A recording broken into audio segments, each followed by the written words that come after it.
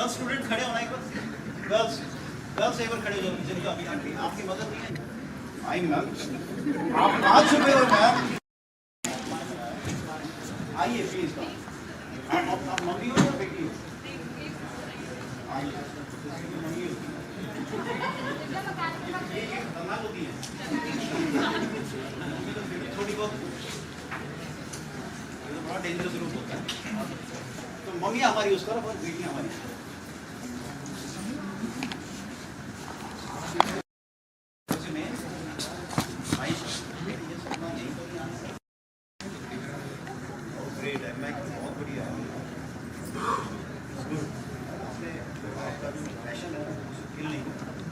जो बनना है मदद कुछ भी कहते रहिए, ये बन जाए तो भी सीधी करिए, अपना जो दिल में जो है ना सुपरस्टार बनना है, ठीक है। रॉक द वर्ल्ड, बॉस रखो बेटा अपने सामने, मम्मी के सामने रखो, थोड़ा मम्मी की तरफ ज़्यादा रखो, दुनिया होगी इनको थोड़ा सा हमें फिगर करना है, बुरा नहीं मानना, थोड़ा दूर देखो मैडम, मेरे को तो एंटरटेन करना है यहाँ पर, इंडस्ट्री ऐसी है हमारी, क्या करें आपके सामने बहुत है।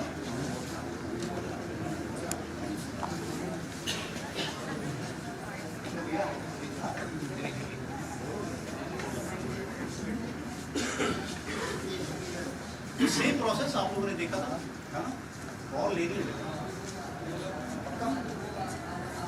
बेटी है आपकी, प्रमोट करना है, लाइन को आगे लेके जाना, आप तो हो ही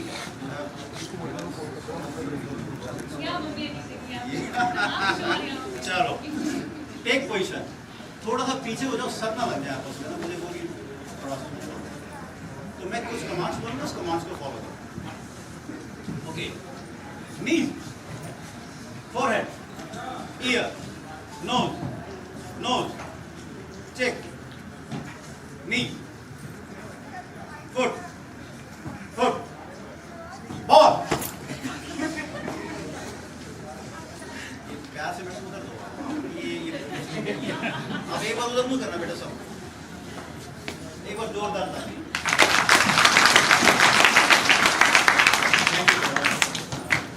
देखो ये अल्टीमेटली हमारी जो है, फिर से हमारे बेटों ने हमारा नाम रोशन किया और हमें we are all proud of you. ऐसी लाइफ को ऐसे ही जो है आगे चलना, ये आपके साथ खड़ेंगे, आपको जी जान बुझ के हाथ की हमारी बेटी जो है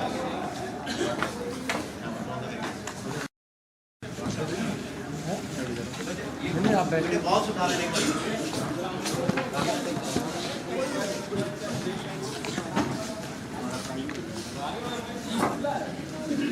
So I would like to call one student from your side, a boy student.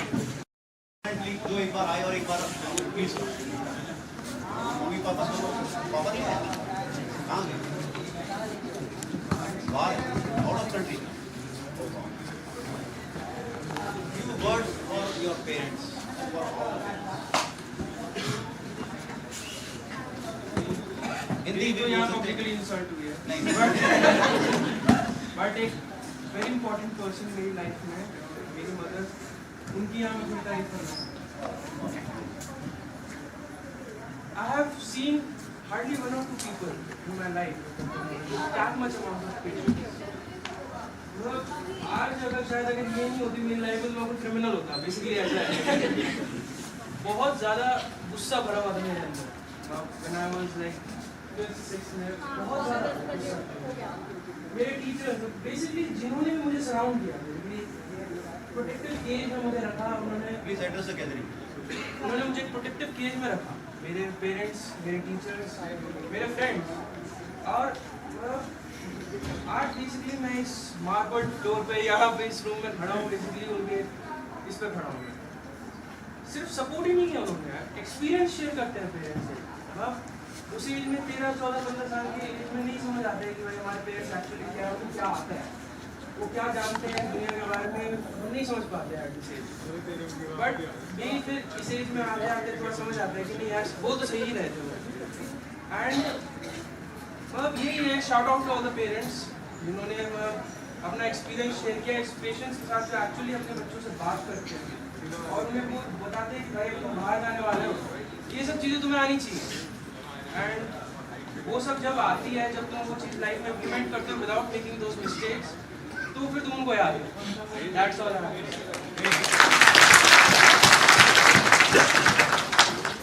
Parents का बेटा यही काम है, हम लोगों को यही समझाना और हमें आगे रास्ता दिखाना, यही काम है।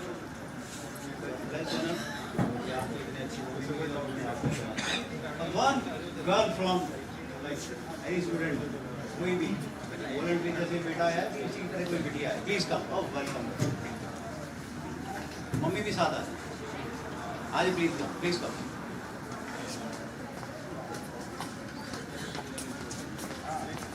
You work for your mom, your parents, and the all parents. Hello everyone. I am Ayesha. Meeting mom and dad, they are the biggest support of my life. और parents in general, like हम अपने सपनों की दुनिया में रहते हैं और वो हमारे सपनों को क्या करते हैं। हमें लगता है कि सब कुछ हो जाएगा, हमने जो सोचा वो तो होना ही है, बट एक्चुअली जो हर्डल वो हमें इतने नहीं पता होती जितने हमारे पेरेंट्स को पता है। एंड यूजुअली कि यार क्या ही हो जाएगा, कोई बात नहीं, पेरेंट्स क्यों इतना ज़्यादा हमें बता रहे हैं कि ये लड़की आएगी, but that is actually true. जब हम एक्चुअली इस बात पे चलते हैं, हमें पता चलता है कि पेरेंट्स ने जो कहा था वो सच ही कहा था, ये तो सच में प्रॉब्लम है। एंड इवेंचुअली फिर उन्हीं का सपोर्ट होता है जो हमारे ड्रीम वर्ल्ड को रियलिटी बनाता है। So for all the parents I would like to thank you, हमारे सपनों को रियलिटी में कन्वर्ट करने में हमारा support.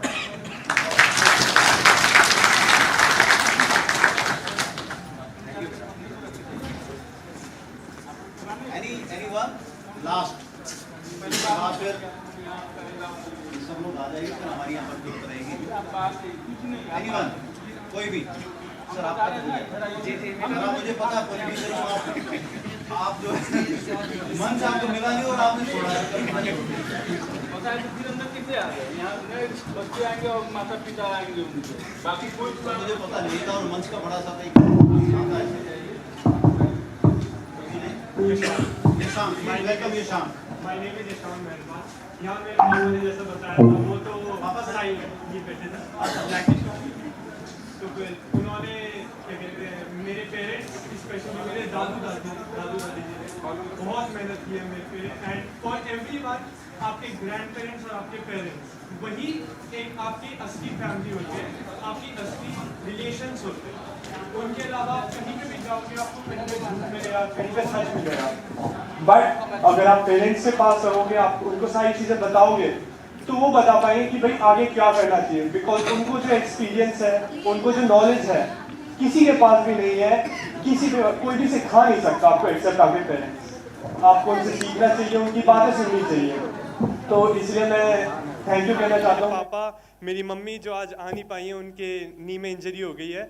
So thank you and thank you to all parents for helping us students come here to reach this level.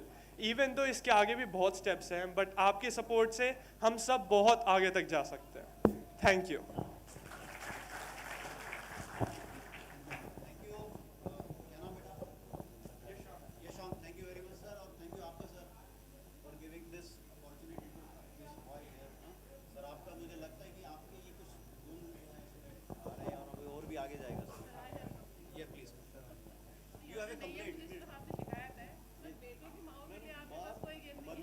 बेटों की माओ के लिए तो बुलाया तो था। अच्छा अच्छा था, चलो भाई ये असल में पूरी हो जाए भाई। ओके मैडम, फिर मेरे पास ये सर मैडम आपकी गलती नहीं है, सुनो गलती आपकी नहीं है। तो let's have a big round of applause for ma'am and the son. Please come all the mothers will get handsome son, please come. आप आ जाइए। देखो मैडम, मैं तो यहाँ पर सुबह शाम तक लगा रहा हूँ, मेरे लिए कोई खबर नहीं। ये सिस्टम जो है ना, ये अभी आने वाले हैं बस। आइए और भी please mother's with their sun.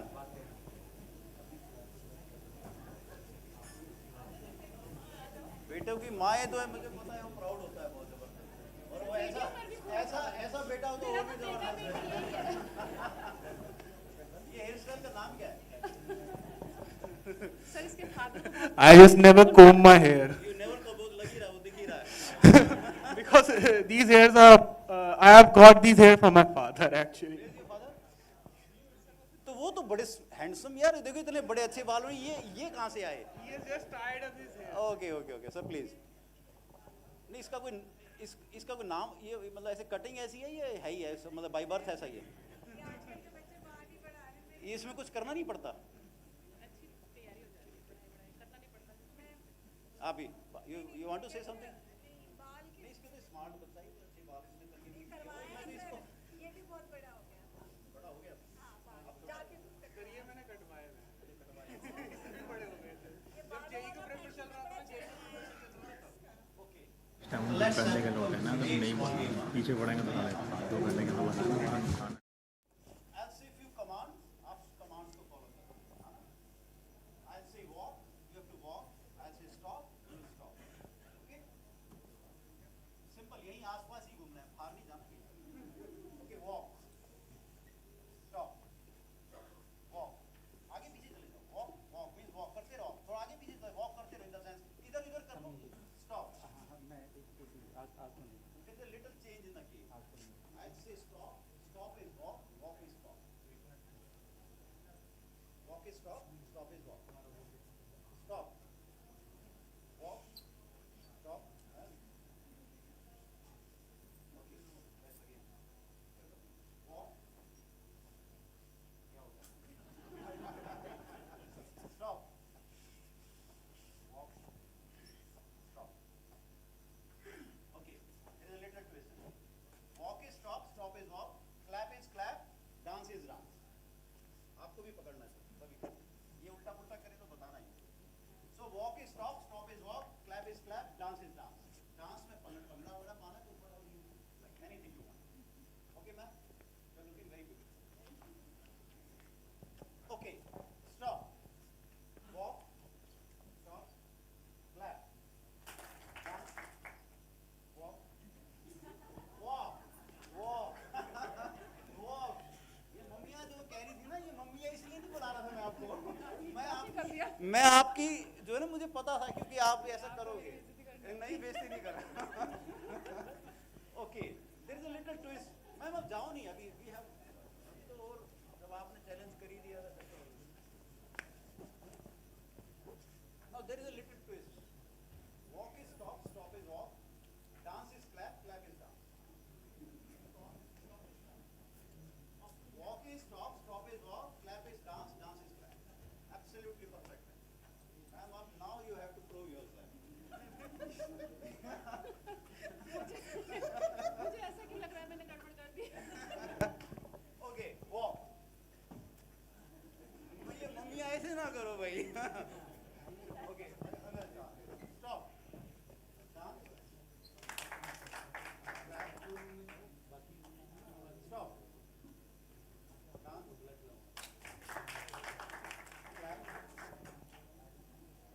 You all are amazing. It's a beautiful time. आप लोग सब लोग जीत गए हो। सही है। ये नहीं बनता, इनका कॉम्बिनेशन नहीं बनता। मैम ये अच्छा मैडम, मैं समझ नहीं पाया, सॉरी, एक बार बताना। हमारे ओनली बॉय चाइल्ड है। अच्छा, यू डोंट हैव डॉटर भी? No daughter. तो मैम ये तो दोनों क्वालिटीज इसमें रखो। बेटी का भी प्यार देना, बेटे का भी। गजब है मैम। आप सब प्लीज बैठ। Thank you ma'am. Thank you for giving us this opportunity to meet you all guys. बहुत अच्छा लगा and really proud of you all of you. Like आगे आने वाले 4 साल बहुत अच्छे बीतने वाले हैं। बहुत अच्छा एटमॉस्फेयर है। It's a very beautiful and very energetic atmosphere in the university. I assure you, in a few minutes you will be like having your session ahead. मैं एक बार दिन में यूँ ही आऊँगा दोबारा से। मैं यूँ ही पीछे पड़ा रहता हूँ। मेरे को ऐसा है ना कि दोबारा एक सेशन आएगा, उसमें दोबारा मिलेंगे। बट एक फाइनली अनाउंसमेंट्स कि आप लोगों को डेजिग्नेटेड प्लेसेस आपको मिली हुई हैं। ये सिर्फ क्योंकि इंद्र देवता आज खुश थे तो हम ये एक्टिविटीज़ बाहर करनी थी, पर ये कर नहीं पाए, तो इसलिए हम लोगों ने आप लोगों को यहाँ पर एक कॉमन रूम में बुला लिया था। तो आपको जाने से पहले एक छोटा सा वीडियो दोबारा प्ले करना है या it's okay? It's okay, thank you. So you can now move to your designated rooms and will start the further programs within 5 or 10 minutes maximum. Thank you guys, thank you parents.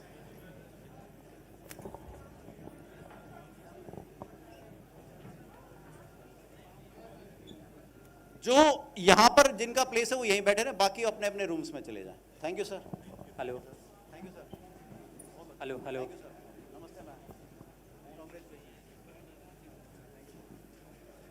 Hello hello hello hello hello hello hello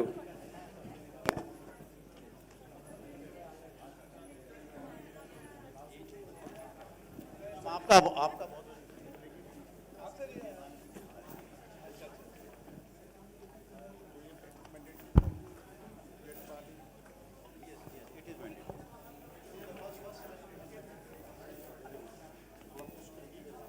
sir पहली 2 रो छोड़। Hello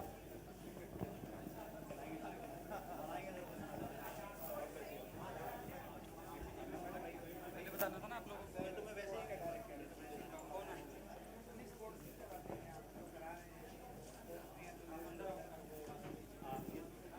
पहली 2 रो आपको allocated, आप एक बार बाहर जाके एक बार sir.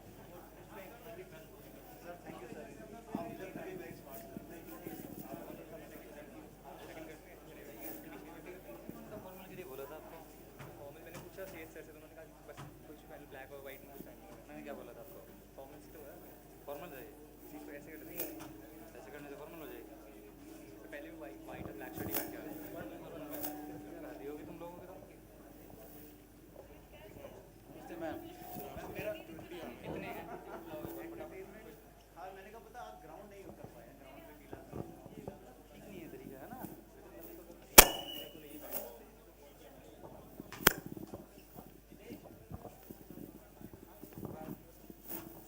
इसे बुलाना है यार। हार्दिक बेटे वो पीपीटी ठीक कर लो। कर दी वही कर रहा था।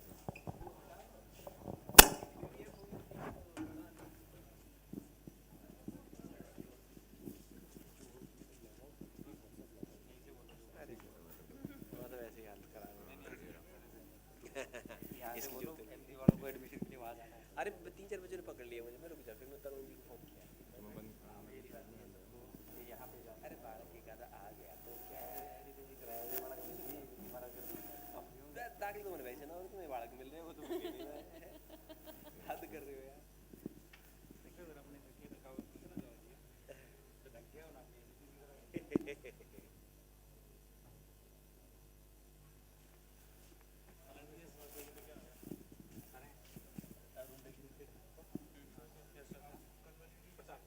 फटाफट दो इसमें चले जाओ, ठीक है। इतने तो है हमारे पास, ठीक है।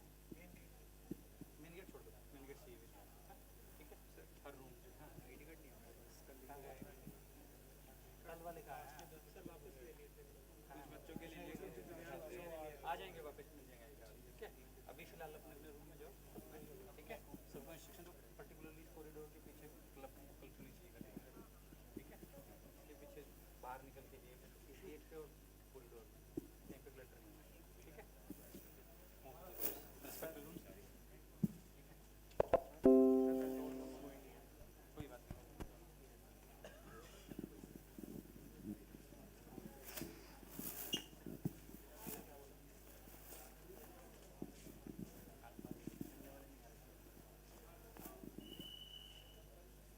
दिया अगरबत्ती सब डाल दिया, कहाँ डाल दिया।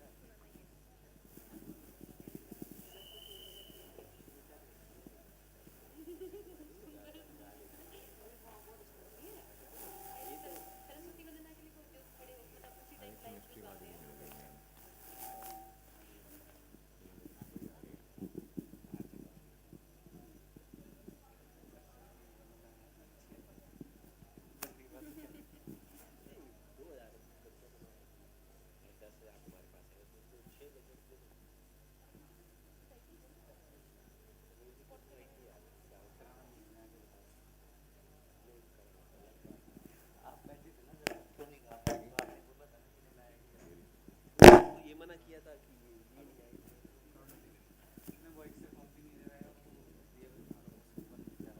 लैंप वाला सामान नहीं है हमारे पास ना।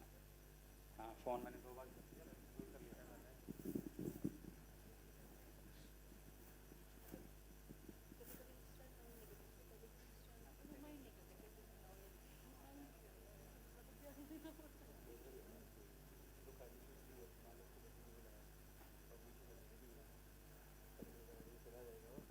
सही बात है, बहुत ही है भाई।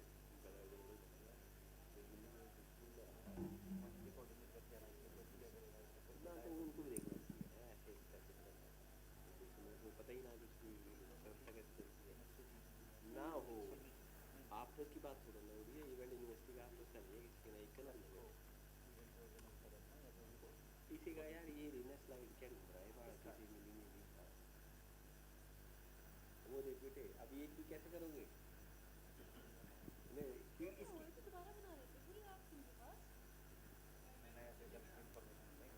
ना ना एक बार गलती हो गई।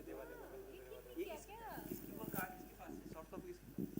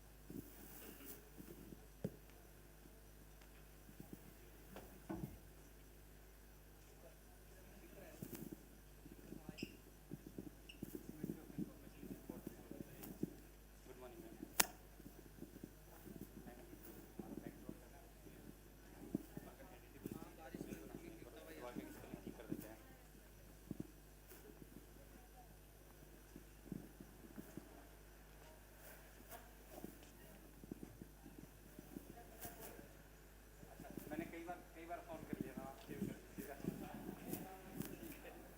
नहीं अभी नहीं, पहले कई बार फ़ोन पे बात कर। मैं भी करता हूँ। अच्छा नहीं आएगा, फ़ोन भी नहीं उठा रहा, वो ये क्या तरीका होता है ना? हो तो फ़ोन उठा के कम से कम आया ना, बताओ। मेट्रो स्टेशन से सारा रास्ता और पानी भरा रिक्शे में। ठीक है, सबको समझ में आता है, दिक्कत हो सकती है तो फ़ोन तो उठाओ। मैं तो पैदल भाग आया, पहुँच गया रिक्शे में। हार्दिक पूछा बेटा आ रही है।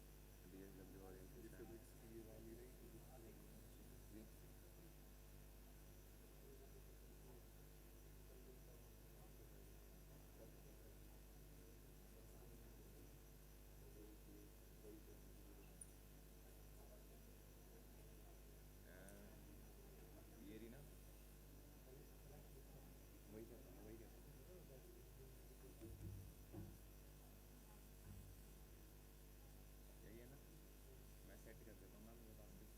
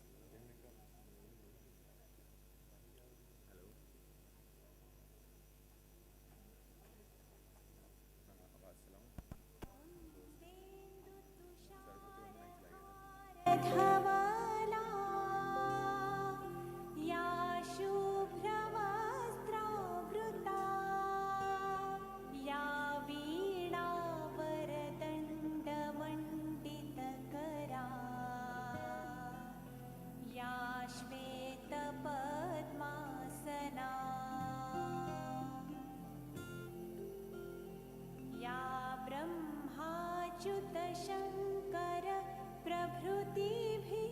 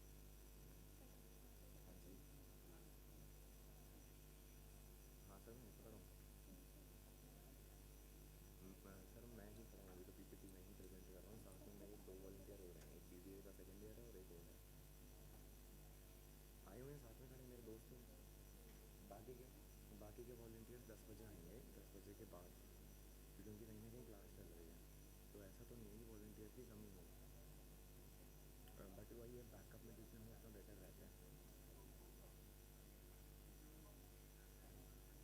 सर 12 बजे के बाद होगी, 12-1 बजे के बाद होगी, क्योंकि 12-1 बजे मेरी प्रेजेंटेशन है, तो या तो मैं मैम से बात करना चाहूँगा कि मेरी प्रेजेंटेशन करो जैसे भी हो, पर 12-1 बजे के बाद रिक्वायरमेंट थी, अभी नहीं है।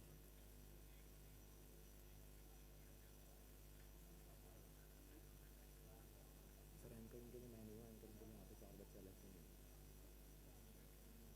एंकरिंग का तो पूरा अलग डिपार्टमेंट है, वो 4 वहीं पे है।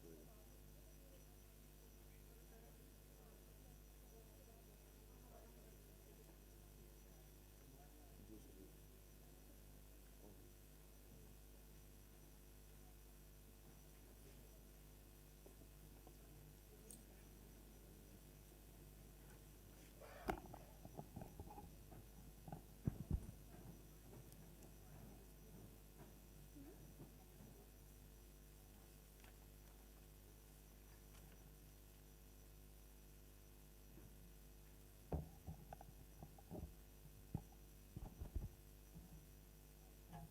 Good morning, everyone. Before starting the event, may I request everyone present here to kindly join us in welcoming Vice Chancellor Sir with a warm and gracious round of applause.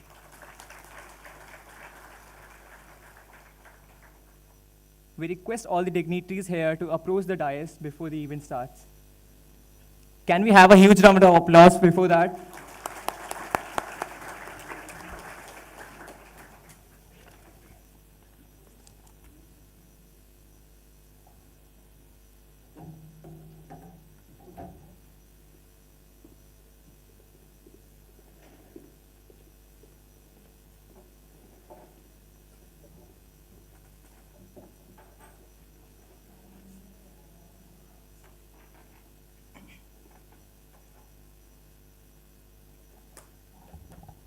Today, this APJ hall is filled with not just with students, but with future innovators, entrepreneurs, researchers, and change makers.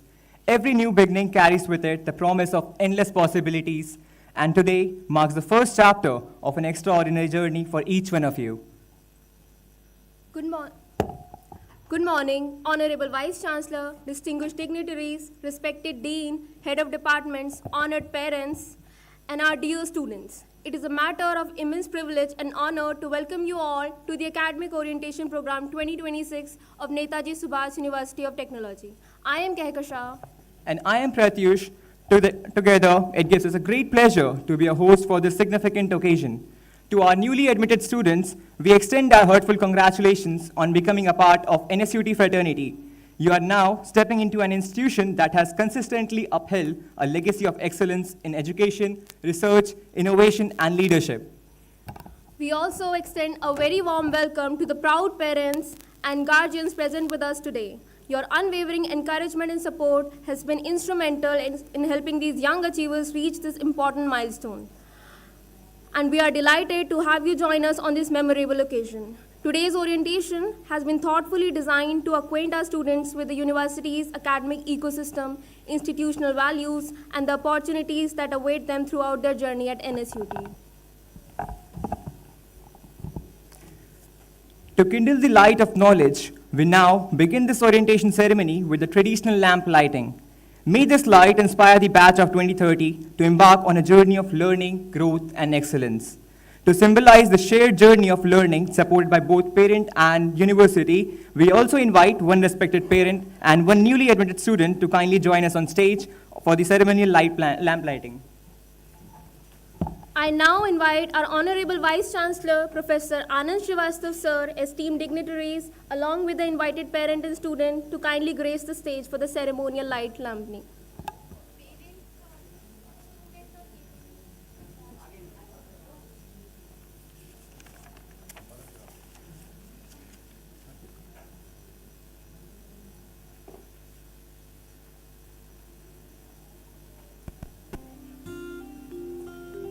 या कुन्देन्दु तुषारहारधवला या शुभ्रवस्त्रावृता या वीणावरदण्डमण्डितकरा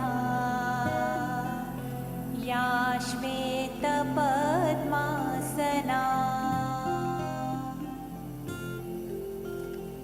या ब्रह्माच्युत शङ्कर प्रभृतिभिः देवैः सदा Vandita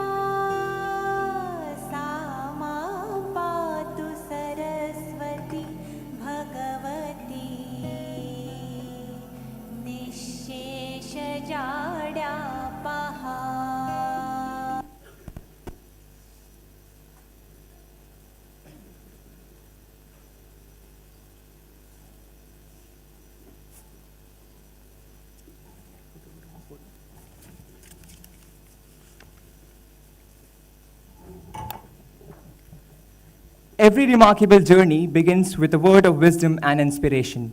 To formally inaugurate the Academic Orientation Programme of 2026, it is our distinct honor to invite the Honorable Vice Chancellor of NETAJI SUBHAS University of Technology, Professor Anand Srivastav sir, to deliver the welcome address.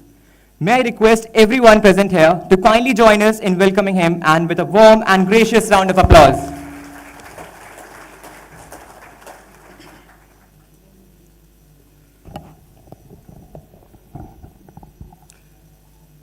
Good morning, everybody present here.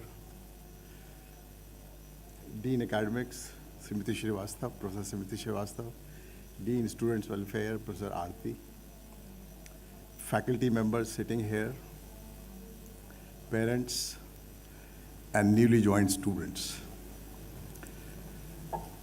So today is the second day of orientation. Yesterday was the first day, so I made a speech. Since then, I don't think the word has changed, nor my speech has changed. So it will be more of repetition, at least for the people who attended studies, some of the faculty members sitting here. It might be a repeat. So first of all, I welcome all the new freshers who have joined this esteemed university. This is not only your first day at the college, but a transformative journey which will transform you to a entrepreneur or a researcher or an innovator or maybe a leader, a bureaucrat. To the parents, we are excited to interact with the children you have raised, and we promise that we will give them array of opportunities so that they can excel, they can grow, they can discover who they are, and they can tell us how they're going to change, make the difference in the world. So once again, congratulations to both parents and the newly joined students. Now let me give a perspective of what is engineering these days. So you must have seen a lot of progress happening in computer science or artificial intelligence or data science. They're shaping the world. But we also need to understand a profound truth, that the digital world cannot exist without the physical world. So these core engineering departments, they are equally important. Whether it is electrical, mechanical, electronics, any other branch, they are equally important. Because together, computing and these core branches, they solve the problem. Different types of problems they solve, and all these problems are needed by the society. So they have a very, very important role to play. And then now the world does not respect people who have only domain knowledge, people who can connect the dots. They are going to drive the future. So don't get disheartened that I got this discipline, I wanted this discipline. No, all the discipline have, you can excel in any discipline. Of course, the things have changed. It is going to be multidisciplinary. So you are going to, take the help of computer science people or compute. And together, these core engineering branches and compute, they will solve most of the problems of the world, or the real world. So this is, one thing which I wanted to share. Now, you have cracked a very important exam, JEE, and you are selected here. Congratulations. Don't think that life is going to be easy or hunky-dory from now onwards. Since you're already admitted to engineering college, the real challenge starts now. So now, actually, if you see, the world is also changing. earlier there was a concept of VUCA word. VUCA is volatile, uncertain, ambiguous, complex. But now it has changed to a BANI word, which in management people will know about this. The conversion has happened from VUCA word to BANI word. They're similar, but then you can relate BANI word with the present situation what we have. So the BANI, actually, the B stands for brittle. It's a brittle word. Systems, organizations, even individuals, they may be doing very, very good at some point of time, but their downfall can be very, very abrupt. Very immediately it can be, their downfall. For example, you're aware of the recent war which is happening. The Strait of Hormuz was closed. It disrupted the whole chain of, crude power supply in the world. You have a grid working. If there is any fault or cyber attacks, there may be a total shutdown. So it's a very brittle word. So you have to design system assuming that anything can happen. The next is anxious, A. AI, a lot of AI happening. Nobody knows which direction AI is going. Whether the skills I have today is useful tomorrow or after 4 years. Whether AI will replace some of the jobs, what will happen. So everybody is anxious. You can't predict what will happen in next 5, 10 years. Very difficult to predict. Nobody can predict.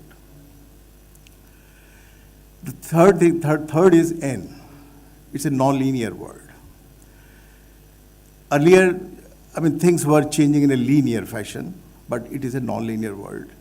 Example, some mutation, minor mutation of a virus can lead to a global pandemic. We have seen in COVID. Quantum computing, the way it is going, it can solve problems which classical computing can never solve. So it's a non-linear word. There is no prediction that, linearly things are growing up. It is non-linear word. The last is incomprehensible. Incomprehensible meaning that, it's difficult to analyze a complex system. One very good example is climate systems. You may have a lot of data, but there are a lot of variables which are interlinked, and predicting climate is still not achieved by the scientist. So it's a fairly, complex problem to attack. So in this BANI word, which is, I call it unpredictable word, not a predictable word, how do we survive? As teachers, as students, what should be our approach? Yesterday I gave some example of a documentary which is Free Solo. I asked a question whether anybody has seen this documentary. Anybody has seen this documentary? Free Solo? No? It is available on Netflix. I don't know whether it is streamed in India or not. So I'll tell you the background of this Free Solo. Very interesting documentary. There's a climber by the name Alex Honolulu. So Alex climbed a mountain which is not a normal mountain. It is a vertical mountain and a flat, it's vertical flat mountain. It is this rock which is called El Capitan, is situated in US. It is in National Park, Yosemite National Park, which is about 200 miles from San Francisco. Now, that particular mountain he climbed without any rope, without any parachute, without any harness, without any safety net. There was nothing. Any misjudgment anywhere during the 3,000 feet, 3,000 is almost a kilometer. There is no other option, but that fellow Alex has to die. There's no other option. World saw it somewhere in June 2017. A lot of photographers, a lot of people attended, his climb. But nobody realized what is the kind of work he has done to achieve that target. Before that, he climbed that particular rock. Again, I'm saying it's almost a vertical rock. Of course, using ropes, some 50, 75 times. And during the process, he saw where are the cracks, where are the ledges where he can put his foot, hand-holding positions. So he investigated the whole route, memorized the whole route. He did some 50, 60 times. Only then he was able to do it. And then he did this for at least 5, 6 years. Only then he was able to climb that mountain or rock without any safety mechanism. So what I'm trying to say, the success doesn't come automatically. One has to really work for it. It is rarely dramatic. So you have to really put in some good amount of work before you expect some achievement, excellence or success. The second message which I get from this while watching, I recently watched this movie last month, a documentary.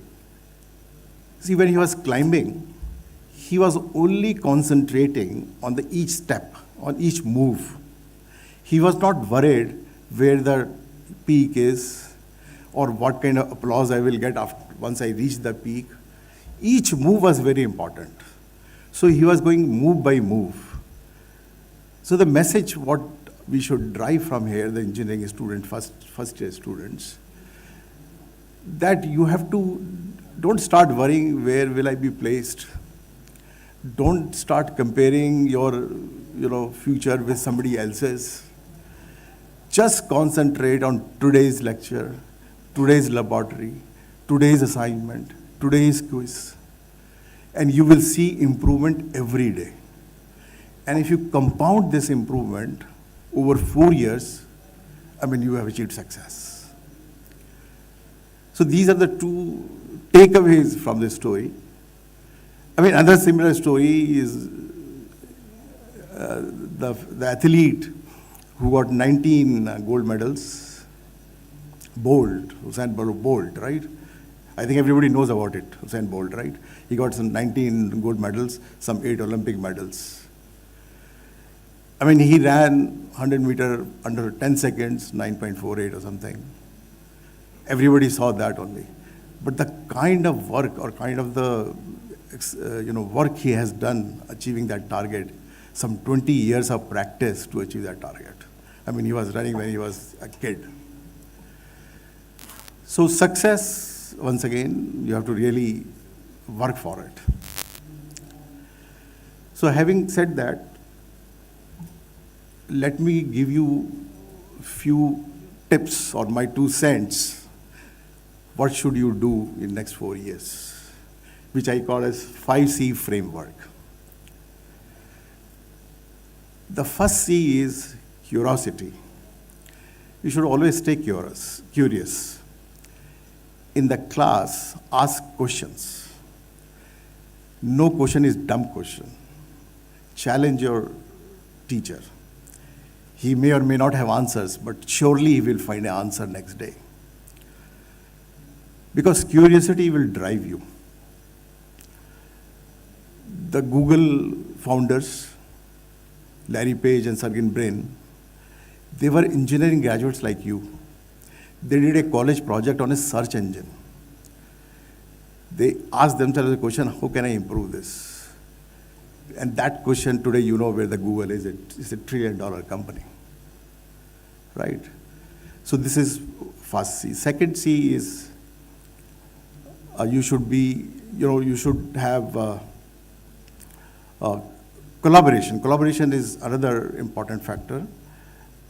You should collaborate with your peers. Institute will also help you because when you do projects, there will be a team who will be doing projects or experiments. That there will be a team who will be doing the experiments. So, because collaboration, you will learn from each other. You have to respect ideas of your fellow students. The learning happens mostly in a group. Standalone, there's a limit. So collaboration. I mean, another example again I take from Chandrayaan. We have success of Chandrayaan 3. It was not a job of one person. It was whole organization. There were scientists, there were engineers, there were physicists, there were mathematicians, there were material science people, there were computer science people. So it was collective effort. Only then we were able to achieve that target of reaching the south pole of the moon. Creativity. It will drive innovation. Creativity is, I mean, now you have some knowledge of core engineering, for example. Now using AI, how can you improve? And how can you find a solution which will solve a real world problem? So this kind of creativity is very much required, and our institute, NSUT, promotes this because we have a very thriving incubation center where anybody has got any idea can experiment in that incubation center. It can be mentored by faculty members, and who knows, you have a product which will make sense to the market and you can start a company. So creativity is the third C which is important, and it is supported by NSUT Incubation Center. And then next C is compassion. I mean, you have to work for humanity. The problems which you are solving either through your project or when you start working somewhere, I mean, that has to serve the humanity or solve some of the problem of the humanity. Nowadays, humanity is one. Your approach should be human-centric, which is fine. But also one has to worry about the environment part or sustainability part, because you should not give a solution which will harm the environment. So your solution has to be human-centric, environmental-centric, and also support sustainability. I mean, you will get a lot of satisfaction if you are able to make a low-cost device, medical device, which is actually helping the patients or saving their lives. You can make a solution which will help farmers. It will increase their yield. So there are various possibilities of using your core domain knowledge along with computing, which can solve a lot of problems of the world, of the country, of India. And to support this, we are going to have a very good center of excellence in NSUT, which has come under India AI mission. It's a 20 crore center, so where we'll have a good compute facility, which can be accessed by any student, PhD scholars, MTechs, anybody can use that facility, because this is going to the future. So these are 5 C's. I think if you work on these 5 C's, you will not only graduate as an engineer, but you will succeed in becoming a nature and making a mark in India. So, I mean, of course, there are teachers. They'll be interacting with you. I've given you 5 C's. They'll give you more C's. So just interact with them during your stay here. Okay, and then there are few things which National Education Policy supports, which is NEP 20, which is fully adopted by NSUT for their undergraduate program, including other programs also, but undergraduate programs are 100% compliant. And in that policy, there's a lot of focus on innovation. That is, innovation is a central theme of NEP policy.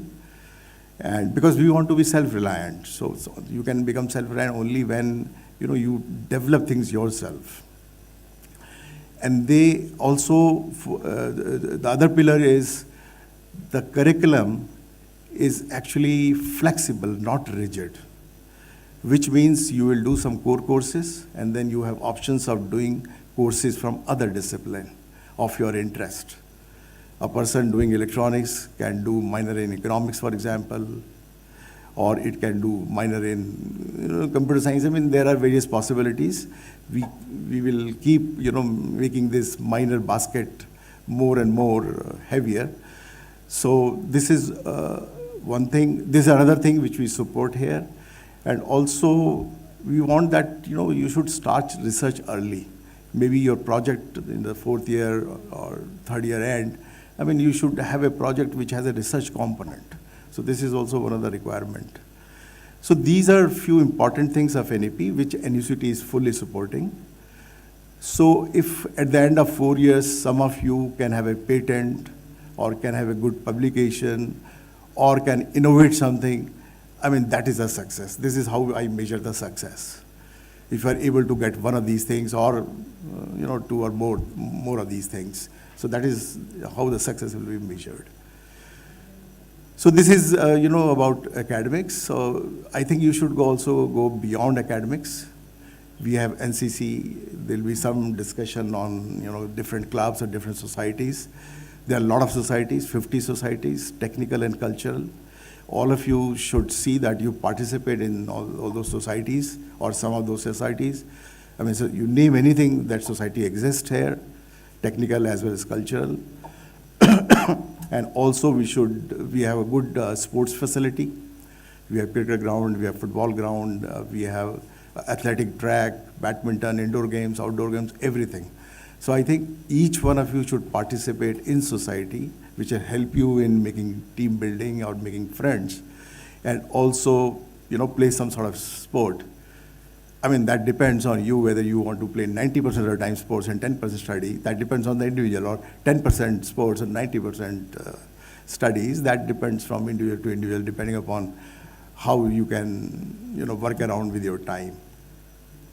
So, because what we want academically, you should be strong when you pass out after 4 years, or you exit from the gates after 4 years. You are a holistic individual, cultural or sports-wise, academically strong, complete package. That is the objective of our education here. So with these few comments, I again welcome, and students, it is a right time for you to start your engineering, where India is spending a lot of money on indigenous technologies. You must have heard of all those big missions, semiconductor mission or quantum mission or AI mission. So there are a lot of opportunities for you now, because there's a lot of money government is pumping into all these areas. And to the parents, we again assure you that we will nurture your children or your wards so that they have a bright future. And I wish all the freshers a fruitful 4 years here. Enjoy, make friendship, laughter, purpose, excellence. Hope you achieve all these things. And once again, congratulations and thank you very much. Thank you very much, sir. Your inspiring address has eloquently reflected the vision, values, and aspiration of this esteemed institution. We now have the honor of inviting Professor Smriti Srivastava ma'am, Dean Academics, to address our students and parents and share her valuable insights.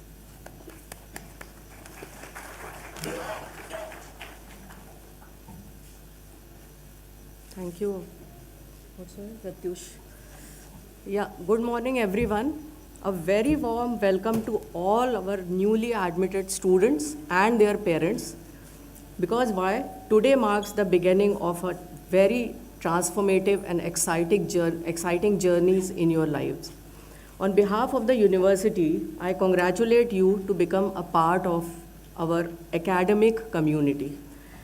You know, university education, as sir also said, university education is much more than earning a degree. It is about acquiring knowledge, developing discipline, then building character, and preparing yourself for the successful careers and, of course, the responsible citizenship. So we as a university are committed to providing you with the best possible learning environment. So in return, we expect your sincere commitment to your studies. As I am Dean Academics, so I am more focusing on studies, but yes, as sir said, yes, most of the time studies, but yes, take part in lots of societies. There is a society for music, society for dance, society for drama, debate, and many more. So, but one of the most important aspect of academic success is regular attendance. Learning does not happen only through textbooks or examination preparation or AI. It happens through classroom discussions, laboratory sessions, design studios, case studies, interaction with faculty, and collaborative learning with collaborative learning with your fellow students. So every class contributes to your overall development. Therefore, I would like every student sitting here to consider 100% attendance as the goal. Come to every class with enthusiasm and punctuality. Make attendance a habit rather than a requirement. But at the same time, we understand that the genuine circumstances may arise. So the university provides you up to 25% relaxation in attendance only in exceptional cases such as documented medical emergencies, or officially if students are visiting some place, some organization, officially, then official documents and the approved leaves. So this relaxation is a provision for unforeseen circumstances, not a target to be utilized routinely. Students should never plan to remain absent simply because this relaxation exists. So I would like, I would also like our respected parents to partner with us in this effort. So your encouragement and support play a crucial role in shaping your child's career, habit, and attitude. So please motivate them to attend classes regularly, maintain discipline, and make the most of the opportunities available here on the campus. Dear students, as sir said, the habit you cultivate in your first year often determine your success throughout your academic journey. Be regular, be curious, participate actively, respect your teachers and peers, and strive for excellence in whatever you do.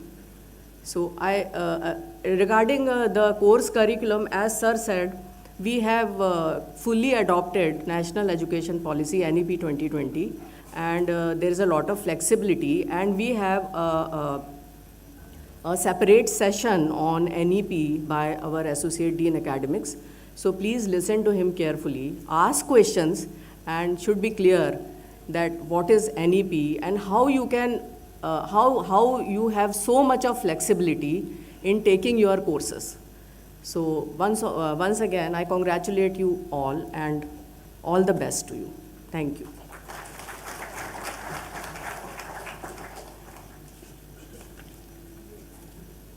Thank you, ma'am, for your encouraging words and valuable guidance. We sincerely appreciate your inspiring address. Now, may I now invite Professor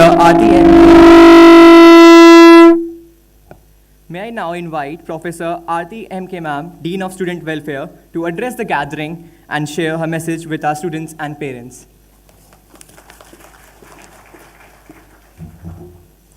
Honorable Vice Chancellor Sir, Dean Academic, respected faculty members, and dear students and their parents, good morning and welcome.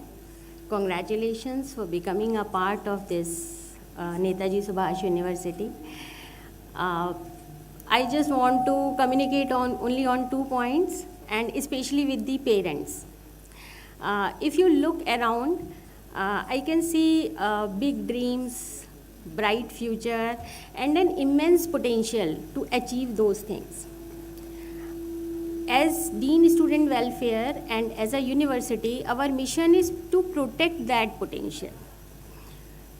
But when you come to the college, there are two separate, or you can say, I want to communicate only on these 2 points. There are 2 things which are, you can say, which can destroy all these dreams. One is the drugs and alcohol abuse, and second one is the mental health. So I want I want to request to the parents कि please आप इसमें हमें support करिए. बच्चे घर में बहुत ही अच्छे से रहते हैं, there is no problem, but when they come to college and because the environment is free, तो sometimes it happens.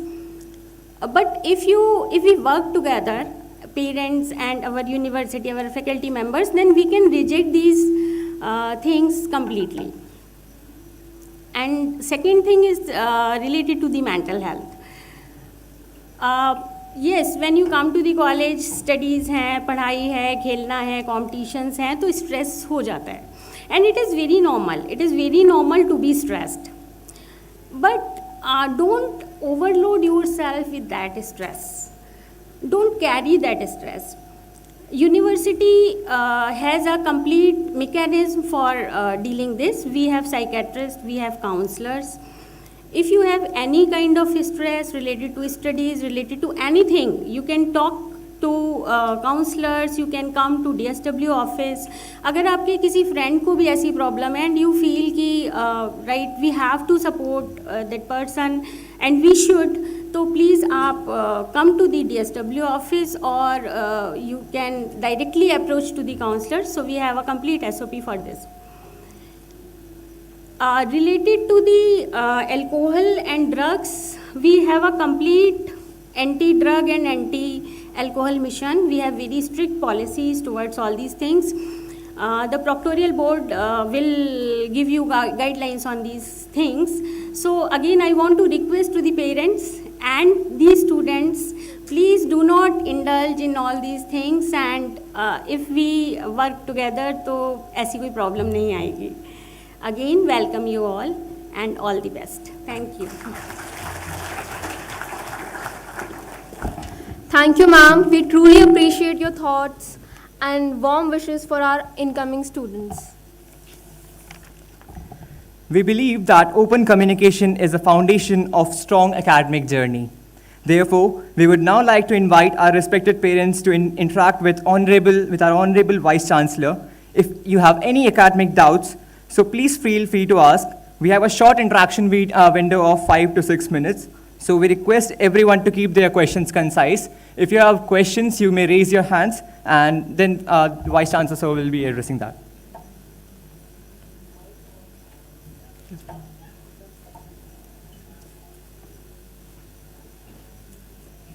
In the other rooms also. So this is open to other parents also who are in the other rooms. I hope they are able to hear me. So they can come to this room APJ 11 and then ask if there are any comments or any feedback or anything you would like to know. I may not have all the answers right now, but my colleagues and certainly will take your feedback. Yeah. So one thing, before I invite questions, one thing I forgot to mention, that we have a very strict policy for ragging. So it's a zero tolerance policy. So any one of you, if anybody wants to trouble you or something, immediately report to Dean Academics or Proctorial Director or Dean Students Welfare, including me. So we will not tolerate any sort of harassment or any ragging in this institute. Strict punishment will be given who are involved in, who are doing all these things. Okay, please go ahead.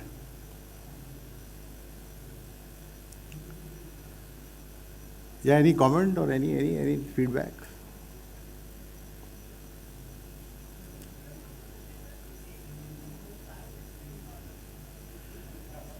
No, so actually the instructor, whosoever is taking the class, he takes the attendance. Thank you, sir.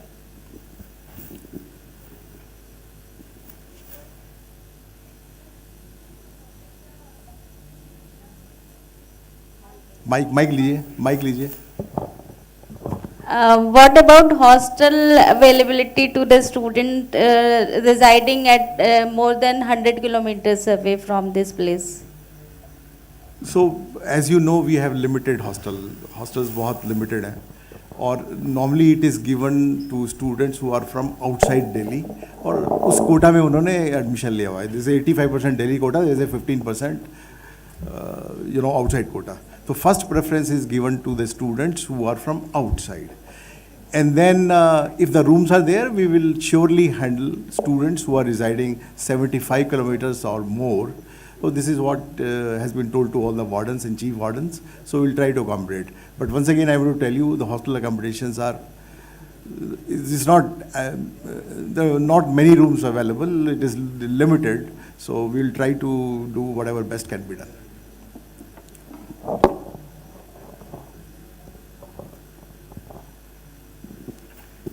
Yeah, good morning, sir. I am Vikas Srivastava from Rudrapur. So I just want to know, actually, some clarity is required for the internal upgradations.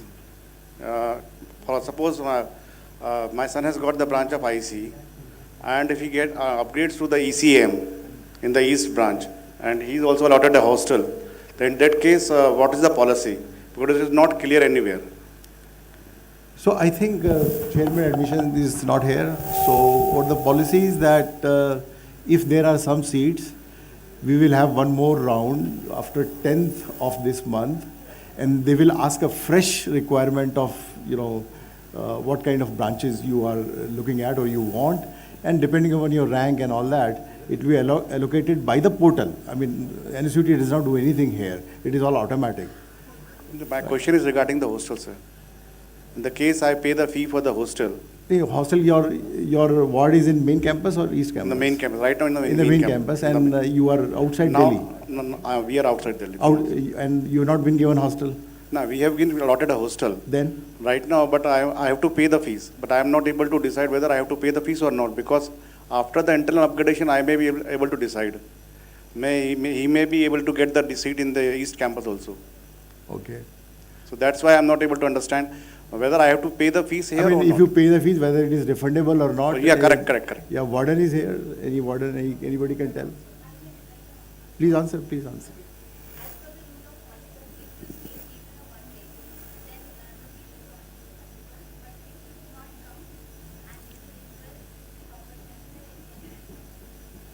Suppose it is for the internal upgradation, it is not a personal reason. If it is, he has got the seat upgraded. The rule is the student will get the hostel in the main campus, those enrolled in the main campus. Hostel is not for the east campus or the west campus. If suppose right now you are in the main campus and due to any internal upgradation or any upgradation you are getting the east campus, so technically you are not allowed to stay in this hostel. Correct. Okay, that is the thing. So if you are planning, so you have to plan wisely whether you are going to the east campus. If you are going to, then you should not submit the fees. But if you did not get it, okay, and you are staying in the main campus, then you have to give it. And as per the refundable policy, if you go hostel, stayed even a single night, it would not be refundable to you. Both the mesh fees as well as the both the fees. Okay, thank you. एक रात भी अगर आप रुकेंगे तो वो वापस नहीं है. मेस फीस वापस हो सकती है क्योंकि उस दिन का जो पे होगा वो कट जाएगा, उसके बाद का रिफंडेबल हो जाएगा. For example, एक दिन आपने खाना खाया. There should be some relaxation on this because I think these are two specific details. Yeah. Please discuss with our chief warden and get all the possible details. Thank you very much. Yeah, please. You can introduce yourself before. Students are coming from schools, right, where they have very protective kind of environment. They have one class teacher who can always there for help them.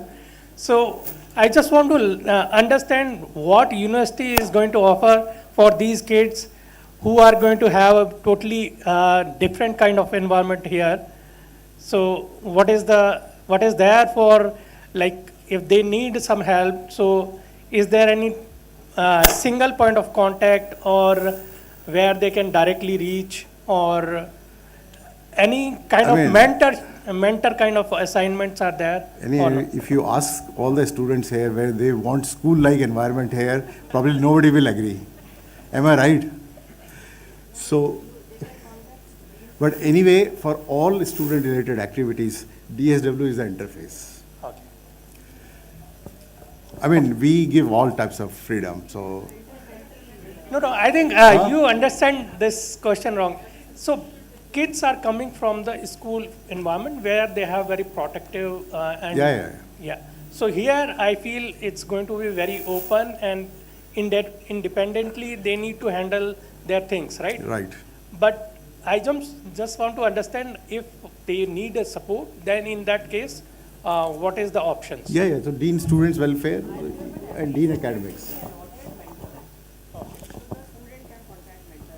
Yeah, you go ahead. We have mentor-mentee program also. Every students will allot a mentor, and the student can approach to that mentor anytime. Yeah, that's what actually Okay, fine.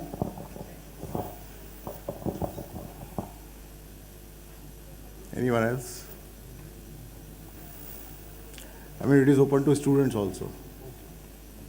Students, newly joined student, freshmen can also ask. No marks will be deducted now.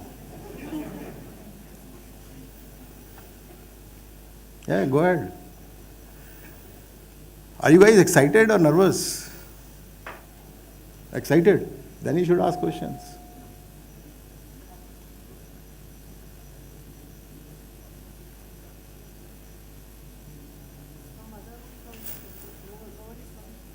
From other rooms? बंद तो नहीं कर दिया आपने? Problem होती है जो पहला क्वेश्चन पूछता है ना वो थोड़ा लेट होता है, उसके बाद तो धड़ हो जाता है. वो हो क्यों नहीं हो रहा है यहाँ? पहले क्वेश्चन में थोड़ा डिले होता है. या go ahead. You are a student? You look like a student. Yeah, okay. Sir, I have a question. Because I am a swimmer, I wanted to ask: is there anything for swimming here? Like, would we get anything if we are selected for Khelo India, or would there be any inter-university games that we can take part on behalf of NSUT? Yeah. So NSUT as a team, there are different teams. They participate in different games. Sometimes they go to HU, IIT or whatever. So there are different places they go and participate. But as far as your swimming pool is concerned, right now it is not there. But in the second phase of our expansion, there's a swimming pool planned. But by that time you will graduate. Yes. So you will access to other bigger swimming pools. Yes. You will have so much money that you will access to bigger swimming pools. So right now we don't have, but it is there in the phase 2 expansion plan. Yes. Okay, sir. Thank you, sir. Lot of tournaments. In fact, a team of 100 students, they go and participate for 3 days, inter-university sports and all that, and they get medals also. So there is a sports teacher. We have a sports teacher. He will explain all the details.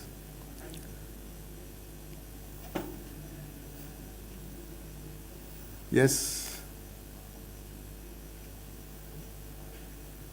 Yeah.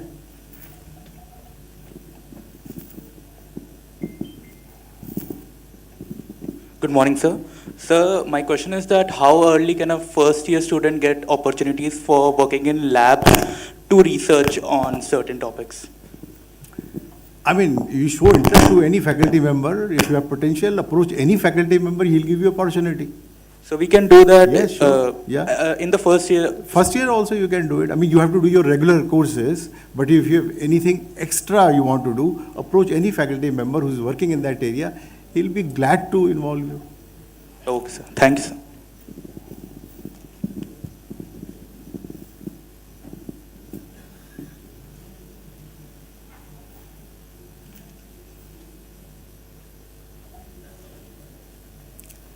So other rooms, one more chance I am giving for the other rooms. Yeah. Hello, sir. My name is Ajay, and since I'm also from IT industry, and lot of things are rapidly changing. Correct. I just wanted to understand, do we have anything related to exchange programs with international universities to give that exposure to students? So we do support. In fact, we are now working on different international programs.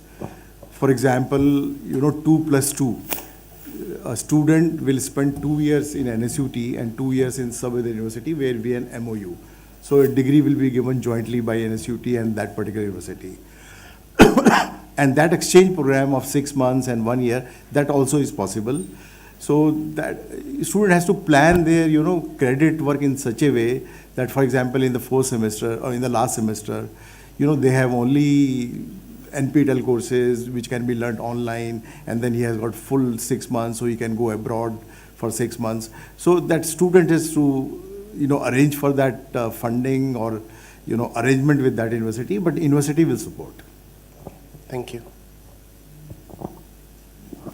Sir, again, a question about the sports. The student, those who are interested in the sports, in the various sports like cricket or other, so do they will get any relaxation for like participating or even for practicing? Attendance relaxation. So sir. as Madam has explained, her expectation is 100% attendance, right? But there is some relaxation given, 75% you said, 75 or whatever. That means that 25% is reserved for such kind of activities.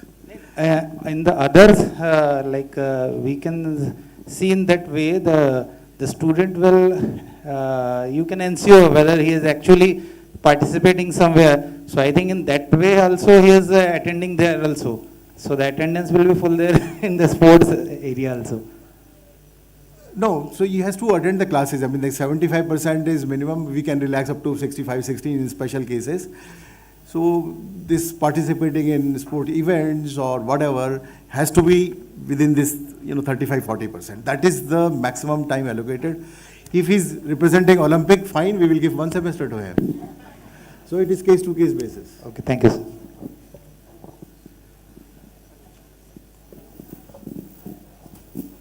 Myself, Abhishek Jain. I am government servant. Sir, one question I am asking you: what is if a student give a academic performance very well, so after first year he have a choice to upgrade his branch? Now I think upgrading will close it will close, in whatever next month, next week or something. We are doing that upgradation part. After that, it is closed. There is no upgradation in the first year based on performance of the first year. That's policy we don't have. You have not done it. Yes. Good morning sir, मेरा question sir hostel से related ही है। अच्छा। जैसा कि आपने कहा कि 75 kilometre मोर है तो उसको कोशिश करते हैं हॉस्टल देने का। Yes. बट जहाँ तक मुझे नॉलेज है सर, दिल्ली में कोई भी एरिया साउथ टू नॉर्थ अगर ले ले तब भी 75 किलोमीटर एंड टू एंड भी नहीं आती है। इस मतलब हम दिल्ली में रहते हैं तो हॉस्टल का उम्मीद छोड़ दें। 75 किलोमीटर में तो NCR सारा कवर हो जाता है। NCR कवर होता है, बट आई नो, बट क्या है यहाँ तो 40 to 50 किलोमीटर भी है तो वो 2 से 2.5 घंटे अब हॉस्टल में such cases we can handle. तो आपको मान लीजिए 5 आवर तो बच्चे को अप एंड डाउन में घर से अगर आना जाना करे तो क्लास अटेंड करने में वो तो डेली का पॉसिबल नहीं है कि एक बच्चा इतना करे तो फिर पढ़ेगा कब? नहीं, बच्चा डेली कोटा से है बच्चा।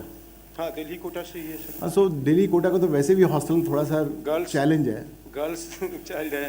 हाँ, नहीं, गर्ल्स में I was told there are few rooms still available. I was told by somebody yesterday only.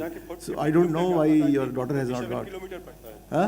47 kilometre यहाँ से घर, अगर मेट्रो से भी बच्चे को मैं अलाउ करूँ आने के लिए तो। I mean, you make a specific request to the chief warden. We will see how we can solve it. Thanks. Okay.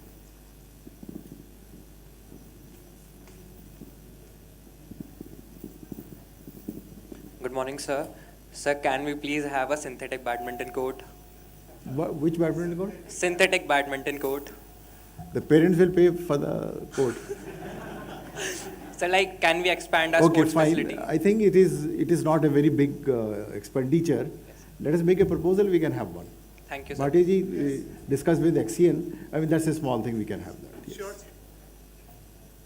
But I expect medals after that. Hi, sir. Good morning. I have a question regarding curriculum.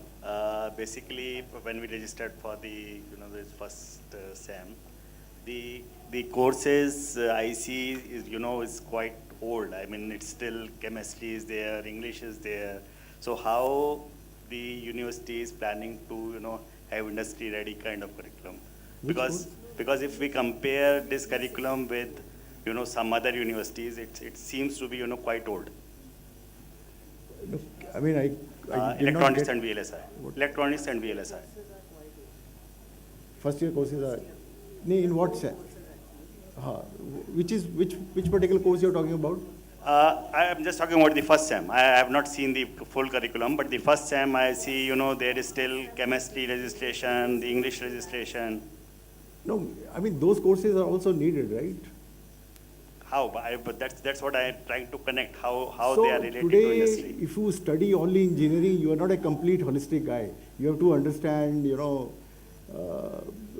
psychology or sociology, that kind of, subjects also you should have some exposure, economics.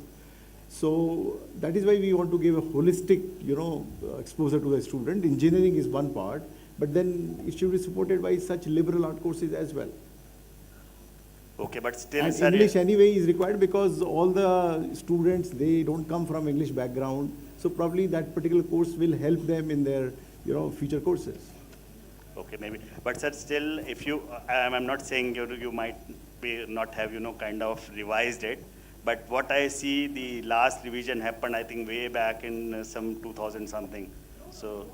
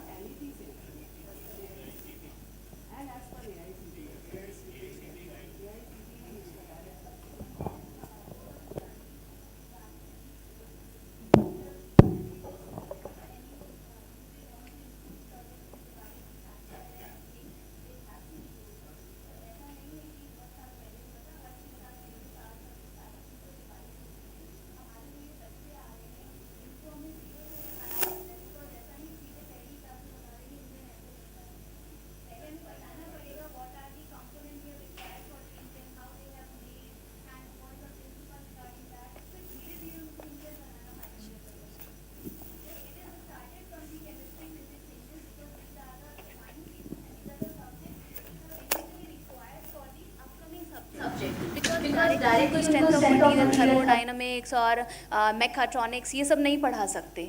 So we are just giving the glimpse from the starting. तो starting जो first semester होता है उसमें chemistry, physics, means those are not physics which are at the basic level 11-12, उसका expenditure होता है, वो भी होता है, प्लस थोड़ा सा अपग्रेडेड होता है. उसके बाद जब सेकेंड सेमेस्टर होता है then they have 1 to 2 basic subject and then relevant branch के सब्जेक्ट एड ऑन होते हैं. और फिर धीरे धीरे फाइनल ईयर तक जाते जाते ये 40-50 सब्जेक्ट पढ़ते हैं. So that is how it becomes a whole process.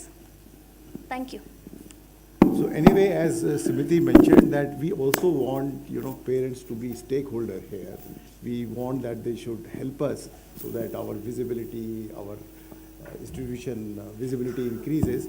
So any one of you parents who have got some special knowledge or want to share your experience, you're always welcome, and address a lot of students, our Dean Students Welfare. They can help you in arranging those lectures or interactions. Yes. Hello sir, good morning. Good morning. This is Ankur Valia. I just want to inquire about that, suppose the students are electing these open electives and these minor degrees in 3rd or 4th semesters, which are like, suppose a student is doing electronics and he is selecting AI or whatever, if he is selecting. So they will be taught in the class, like they have to study on their own, the classes will happen for those electives? No, suppose if you want any, minor degree or specialization, right? Yeah. So you have to do some X number of courses, 4 courses or 5 courses or whatever. Those courses are taught by regular faculty members. Probably he'll be attending class with computer science people, which is offered by computer science. So he will not study on his own. Those 4 or 5 courses, on that basis, he will be given a specialization or special. So, but those classes will be separate from the other courses which are that like compulsory. So he has to courses. register for that course. He has to see the timetable and register for that course. After registration, so the classes will be held separately. The main classes of the courses will be different, and then it will be separate classes for these. No, for example, he wants to attend a data science course, right? So there is a data science course happening in computer science department. He will go there and attend as one of the Yeah, so that candidates. I was just. See, there are core courses and there are elective courses. So we have designed our timetable according to that. So no student will miss any course. Okay, that was the question. Thank you.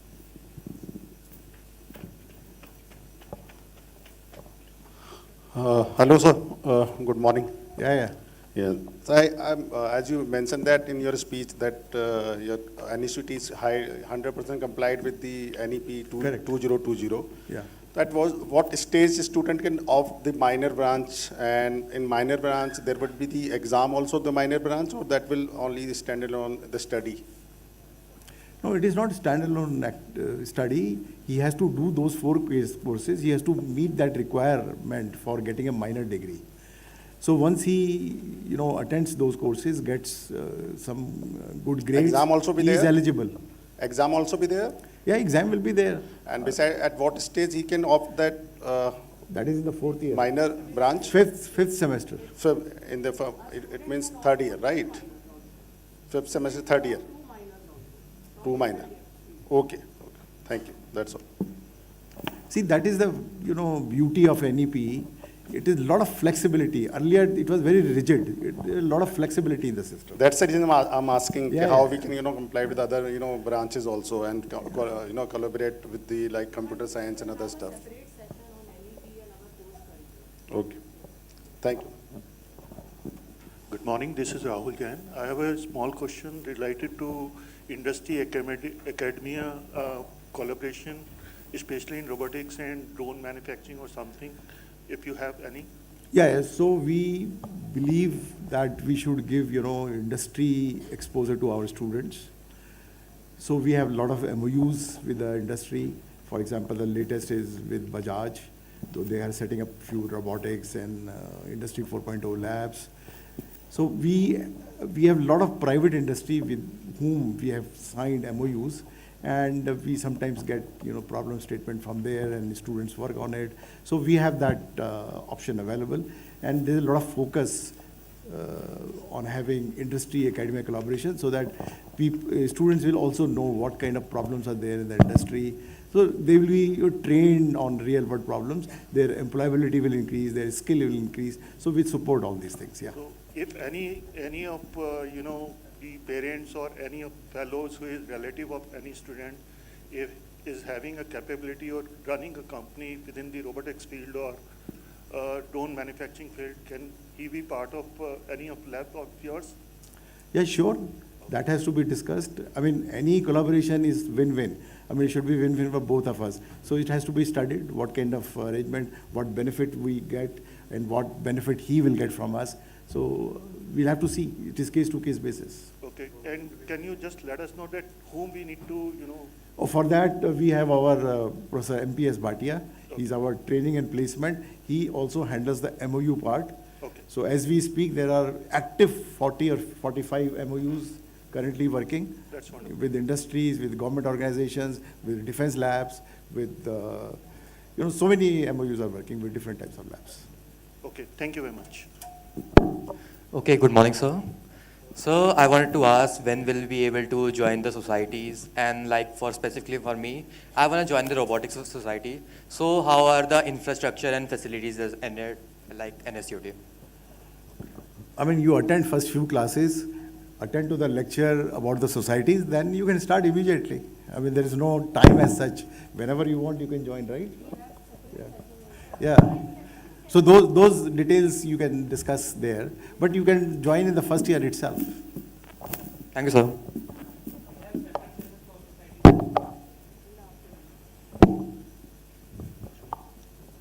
Sir, I had one more question. How often do we get to interact with alumni? Normally, we have once in a year meet with alumni, And in that meet, we honor students who were passed 25 years ago. I mean, we celebrate their silver jubilee here. It happens sometimes in December, and we see to it that it is combined with, our convocation, and convocation and alumni meet. It happens sometimes in December, so it is once in a year. Okay.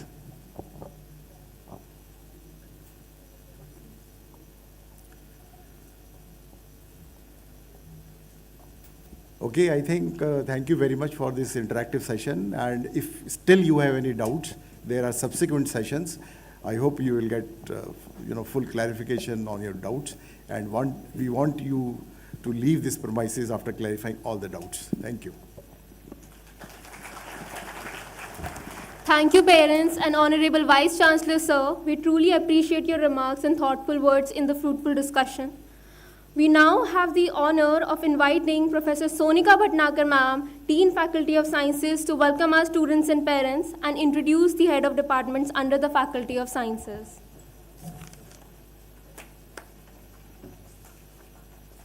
Please give her a big round of applause. So I have to leave for, this clapping is for her, not for me. So I have some other meetings, so I will take leave, and my colleagues will handle from now onwards. Thank you.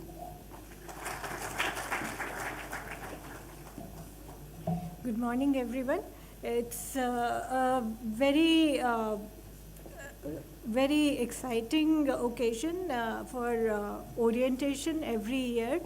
Everybody is very excited and enthusiastic, and congratulations to all the very proud parents जिन्होंने अपने बच्चों को support करके guide करके यहाँ तक लाए हैं. Only before I go on to talk about the Faculty of Science, I would like to say that young adults at this age, like somebody said, that they are suddenly coming from a very protected school environment to a place where there is a lot more freedom. तो यहाँ पे इनको अभी भी बहुत care, guidance और support की ज़रूरत पड़ती है. पेरेंट्स से हम एक्सपेक्ट करते हैं कि वो कम्युनिकेशन का चैनल अपने बच्चों के साथ ओपन रखें एंड कॉलेज अथॉरिटीज़ के साथ कोऑपरेट करें so that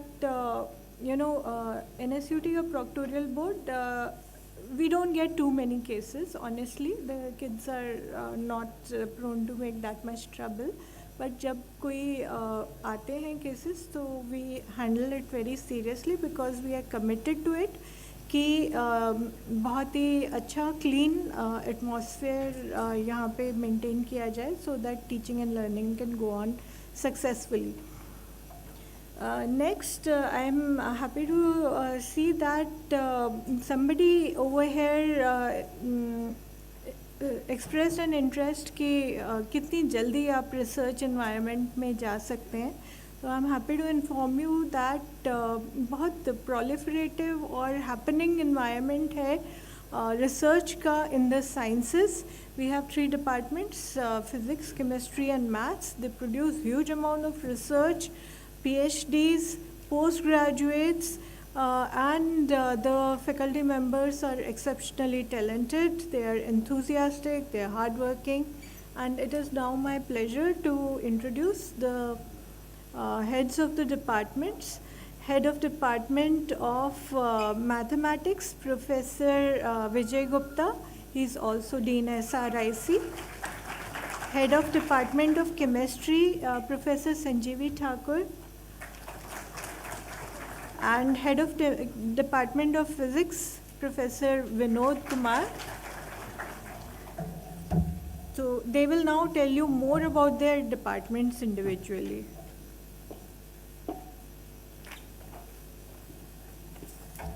Thank you, ma'am. We appreciate your valuable insights. May I now invite Professor Vinod Kumar, sir, Head of Department of Physics, to address the gathering.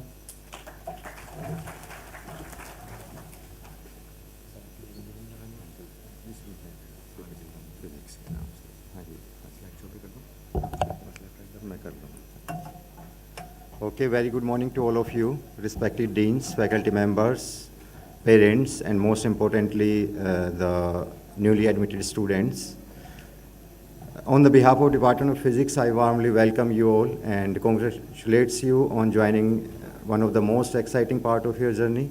And as far as the Department of Physics is concerned, we will provide you a foundation course.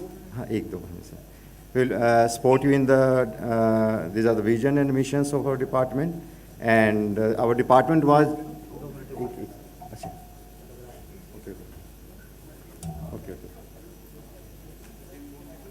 shall I continue? Fine, fine, sir. Fine.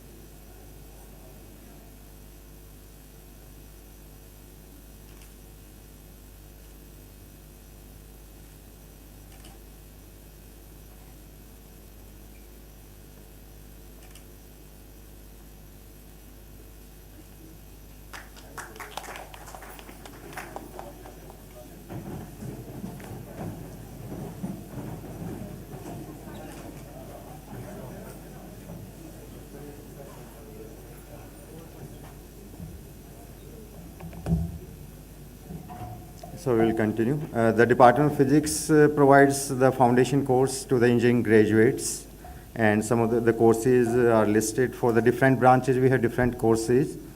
We have different, for the first year we provide these different courses: oscillations, quantum and electromagnetic theory. Then some of the branches also study physics as an elective course in subsequent semesters. Also we provide one of the teaching of the in MTech program also in quantum technology, quantum physics we are teaching. We have a separate department, independent MSc physics. We provide the MSc physics, all the courses, core courses. And some of the elective courses also, MSc students also study the elective courses also in the different other departments also. We provide, have the PhD program in the physics, and we have good strength also. About 40 scholars are working presently. We have presently 12 faculty members. One, it has been missed. Professor O.P. Thakur, senior most faculty member, Dr. Vinod Kumar, myself, Dr. Anurag Gaur, Dr. Hemam Dinesh Singh, Dr. Vinata Singh, Dr. Harsh Yadav, Dr. Jehova Jire Elhamad, Dr. Amit Sanger, Dr. Pargin, Dr. Samik Shah, Dr. Rahul, and Dr. Jitendra Singh. So we have a strong group of 12 faculty members working in different research domains. And the number of publications in the last 5 years, we have published about 250 publication in SCI or Scopus Index journals, along with more than 10 patents within the last 5 years. These are the non-teaching staff members that you will find in our labs during these are the some of the laboratories that we are having. For the engineering graduates, we had 2 BTech physics labs, room number 218 and 219 in the block 6. Every student will come to the lab, and either in the semester 1 or semester 2 engineering graduates. And for the MSc science, we have room number physics lab in the room number 232 in the same block 6. Research labs are also in the block 6, room number 15, 16 and 316, where these about 40 students are working in these labs. And we have DST PhYSS lab also in the same block, room number 233B. So these are the major research areas. Our faculties are working in different research domains, and the standard of the level of work is matching with the international standards in the different directions. We are working, we have filed 10 patents also within the last 5 years, and our papers, publications also are in the very reputed journals. So in the different, other than normal academic teaching, if any student has interest in these work in different domains of the research, they can contact the Department of Physics. These are the different single crystal growth, thin films, energy conversion, storage devices, renewable energy, nanoparticles, atmospheric science, etc. So these are some of the ongoing research projects. About more than 3 CR amount we have the ongoing research project. One is the DST FIS that is allotted to the Department of Physics, and other individually PI-centric projects. Dr. Jihua, Dr. Pargin, Dr. Anurag, they have the grants from different research funding agencies like ANRF and DST. So once again, welcome you all, and I hope that during your tenure here, you will do, other than academic, you will be involved in innovations that will be beneficial related to the industries as well as to the society. And welcome and thank you all. Fine.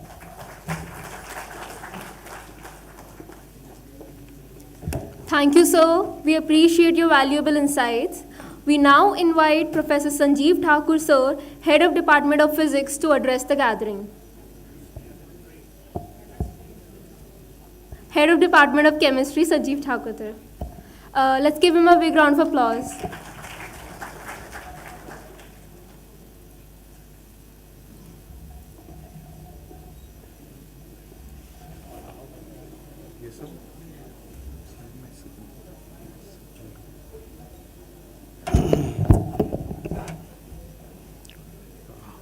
Good morning, everybody. Welcome you all the newly admitted students, and congratulations to the students as well as their parents. I know how much efforts you might have given and how much sacrifices you might have made for your ward to be here. I don't know if they will realize it later on or not. Anyway, congratulations to all of you for making it to NSUT, one of the finest institutions of the country. I'm representing chemistry. Somebody was telling that what is the use of chemistry to be taught to the technology people. You talk of semiconductors, conductors, superconductors. If you don't have any idea at the elemental level, how are you going to find out the properties of elements? If you don't know about the periodic table, if you don't know about the electronic configuration, everything is redundant. And as a head of the Department of Chemistry, I can say that chemistry is everywhere, not just materials. So anyway, we'll justify.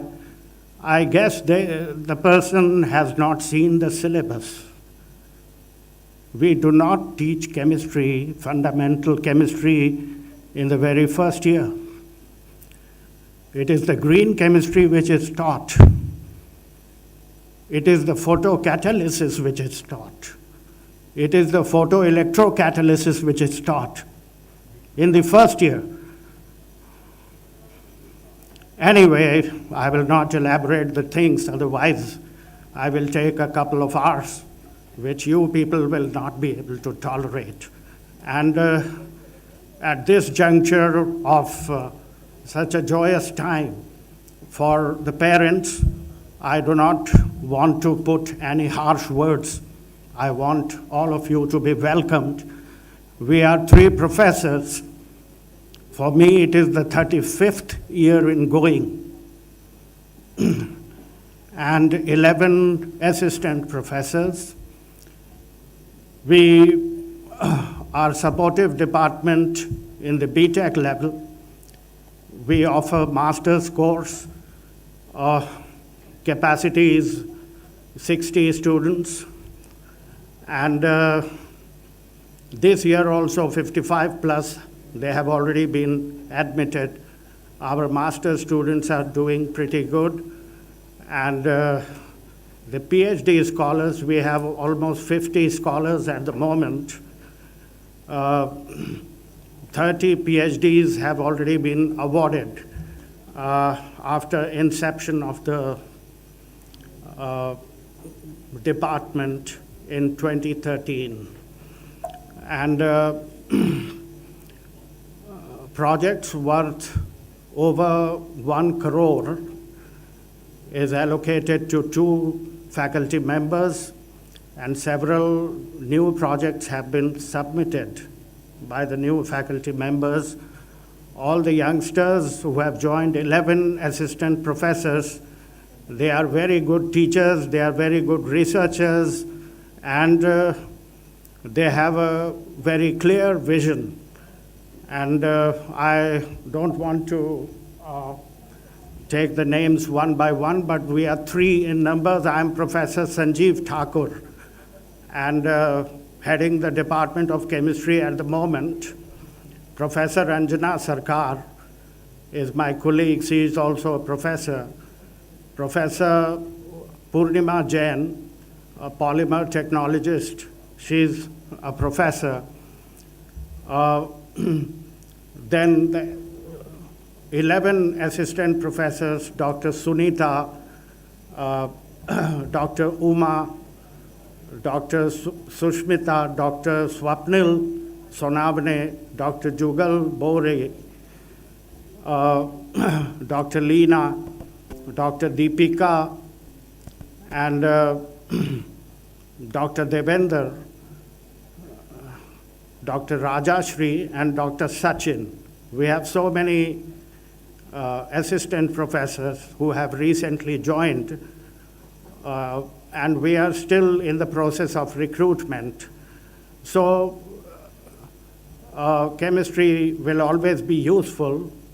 Let me clarify to the parent who was very anxious about why the role of chemistry is important. It is important, and that you will realize when the semester is on. So anyway, thank you very much, and wish you all the best for the coming 4 years.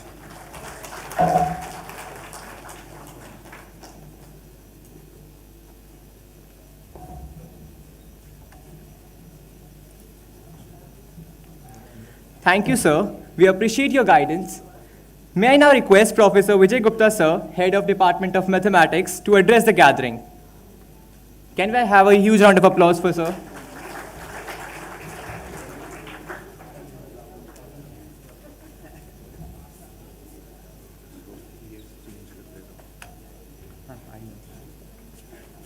Good morning. I welcome you all. So just I tell you about my department. So this is our university. Actually, Department of Mathematics came into existence in the year 2013. Earlier we were associated, there was a single department, School of Applied Sciences, consisting of physics, chemistry, mathematics, and humanities and social sciences. So mathematics courses are offered in all the 3 branches, 3 campuses, and these are my faculty members. Myself, Vijay Gupta, head. I did PhD from IIT Roorkee. Professor J.K. Singh, he is from IIT BHU. Professor J. Jaina, IIT Mumbai. They are PhDs from these places. Mamta Mishra, HBTI Kanpur. Neeraj Kumar, Awadh University, Faizabad. Amita Sharma, IIT Delhi. Anupam, IIT Delhi. Sachin Sharma, Delhi University. Sumita Dhaya, IIT Roorkee. Shivam, Delhi University. Bhavna, Delhi University. Pooja Bansal, IIT Delhi. Rashmi Rani, IIT Roorkee. Deepika Singh, IIT Roorkee. Sarika, IIT Delhi. Shantanu Das, NIT Delhi.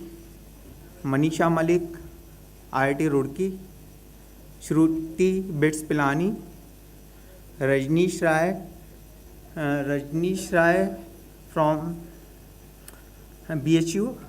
Naveen Gupta from Delhi University. And Rishabh Agnihotri from HRI, Allahabad.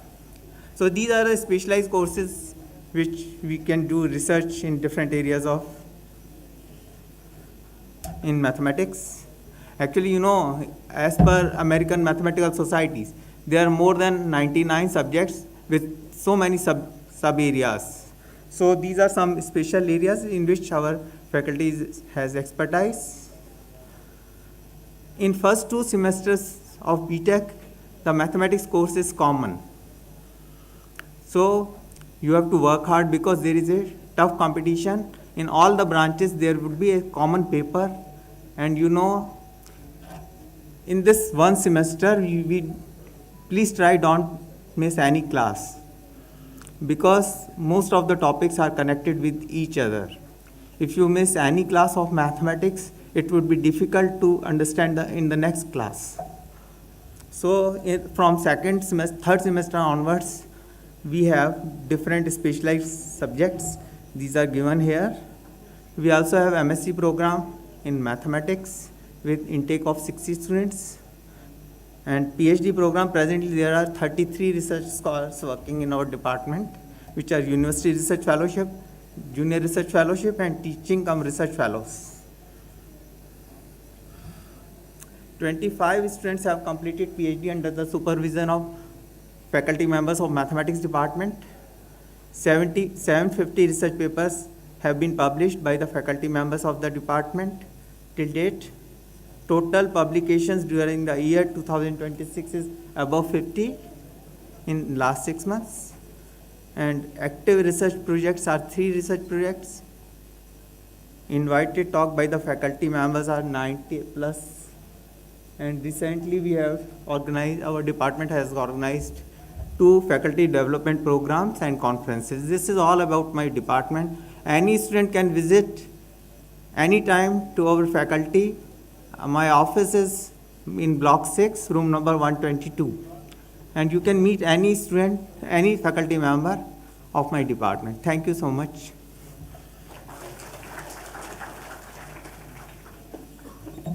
Thank you, sir. It is often said that every successful engineer begins with a strong command of mathematics, and this department truly exemplifies that spirit. Our sincere thanks to the department under the Faculty of Sciences. We shall now proceed to the Department of Faculty of Humanities and Social Sciences. May I invite Professor Tanushri Chaudhary ma'am, Dean Faculty of Humanities and Social Sciences, to welcome our students and introduce the department.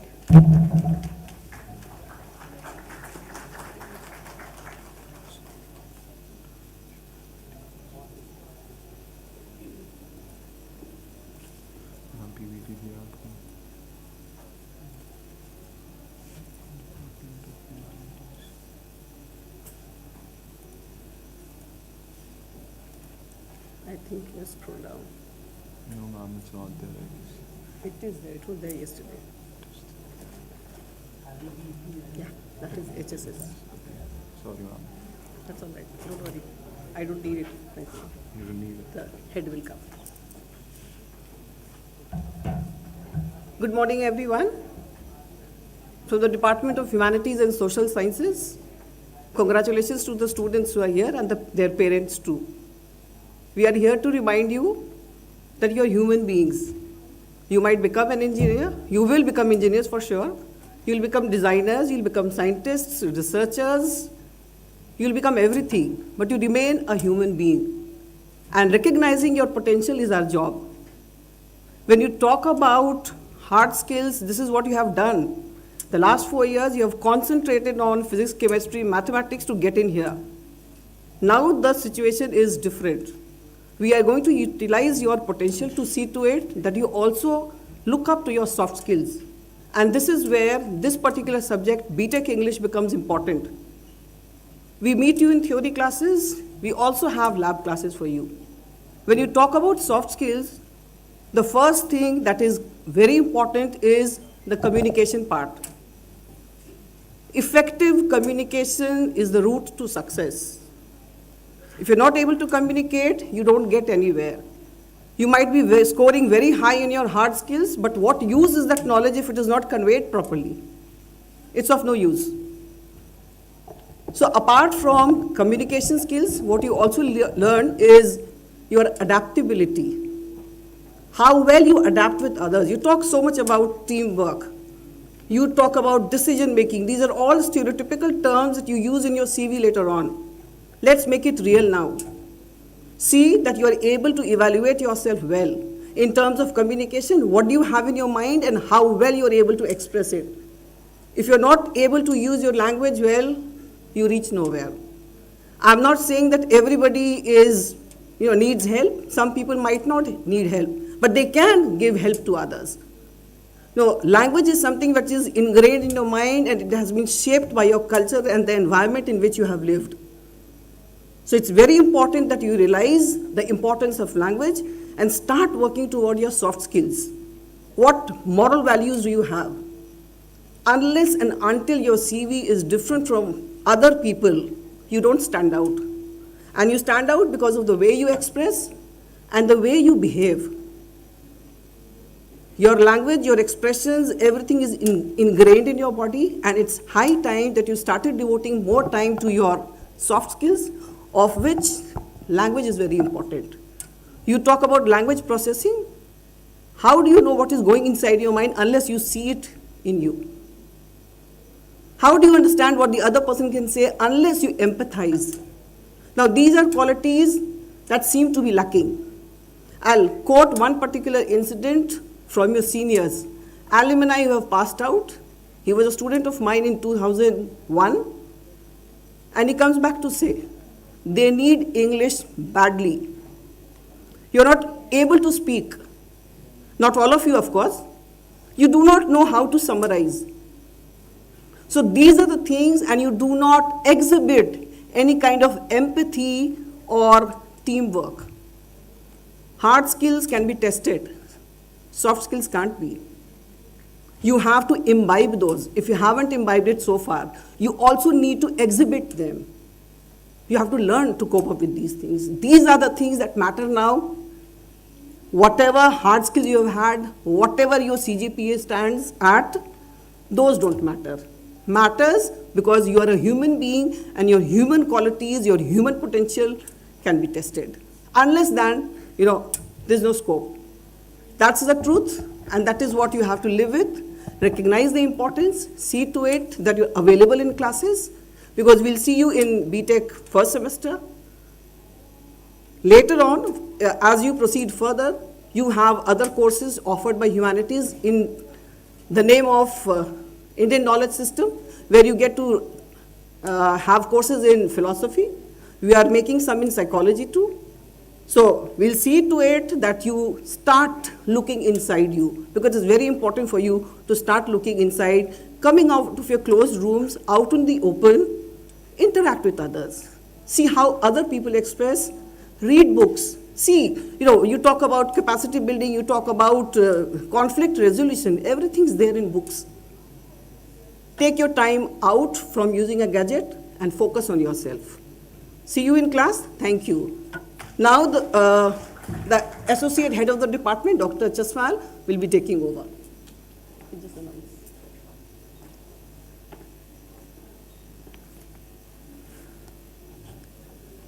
Thank you so much, ma'am. May I now request Dr. Pradeep Chaswal, sir, Associate Head of Department of Humanities and Social Science, to brief us about the department. Thank you, sir.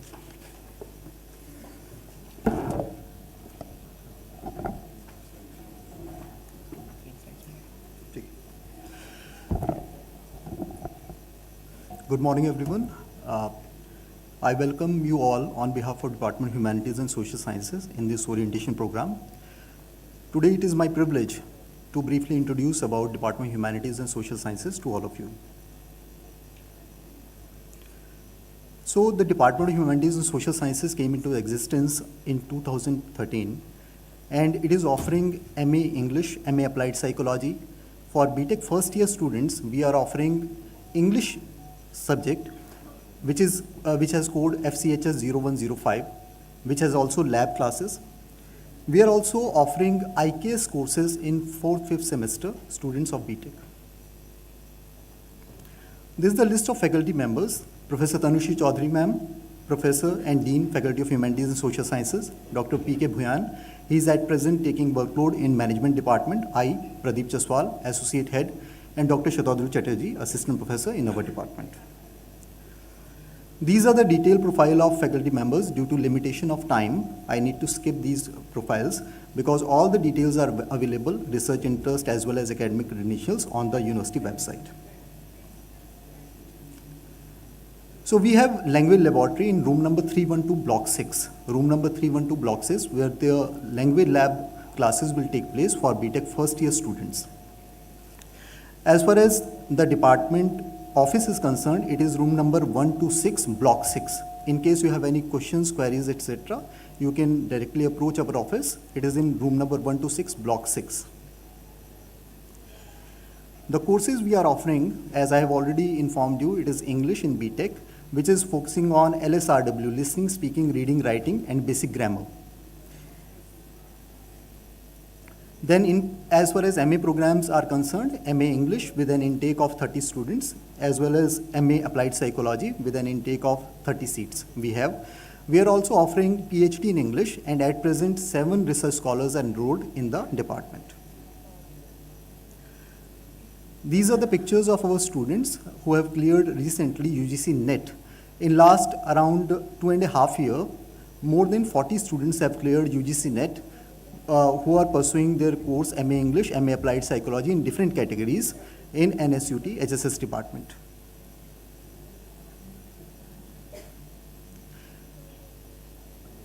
To train the students, we are also offering some student-led projects, like we have department newsletter which is called The Intersections. It is actually managed, curated as well as designed by our students. Then we have department level literature society which is called Wordsmith. Students are taking lead in this society and they are organizing different type of literary programs in the university campus. Then we have one magazine, literary magazine called Demorgia, which is again curated as well as edited by our students of MA English. We have also a society, Antarman, called Antarman. It is organized as well as led by the students who are pursuing MA Applied Psychology program. This is the present team. These are the glimpses of some of the events organized by our students in the campus. Thank you very much.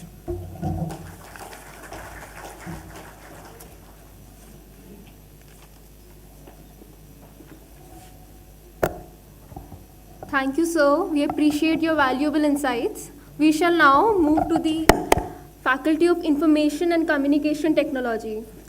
May I now request Professor M.P.S. Bhatia, sir, Dean, Faculty of Information and Communication Technology, to welcome students and introduce the department under the faculty. Let's welcome him with a warm round of applause.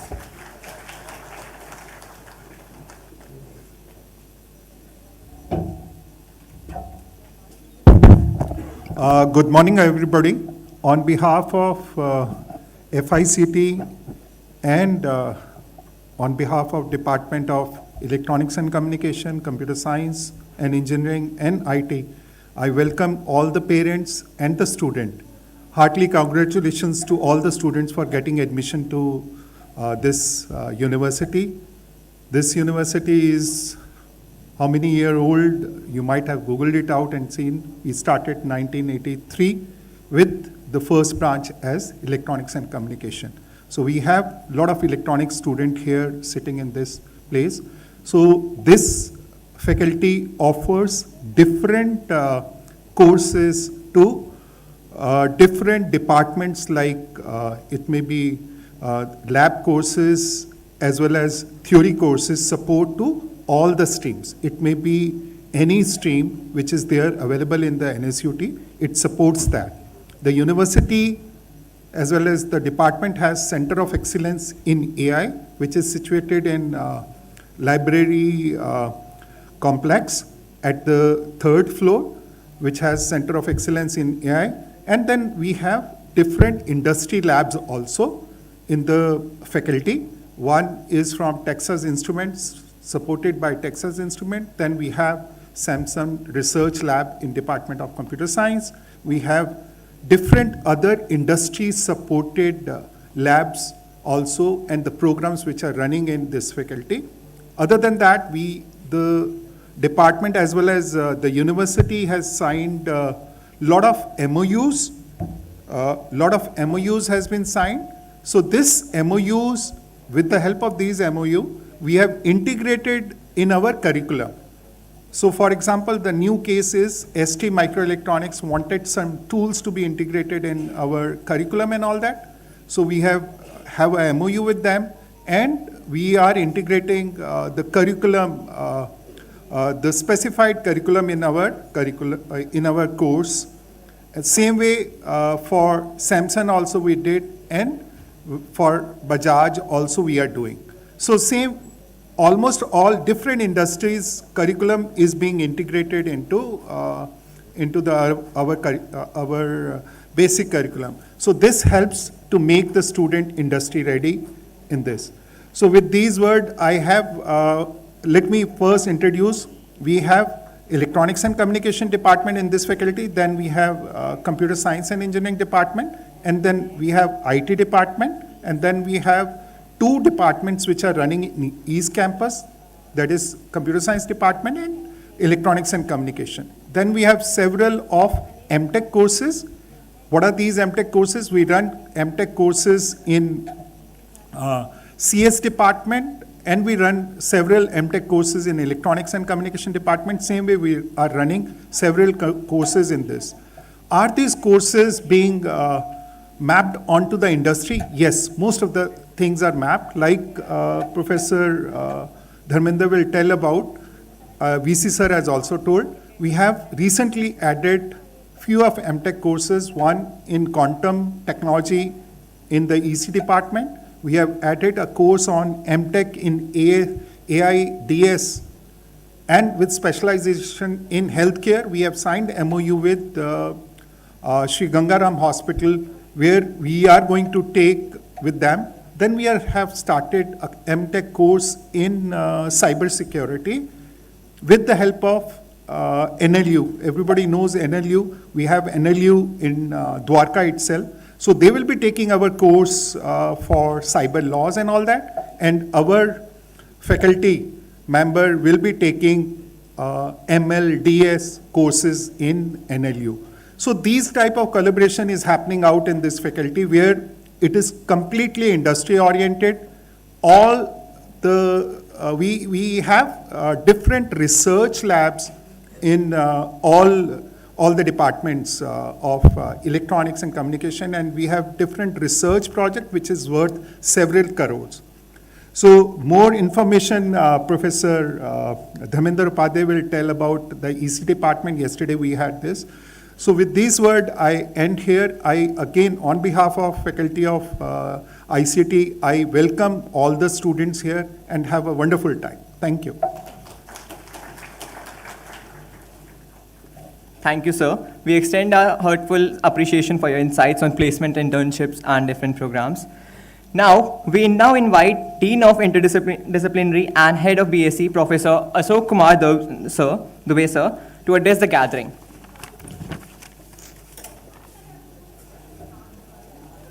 Can we have a huge round of applause for that, please? Well, let me first welcome all the newly admitted students and their parents, and congratulations for achieving and securing your admission in this prestigious university. I am here on behalf of, I am representing the Department of Biological Sciences and Engineering, which offers 3 degree programs: BTech in Biotechnology, MTech Bioinformatics, and PhD. The department came into existence in 2001 with a program in BTech Biotechnology with University of Delhi at that time. To start with, we had only 20 students. Now, every class is about 70 to 80 students per class. So the strength has gone up.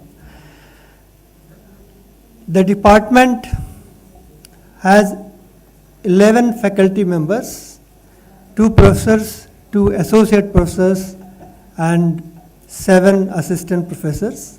Also, we are in the process of recruiting more faculty, so hopefully will be approximately 15 faculty members who come from excellent universities and institutions from across the country, well-trained, highly skilled, specializing in different areas of biotechnology, and having their own research projects. The department is equipped with state-of-art laboratories, research laboratories as well as teaching laboratories. Those students who are very keen on taking research, as some of you have queried, if you want to do research, can you start now? Yes, you can. And if you are interested, you can come to us, contact the department, and you can choose the area of your interest where you can work. The field biotechnology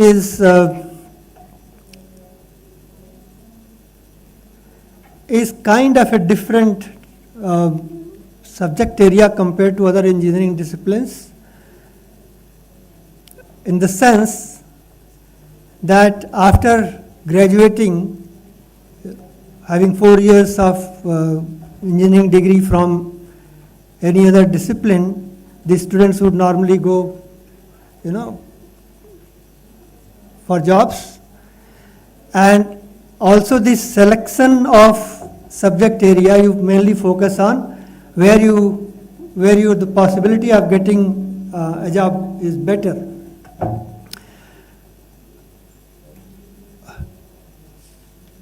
And based on that, you rate your choice, you give your choices, preferences. Biotechnology is different in the sense that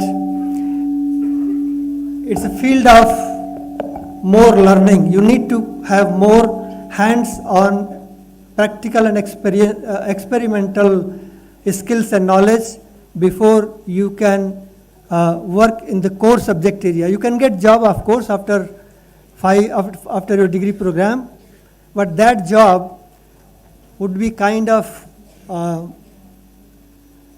a routine kind of job which will not hold very, very bright future and take you forward to higher heights. But you want to really grow in this subject, you should be prepared to continuously learn and improve yourself. More importantly, you should have the skills to innovate, the curiosity, the level of curiosity should be very high so that you can keep on innovating and doing new things.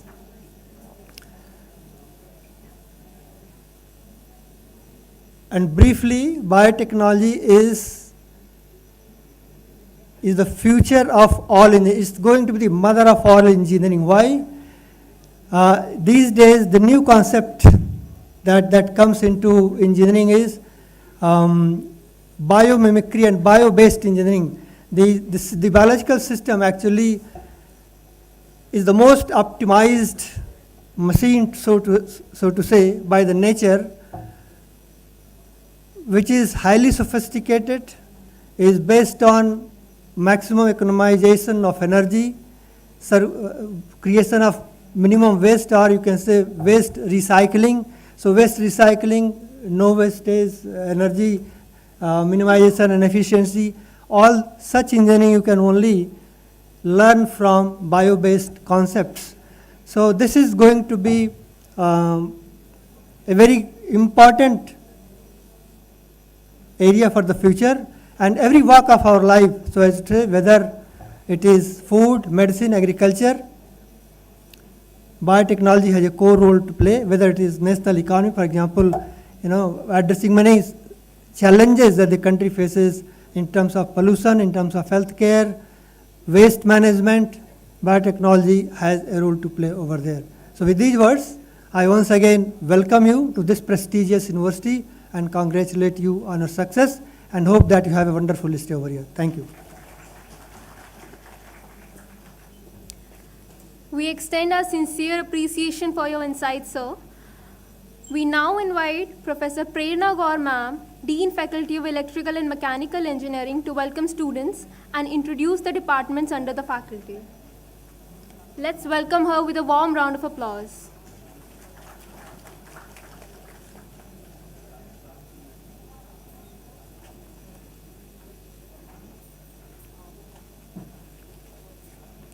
Welcome, ma'am.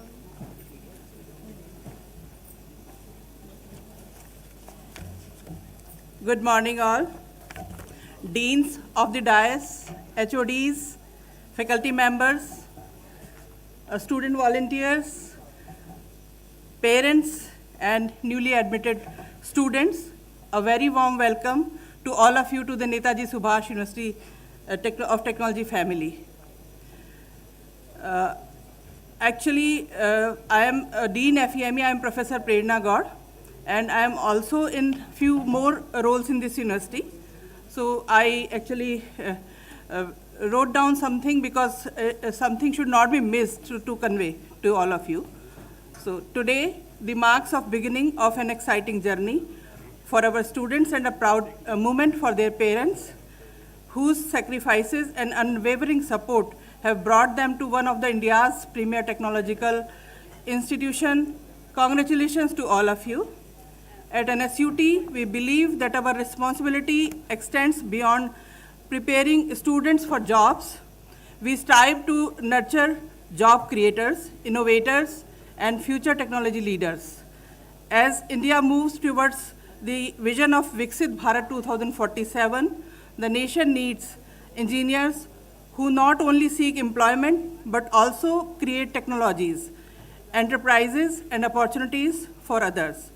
We therefore encourage every student to cultivate an entrepreneurial mindset and actively participate in innovation, research, and startup activities alongside academic excellence. You are entering in the world driven by AI, robotics, quantum computing, electric mobility, sustainable energy, biotechnology, digital twins, and Industry 4.0. Many conventional jobs will evolve, while entirely new opportunities will emerge. Therefore, prepare yourself not only for examinations, but also for lifelong learning, innovation, and leadership. Academic excellence is important, but your attitude, integrity, discipline, and teamwork will define your success. I encourage each one of you to actively participate in laboratories, technical science societies, hackathons, research projects, sports, cultural events, and community services through NSS and NCC. Here I am branch counselor of IEEE NSUT.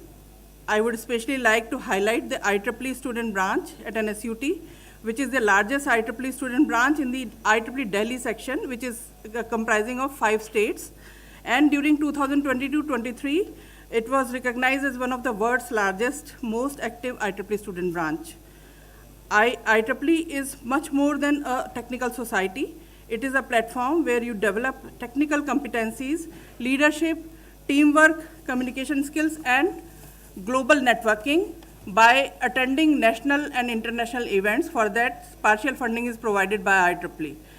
And learn the professionalism expected of every engineer throughout their career in these 4 years of journey of your UG degree.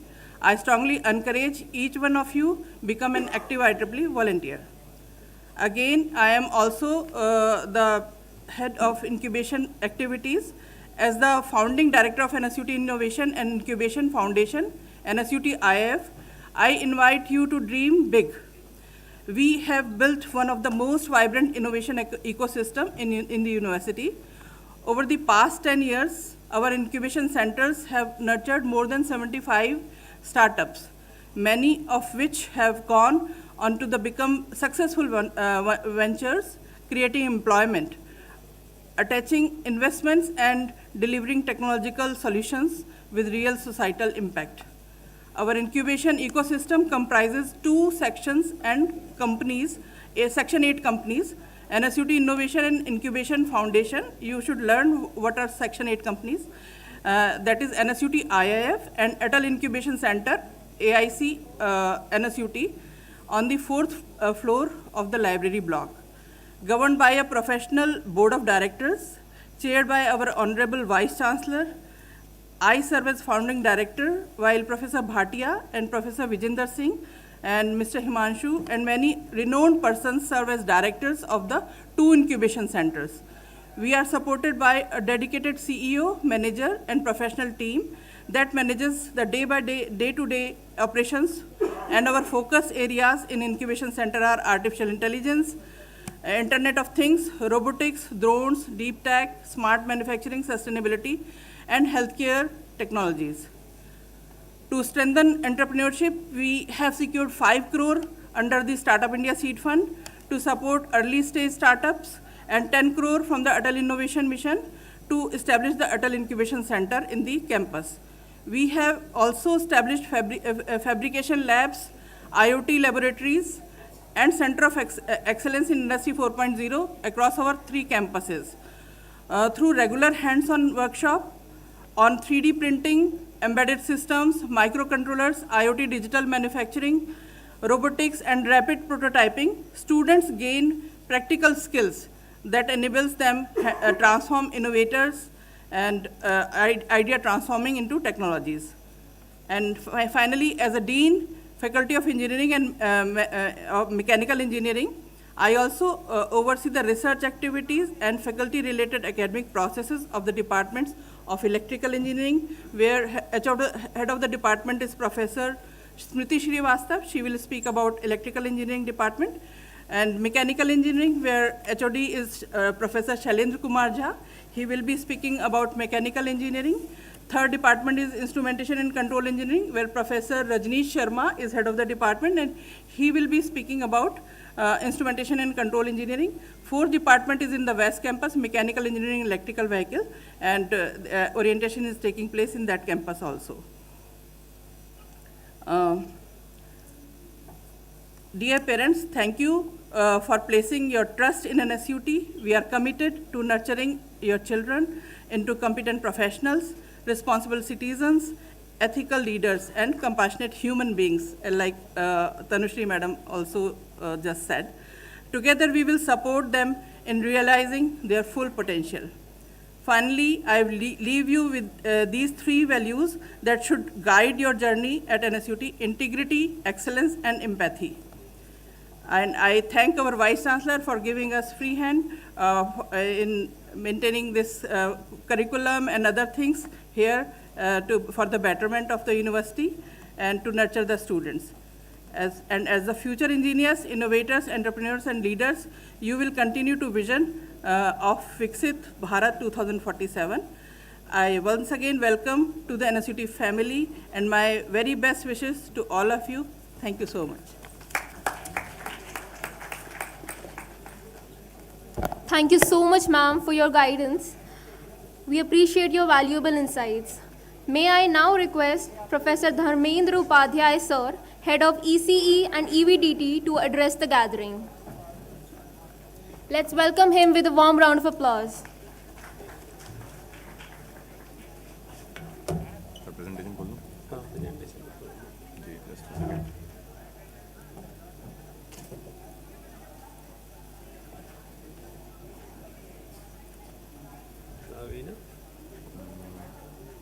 खोल ही रहा हूँ. ये ना.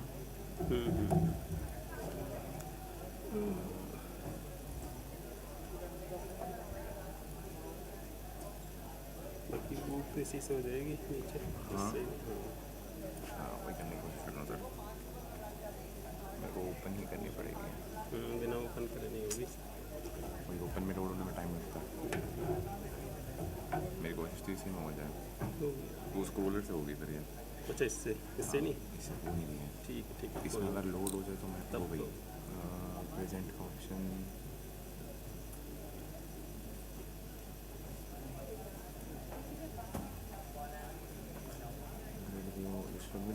Create a slide long. ठीक है ना. अब left right से आ जाएगा. बाद में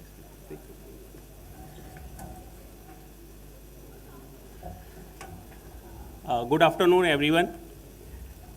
I am representing Department of Electronics and Communication Engineering as head of the department of this department. So first of all, brief overview about the department. Our department started, established in the year 1983. So you can say the 43-year history of our department. And the all course curriculum of the department under the guidelines of the National Education Policy, NEP. And our department basically has a strong foundation in mathematics, science, and engineering fundamentals to enable them to devise and deliver efficient solutions to challenging problems and electronics, communication, and allied disciplines.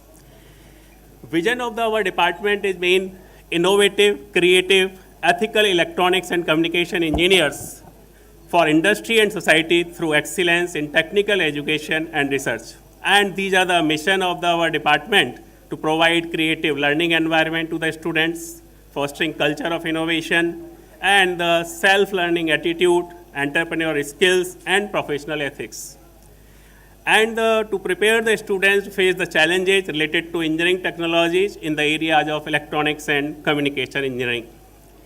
Our department offered the different branches. In our main core starting branch, electronics and communication engineering, that started in the 1983 with the intake 216 students. So we are running 3 sections for the electronics and communication engineering branch. And now another branch that is in the 3rd year, BTech Electronics Engineering, VLSI Design and Technology, with the 1 section, 72 students. And under the NEP, we are going for the MTech. There are 3 branches. One is signal processing, specialization in biomedical science and image processing, AI in communication, machine learning and data science. Second, embedded system and VLSI design, VLSI. Third is quantum technology. So mainly you can see our department, as the Vice Chancellor sir said, the India mission. So we are involved in all the missions of the India. You can say Bharat mission. The one is semiconductor. You can see the VLSI design and technology. That is our branch. And another is the mission, quantum mission. So we are having the branch MTech in quantum technology. And third, AI mission. So we have already in the signal processing, we are going for the AI in communication, machine learning and data science. So our department is fully with the India mission. So all the, as the VC sir said.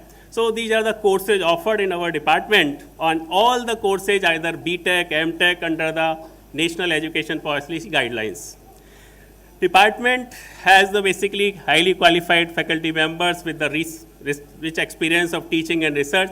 We have presently 27 faculty members with 9 professors, 4 associate professors, 12 assistant professors, and we have the 1 honorary professor, Professor Raj Senani, and one professor of practice. So many faculty members are contributing to university administrations. We can say we have idea.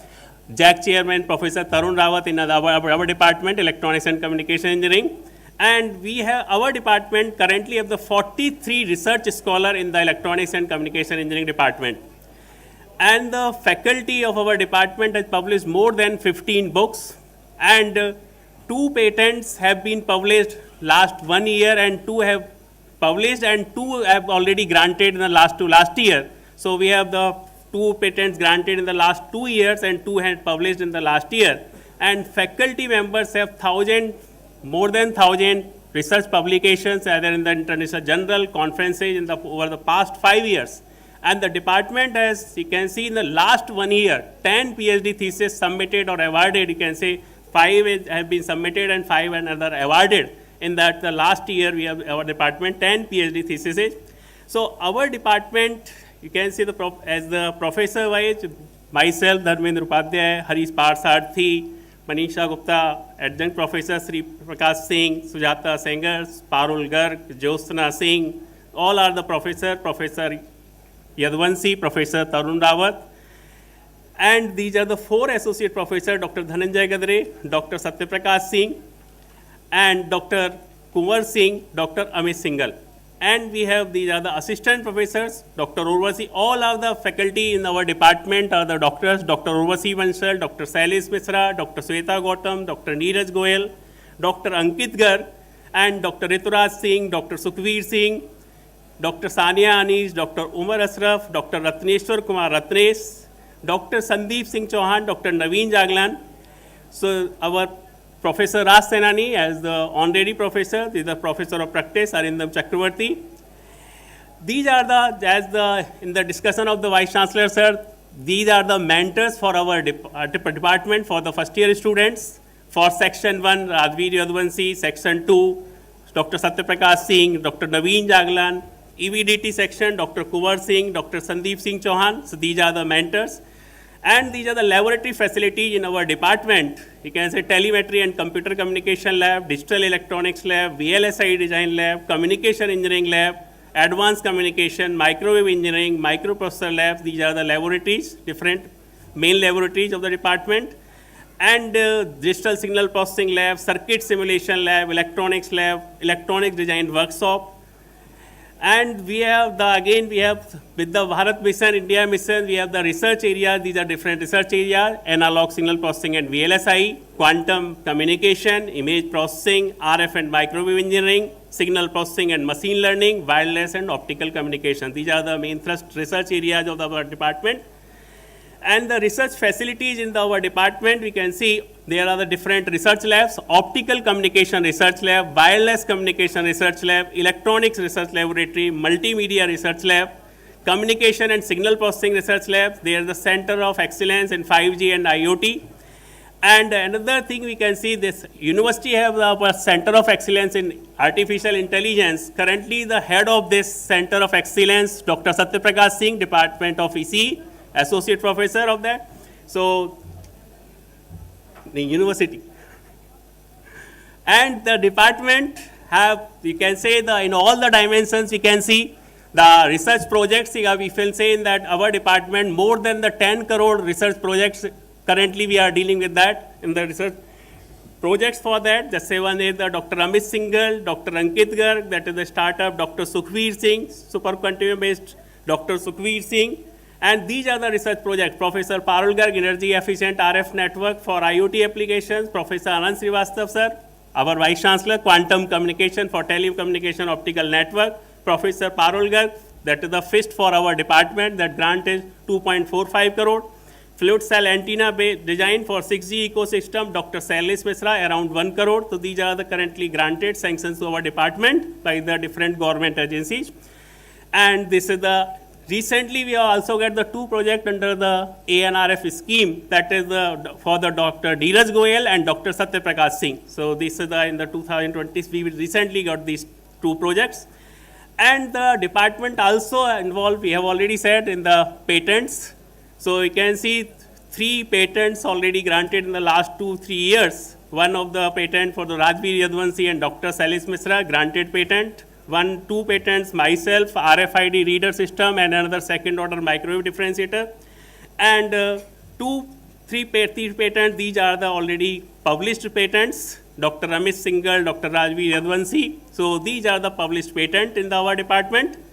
And we have also involved our department in the startups. Under the direction, you can say, Dr. Kuwar Singh is the co-founder of associated team of Semiconductors Private Limited. So ultimately, we can say that our department involved in all the academic and research environment, like projects, you can say, patents, startups, research publications. So we are dealing in all the way. And with the, as Vice Chancellor said, that with the missions of India, we can say semiconductor mission, quantum mission, as well as we have department involved in the AI mission. Thank you.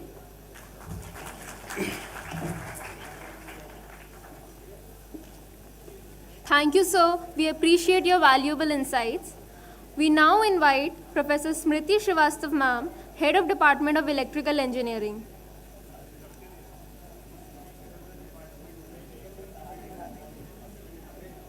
Ma'am? Yes, ma'am.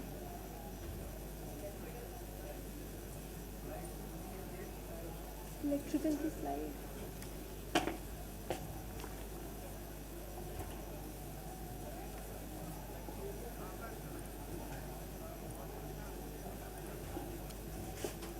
दिखानी नहीं, आप जैसे बोलिए।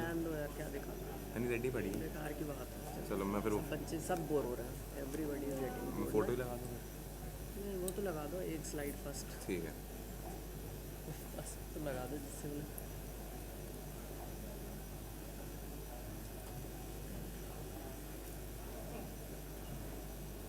Ma'am orientation से थोड़ी boring चीज़ और क्या है, ये तो कुछ ज़्यादा भी है ना, लंबा आगे से छोटा कर देंगे।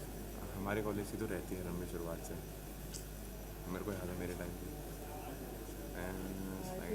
Present anything. ठीक है, just in case if you do want to change slides, left right, और अगर बंद करना है एस्केप। ठीक। I'm just thinking that I'll not present anything, will just speak as suggested by my colleagues. Because it's been very long, you people are sitting.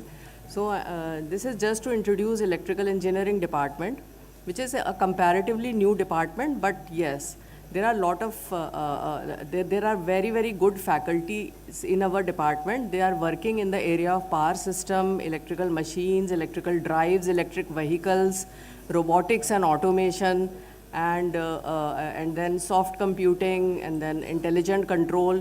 And so there are, you can collaborate, you can interact with any faculty, and you can start doing your work whenever you want. Even in first year also, you can go to any faculty. The profile of every faculty is available on the website. Every faculty of electrical engineering is available on website. You can contact anyone, anybody, and then you can start working. As our VC sir suggested, that you can start working as soon as you can, so that your research progresses in four years, and then you will come out with flying colors. So I'll suggest that you meet our faculty, and then electrical engineering, you know, without electrical engineering nothing can happen. Even computer science cannot exist. Even electronics and communication is a part of electrical engineering. So even instrumentation and control engineering is also a part of electrical engineering. So electrical engineering is a very broad discipline, but lot of research can be done. Autonomous vehicles, they all electrical they all belong to electrical engineering. Lot of electrical engineering is involved in robotics, automation, electric vehicle, everywhere. And then regarding our regarding projects, we have faculties holding projects, and of different, they have different grants available, and you can contact, you can also collaborate in projects, and can work with the faculty members. And regarding the labs and lab sessions, etc., we actually, I am a professor of instrumentation and control engineering, and so we have we are actually sister departments, like instrumentation and control and electrical engineering, and so we share lot of resources. ICE and electrical, we share lot of resources, and we have lot of laboratories common. So then if if you have any questions, anything, you can contact our faculty, you can contact me, you can contact head of instrumentation and control, and then we'll work together to facilitate you in all ways which we can. Thank you very much.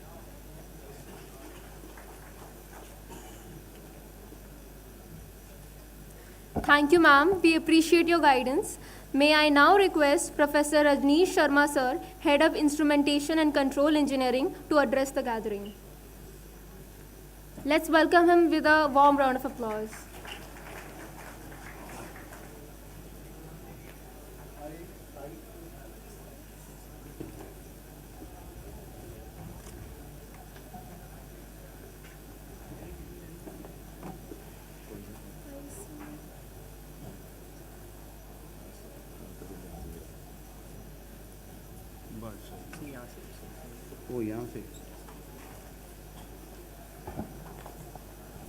So, I am the head of the Instrumentation Control Engineering Department.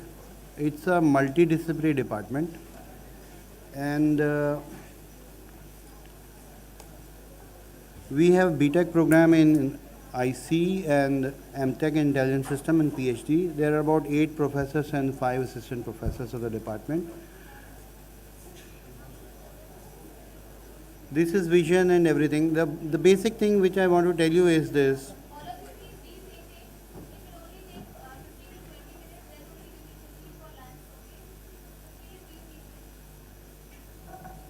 See, in today's world, most of the people are going in for computer science or AI or ML. And no doubt industry is flooded with these people. But these people are getting some specialized training in the AI or ML areas only. But if you look at the instrumentation control engineering department, you have lots of areas where the demand is very high in industry, particularly in sensors and in embedded systems and in control engineering. There are lots of opportunities available, provided you are willing to put or go deeper into the area. If you specialize in sensor technologies, I can assure you, you will rise very high in your career, because there are very few people available with that kind of expertise. And side by side, you learn some basic AI and ML techniques also to augment your knowledge in sensors and automated control technologies. So that will aid your expertise and will be more beneficial in getting better jobs. So the areas that are listed here are some of the areas, and we also have courses in artificial intelligence, intelligent control. So these courses are specialized courses tailored for people or industries which are requiring these techniques to be used in the areas of control and instrumentation. So the jobs are there, provided you are willing to slog it out. And the current prediction is that in the area of computer science, lot of engineers, in fact all private colleges, are offering courses in AI, ML and everything. So the market is flooded with these people. Sooner or later, saturation is going to happen, which has already happened. You will find people who are paying more as tuition fee than they are getting salaries.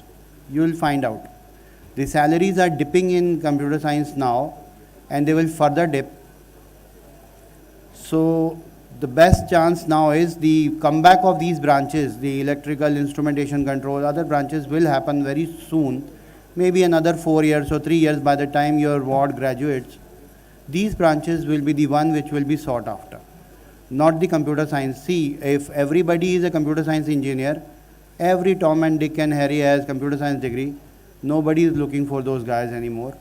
So you'll find people with degrees like instrumentation control, electrical engineering, more valuable in terms of industry. So that is the case. If you, and the thing is, don't think that the NSUT degree will be enough for your child to scale high or get very good opportunities. Now, like MBBS, this degree is just a basic degree. You need to upgrade to a higher degree like MS or some MBA or some other degree from a reputed institute. Go for an IIT or go for an IIM and augment your degree to, add the brand value. And then only you can have a better chance of securing better jobs. If you get exhausted with your BTech degree, I can assure you, you will land up jobs which won't pay you much, for sure. But if you have an additional degree in your curricula, then it will be the jobs will be worth trying for, and they will pay you more. So, and please tell your wards to have faith and study on their own also. It's not a spoon feeding kind of thing. In NSUT or any other institute of higher learning, teachers are primarily guides. They are not like school teachers who will put you to task for everything. There is an open environment here where the student, if he wants to learn, can learn, and if he wants to squander away his time, he can very well. So the chances are, if you are not attentive enough, if you don't see what he is doing, then he will be coming to the college, will not attending the class at all. So at the end, you will find he has lots of supplementary or back papers in his name. So regularly check how many back papers he is carrying or how he is performing. You need to keep an eye on him. Otherwise, at the end of the third year, if you find that he has already accumulated a lot of back papers, then, and you can't blame the authorities, because teachers will just teach and they give the marks only. So that is the idea I'm giving the parents now. Now these are some of the laboratories we have: the robotics laboratory and the AI lab. Then we have the control engineering lab. Then simulation lab, most of the things are in simulation. Then these are electrical measurements and biomedical instrumentation labs. Industrial electronics lab and electric drives and machine labs. Now these are the job opportunities. There are a lot of companies which will be going in specifically for these branches, apart from public sector companies. See, in all the public sector companies like BHEL or NTPC, and there is a dedicated instrumentation and control engineering department where you don't need to go on the work floor and work in a hostile environment. It's an AC environment where you have to just look at the sensor readings and manipulate them and control them. So environment wise also it is very good, and job conditions are pretty good. If you're looking for public sector, there are a lot of companies which are going in for ICE people, and these are all the companies which go for, particularly for the ICE people. So there is a lot to offer, but at the end, in a nutshell, it depends on the particular student, how deep he is going. If you go deep into the branch, you have opportunities, but if you swim shallow, there is hardly anything. So with that, I end my talk. Thank you.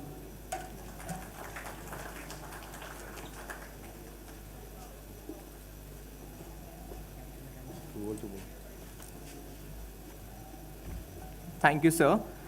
Next, we now invite Professor S.K. Jha, sir, Head of Mechanical Engineering, to address everyone here.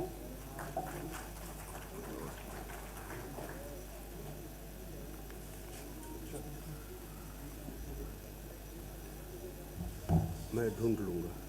है नहीं sir, कोई बात नहीं, है इनके पास। चलो।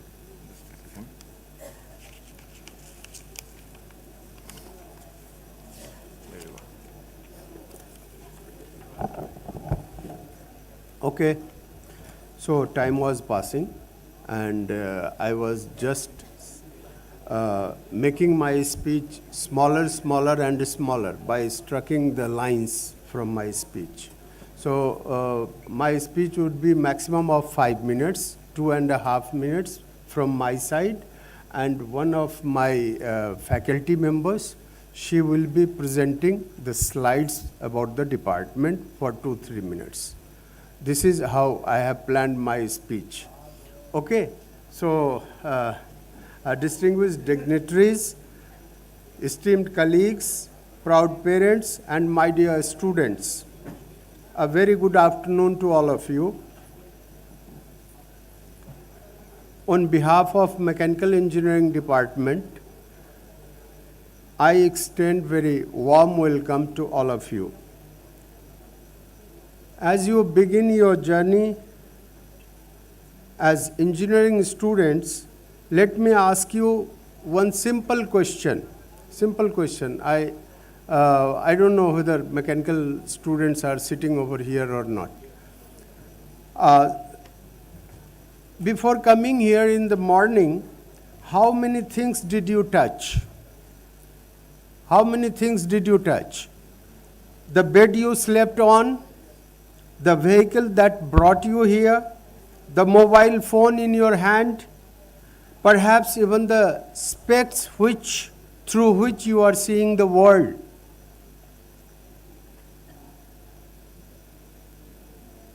do you know, behind all these things, to lesser or greater extent, there is a man termed as mechanical engineer. Mechanical engineer.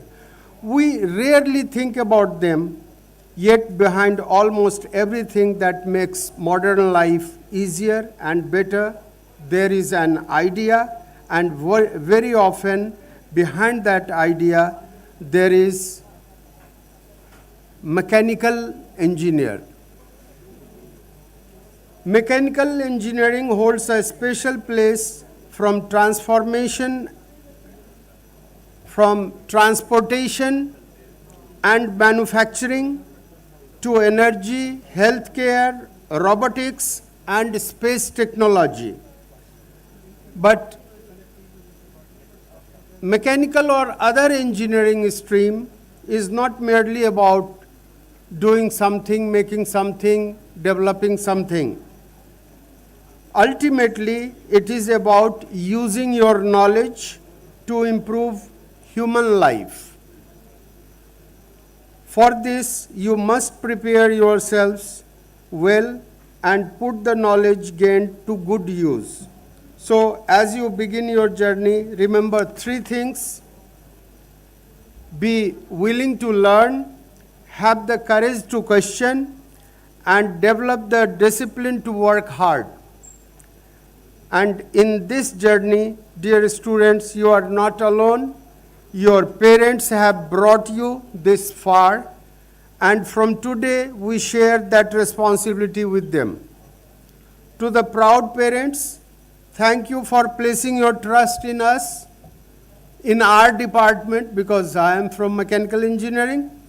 We shall make every sincere effort to help your children grow into competent and responsible professional. The detailed presentation of our department in a while would be delivered by our faculty member, Dr. Swati. She will hardly consume 2 to 3 minutes.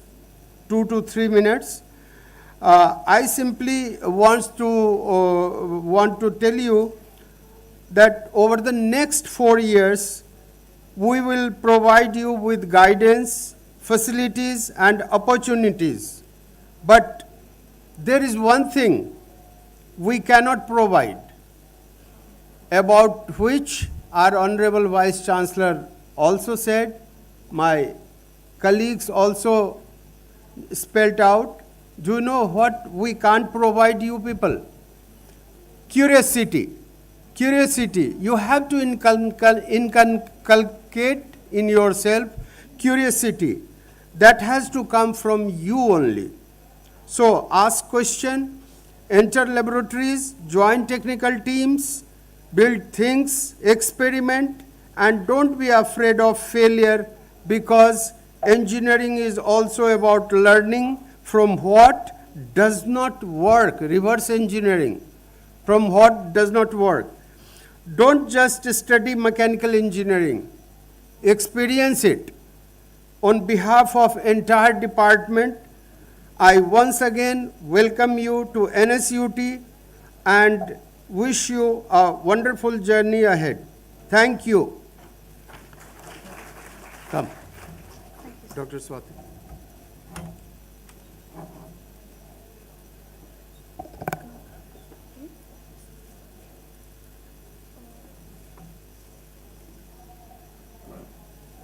Thank you so much, sir, for giving the opportunity. Firstly, I would like to say that I'm Dr. Swati Gangwar, Assistant Professor in the Department of Mechanical Engineering, also the FIC of Dean Student Welfare. So, with the under the able leadership of the DSW ma'am, we are trying to organize this kind of event. So, today I'm here as the Assistant Professor in the Mechanical Engineering Department. So, I just want to tell you some glimpse about the department. That is, this department has been started in 2015 with the strength of the 20 students, and after, if I'm talking about the today's, the strength is 216, that in 216. So we have to create the 3 section of the mechanical department. And department provide the 2 specialization minor, that is the CAD and product designing, manufacturing process and automation. These are the 2 minors which been provided after the 5th semester. These are the faculty which we have in our department. We have 5 professors, 5 associate professors and 8 assistant professors. The departments have the different kind of laboratories. We will discuss like this. We have 7 crore project, that is the Bajaj engineering skill training. In that we have lot of things, regarding the different equipment which are related with the sensors and the transducers and the different mechatronics concerned. Then we have the central workshop. In your first year maybe you will experience these things. Then we have the heat transfer laboratory, where you have the different kind of equipment which relate with the heats and the fluid mechanics part. Then we have the mechanics laboratory. Then we have the fluid mechanics and machinery laboratory. Then we have the metrology lab. And then we have the mechatronics lab. It will comprises the different experiments which are inclusion the conventional mechanical and in respect of the mechatronics. Then we have the additive manufacturing lab. Here we have the laser machine. Here we have the different equipments like 3D printer related to the additive manufacturing. Then we have the robotic and AI lab. In this also you will see lot of today advanced research has been going on. Lot of PhD student and the master student working on this domain. And you can see these are the glimpse of the advanced manufacturing lab. And basically we have the 4 years, year 1, 2 and 3, and every year has a concerned subject. In the basic first year you will learn about the basic subject like physics, chemistry, math, maybe electrical engineering, some of the subject. And then from the year 2 you will go in detail regarding the mechanical aspect or the domain.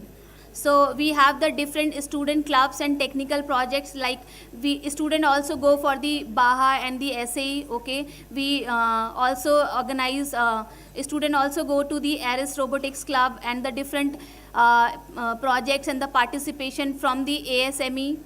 And these are some of the glimpse you can see the different projects regarding the students for the ASME NSUT. We have the different, you can see these are the pictures of the SAE, BAHA and SAE, FSAE. These are some of the more events which conducted by the different domain, and the student has participated over there. And some of the activities done by the department so far. And basically if you will look around the perspective in this particular slide, I just want to say maybe, I just want to ask how many of you are from mechanical over here? Is there anyone? Okay, so maybe some of the students think what is the scope of the mechanical over here, or people are only talking about AI and something, nobody is talking about this. So I just have lot of clarity about this, and I just want to say in this whole room you can see, or anywhere you will found everything is related with the hardware. अगर आपके पास 1 करोड़ रुपए आ जाए तो आप क्या करोगे उसका सबसे पहले? तो सबसे पहले maybe you will buy some car and you will say अभी मुझे मम्मी पापा को लेके कहीं घुमाने जाना है तो उसके लिए एरोप्लेन चाहिए होगा या कार चाहिए होगा या शिप चाहिए होगा. अगर आपको बोलना है कि मुझे अपने पेरेंट्स का या किसी का कुछ ट्रीटमेंट कराना है, then you have again required the different kind of equipments. So in every domain you will found that everything is related to the hardware or any kind of material. Without this it would not be existing. So natural चीज़ों को छोड़ के अगर बात करें तो जितने भी डोमेन है वहाँ पर जितने भी कोर हैं, specially if I am from mechanical I will talk only about that. ऐसा कोई डोमेन नहीं है जहाँ पर कि मैकेनिकल की रिक्वायरमेंट नहीं है. Car can be without driver but it can not be without engine और द व्हील्स और the body. Okay, so you have to understand thing. आपके हाथ में मोबाइल है, मोबाइल में सेंसर हो सकता है, मोबाइल में मदरबोर्ड हो सकता है, मोबाइल में बहुत चीज़ें हो सकती हैं, ऐप्स हो सकते हैं, बट मोबाइल के पहले मोबाइल की बॉडी चाहिए होगी, मोबाइल में मदर बोर्ड के लिए मदर चिप चाहिए होगी. ठीक है, so that means you have to understand the perspective from the initial stage to anything. If you will look around you will found there is a requirement of the mechanical perspective. आज की date में जो AI से हो रहा है चीज़ें उसको आप ऐसे रिलेट कर सकते हैं. If somebody is working on a robotics domain तो जो रोबोट बन रहा है that is made by the engineers who are we, that is a mechanical engineer. उसमें जो सेंसर ट्रांसड्यूसर और जो कोडिंग वगैरह करें those are the different engineers. तो आपको ये अंडरस्टैंड करना पड़ेगा कि ऐसा कोई जगह नहीं है जहाँ पर we are not the required. Okay, it's up to you how you are pursuing your branch. तो I think as a mechanical engineer I am very much proud of that. Okay, so there is huge domain and huge opportunity for that. So these are some of the data regarding the placement from the mechanical engineering student you can see. Okay, and I will talk about the different companies who came here and the students are placed in that company. You can see the Bain is here, Avatar Skincare. Some of the are core, some of the are not core. So this mechanical is not a single domain. You can either go in the mechatronics domain, you can either go electrical vehicle, you can either go automation, aviation, anywhere you want to go. Okay, so there is a lot of opportunity you can see. And that's all from my side. We have our head of the department, Professor S.K. Jhasa, with us, and the associate head is Dr. Aditya Kumar sir. Okay, and our department is very compiled to each other, and we all are here for you. So if you found anything, any query, anything, you can contact to block number 6. There on the ground floor and the first floor we have the different departments and the head of the departments. So thank you everyone. Thank you, ma'am. We sincerely appreciate your insights. We now invite Dr. Anurag Gaur sir, Head of Department of Personality Development, to address the gathering.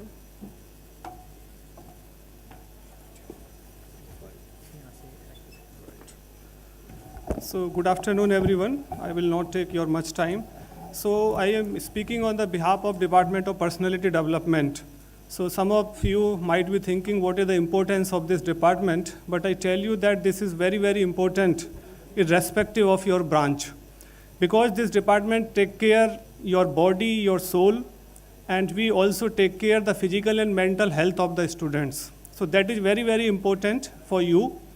We have the different activities in this department, and I tell you that the student physical and mental health, this is very, very important. And some of the students may think that the sports activity, this is the waste of time, but I tell you that if you do the physical activity in the morning every day, it will also sharp your mind and also it enhance your focus, and that will boost your academic activities as well.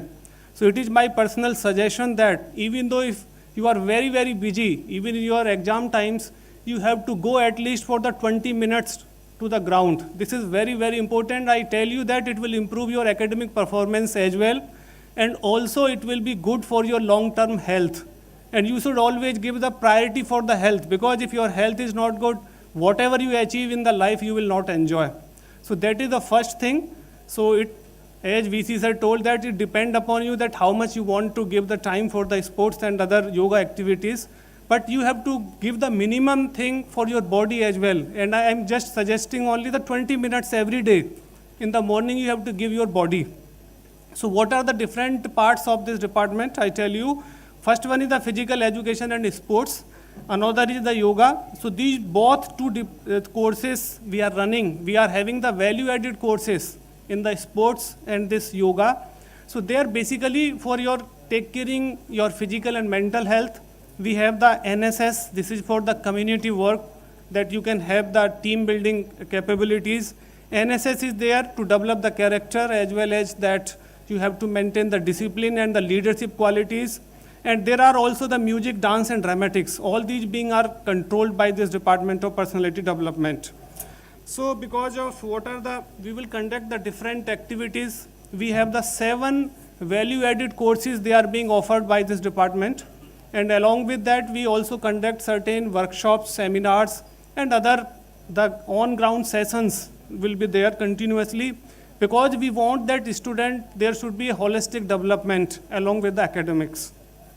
So there we have the, what about the different, I'm just skipping this part of the vision mission.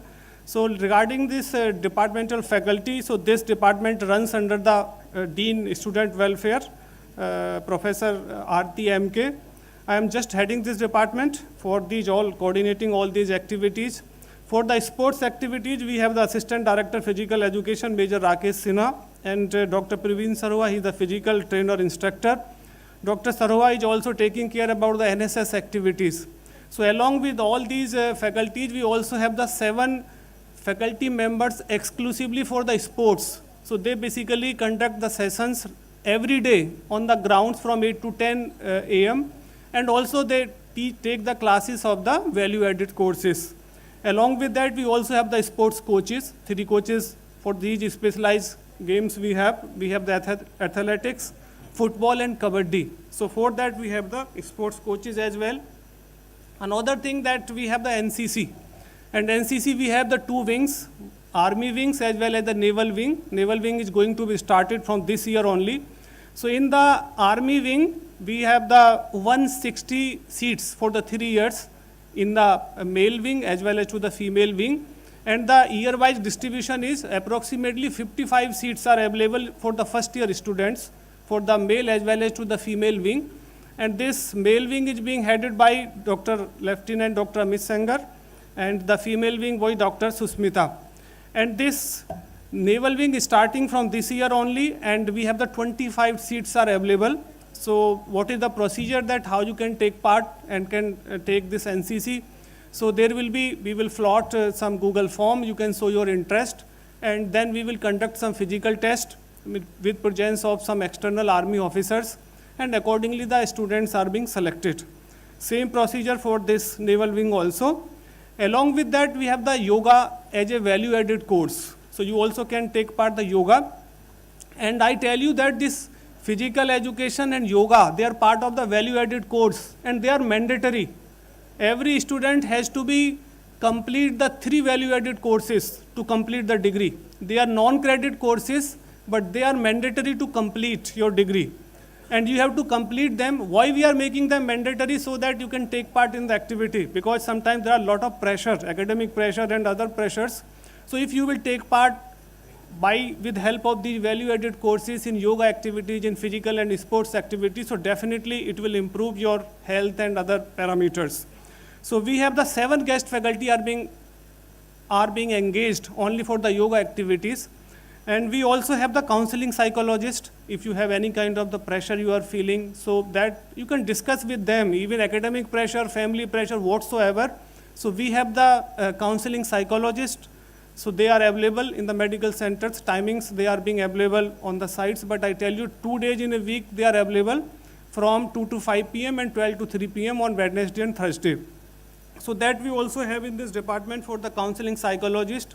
These are the 7 value-added courses that are being offered by this department in sports, NCC, theater, dance, yoga, digital filmmaking, and music. And I told that this 3 courses you have to do it mandatorily. And along with that, what is the condition? You have to complete them by the 4th semester. You have to complete all these 3 courses. And these are the non-credit courses, but mandatory to complete the degree. So another things that what are the facilities available in our sports department. So there will be also one specialized session for the sports activities, and that will be taken by Dr. Saroha in the late after lunch, I think. So but some of the facilities, we have the synthetic athletic track. It is of the international level, 400 meters with 9 lanes, basketball, badminton, football. We have the gym facility, fully air conditioned gym facilities there. Lawn tennis, net, ball court, open guard, gymnasium, and another, there are so many facilities, you can visit them. Our office is adjacent to the library, and you can see our sports facilities. So you can contact for either to me or either Major Rakesh Sinha regarding any physical sports and yoga activities. Thank you so much.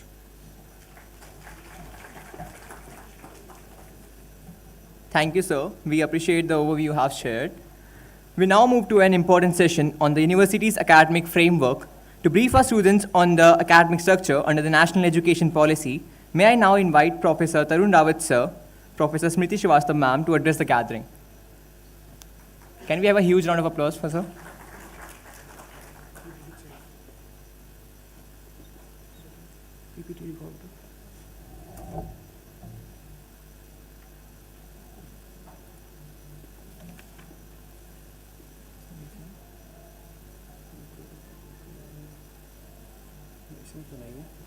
कल की दिखाओ, कल वाली दिखाओ,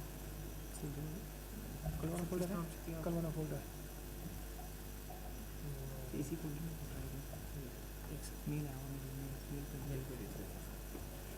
कल वाला folder है desktop पे होगा सर, डेस्कटॉप पे होगा, मेल पे है ना सर आपकी मेल पे, एक मिनट रुको, डेस्कटॉप पे खोलो ना, पीडीएफ देखो सर, पीडीएफ और कौन सा है इसमें, अभी सर ऐसे नहीं है सर, फाइनेंशियल रिस्पॉन्सिबिलिटी किसी तो यार इस नाम से था सर, आप किस डिपार्टमेंट का है? File name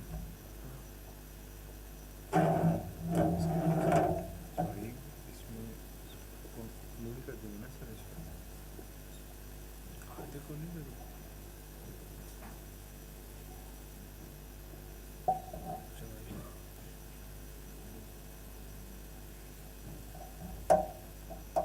BTech scheme for orientation होगा, BTech scheme for orientation, BTech कल तुमने किससे की थी? ये रही ना, हाँ ये हार्दिक नहीं है सर, फुल कर दो अपन एक साइड से यहाँ से बना दो, एक साइड ये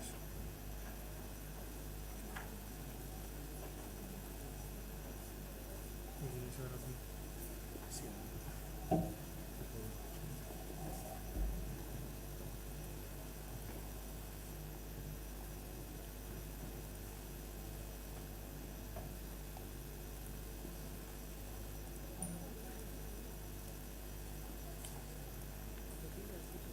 नहीं यार वो हो जाएगा बेटे,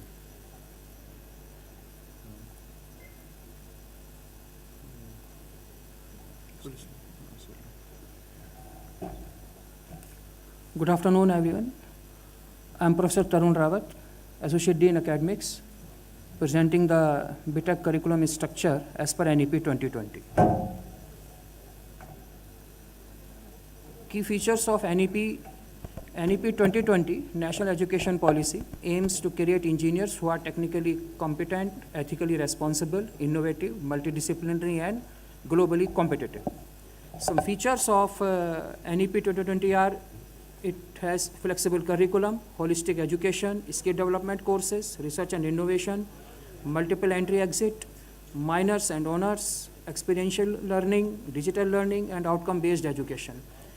NSUT has incorporated all the features in its curriculum except multiple entry option. Our BTech curriculum is broadly divided into 3 types of courses: departmental core courses, elective courses, and foundation core courses. Departmental core courses are further classified into discipline-specific core courses, interdisciplinary core courses, and skill enhancement courses. Elective courses, discipline-specific electives, interdisciplinary elective, multidisciplinary elective. Discipline-specific elective means electives of the major which students has chosen.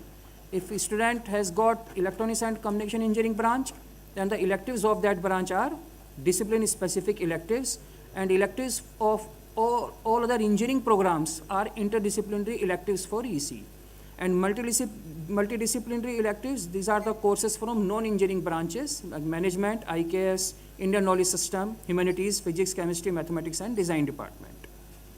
Foundation core courses further classified in the Science and Mathematics Foundations, interdisciplinary foundation core courses, ability enhancement courses, and community engagement and services. Value addition courses is also there. Student has to study 3 value addition courses during BTech, 1 in first semester, third semester, and fourth semester. Summer internship and research project. Summer internship will be in 6th semester, and project 1 and project 2 are in 7th and 8th semester respectively. This is semester-wise course credit distribution. In first semester, third semester, and fourth semester, we have value addition courses. Multidisciplinary science mathematics foundation courses are of these in first, second, and third semester. Skill enhancement course in the second and third semester. Interdisciplinary courses, discipline specific courses, ability enhancement, and all this community and Indian knowledge system. In first semester, Student will study one value addition course. It is a non-credit course, 0 credit course. 5 foundation core courses, no elective and no core course. The student has to study 5 courses. These are of 20 credits. Total are 6 courses, but 1 course is non-credit course, 0 credit course, audit course. So 20 credits only. In second semester, 3 foundation core courses and 3 discipline specific core course. Means an ECE branch student will study 3 courses which are related to its branch, ECE. So total 6 courses, all are credit based. So total credits are 24. In third semester, another value addition course, 5 discipline centric core courses, and 1 is community engagement and services course. It is of 2 credit course. Community engagement and services may student will enroll in the first semester itself, and he or she has to devote 80 hours for the community engagement and services, and it will be evaluated, he will be evaluated at the end of the third semester. So it is this a 2 credit course. So total 6 courses and credits are 22. In fourth semester, we have another value addition course, 5 discipline specific core courses. So total 6 courses, but out of 6, 1 is value addition, so credits are 20. In first 4 semesters, there are no electives. All are core courses and 3 value addition courses. So total credits are 86. From 5th semester onwards, electives comes into the picture. So there are 4 discipline-centric core courses. Remaining are elective courses. Elective courses may be discipline-centric or interdisciplinary elective or multidisciplinary electives. So range is 4 to 7 courses. The student may opt maximum 7 courses. If a student opts for 7 courses, it means he has registered for 28 credits and minimum is 16 core courses. 6th semester we have 3 core courses. Remaining 4 are electives. So range is from 3 to 7 courses, 12 to 28 credits. In 7th semester, there are no core course, only elective courses, and 6 credits are for training and project. There is a summer training. It is of 2 credit course. At the end of the 6th semester, during summer vacations, a student has to do industrial training, and it will be evaluated at the end of the 7th semester. So 2 credits are for summer training and 4 credits for project 1. So total 6 credits, minimum 6 credits, and maximum is 26. So student may opt 5 electives in 7th semester. In 8th semester, no core course, only electives and 1 project 2, and project 2 is of 8 credits. So range is here 8 to 28 credits. Minimum credits student has to earn 172 to get the degree. Evaluation and assessment for courses which are tutorial based, means theory and tutorial. So LTP distribution, lecture, tutorial and practical distribution is 310. There are 30 marks for continuous assessment, 20 marks for mid-semester examination, 50 for end semester examination. In continuous assessment, we have 3 components. One is teacher assessment based on quiz or attendance. Internal assessment 1, 10 marks. Internal assessment 2, 10 marks. Class test 1, class test 2 basically. So 30 internal marks, 20 mid-semester examination, 50 end semester examination. For courses which are practical based, that is theory with practical, LTP distribution is 302, 3 are lecture, no tutorial, 2 are lab in a week, per week. Distribution is 20 marks for mid-semester, 50 for end semester, and 30 marks for continuous assessment for practical component. Again, 10 marks for teacher assessment, 10 marks for class test 1, 10 marks for class test 2. Project based, project 1 and project 2, mid-semester examination, basically mid-semester evaluation is 40 marks, and semester is of 60 marks, total 100. Training, no continuous assessment, total 100. Workshop-based courses, for which LTP distribution is 204, 2 lectures per week, no tutorial, 4 hours laboratory, practical. 50 marks for end semester examination, 30 marks for practical continuous assessment, and 20 marks for end semester examination for practical, because these workshop based courses have more weightage on practical. We offered MOOC courses also, NPTEL online courses. They are of 100 marks as per NPTEL. Value addition courses of 0 credit course, community engagement and services course. These are of 100 marks, and there is no midterm and term examination, only continuous assessment there. There is no examination for value addition courses and community engagement courses, only continuous assessment. Continuous assessment I have explained to you. Theory with tutorial courses, 30 marks internal. Theory with practical courses, 30 marks internal. Value addition course, I have explained these things. Now, this is the scheme of the first semester. I have taken example for Electronics and Communication Engineering branch. In the first semester, we have 5 foundation core courses, FC, foundation core courses. LTP, some have LTP 310 and 302. If a 310 LTP distribution, 30 continuous assessment, 20 mid semester, 50 end semester, as I already told you, and 1 value addition course. So total credits in first semester is 20. In second semester, we have 3 foundation core courses and 3 core courses, discipline specific core courses. So an electronics and communication engineering student will study these 3 core courses. These 2 courses are offered by the EC department itself, but data structure and algorithm, it is a core course. It will be offered by the IT department, and we call it interdisciplinary core. In third semester, all are core courses. One is community internship, community engagement. It is of 2 credit course. So total credits in third semester are 22, not 24, 22. Fourth semester, all are core courses and 1 value addition course. Total credits are 20. 1 skill enhancement course is there, electronic design workshop, for which LTP distribution is 204. And evaluation is 54 end sem, 34 continuous assessment, and 24 end semester practical examination. Fifth semester onwards, we offer elective courses. 4 core courses are there. A student has to register minimum for 16 credits, because these are 4 core courses. Remaining are electives. So we usually offer, in 5th semester, we offer 1 multidisciplinary course, which is IKS, 1 discipline specific core course, and 1 course, it depends on the student whether he wants to study interdisciplinary elective or discipline specific elective.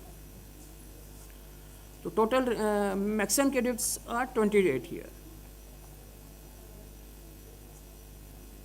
5th semester, the list of electives is this one. We offer minors also here, as per NEP, minor. If a student wants to get the specialization or minor in any area, then he has to clear at least 4 courses from that minor. And it is not necessary that minor is to be from his or her department. He may opt the interdisciplinary elective to get the minor from other department also. For example, an electronics and communication engineering student may opt electives of the computer science department to get the minor in AI or minor in software engineering or minor in CSC.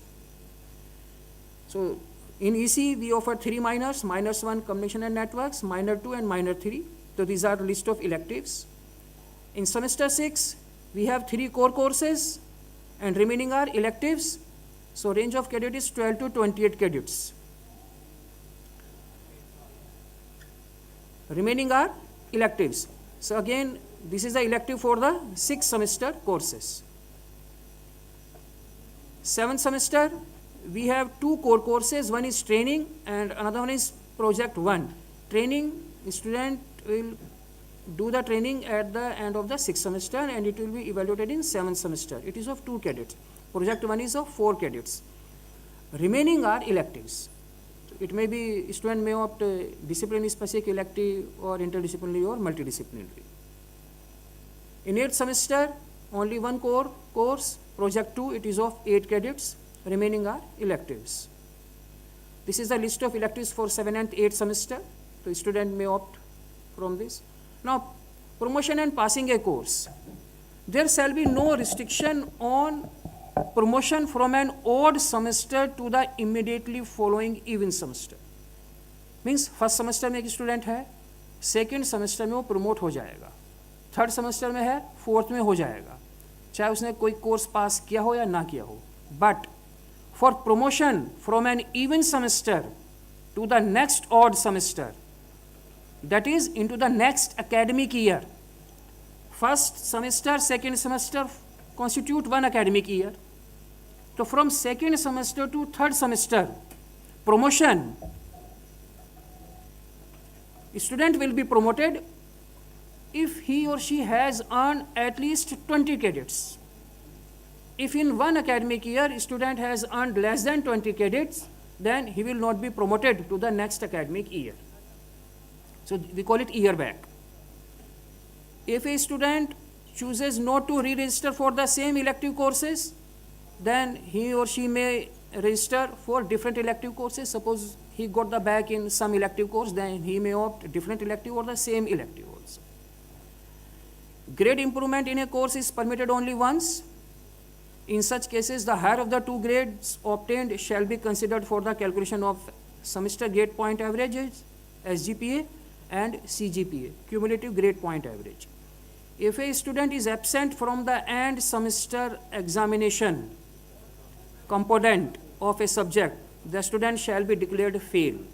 उसने mid semester भी दिया है, class test भी हैं, classes भी attend किए हैं, attendance भी short नहीं है, but वो end semester examination में appear नहीं हुआ है, तो वो fail होगा.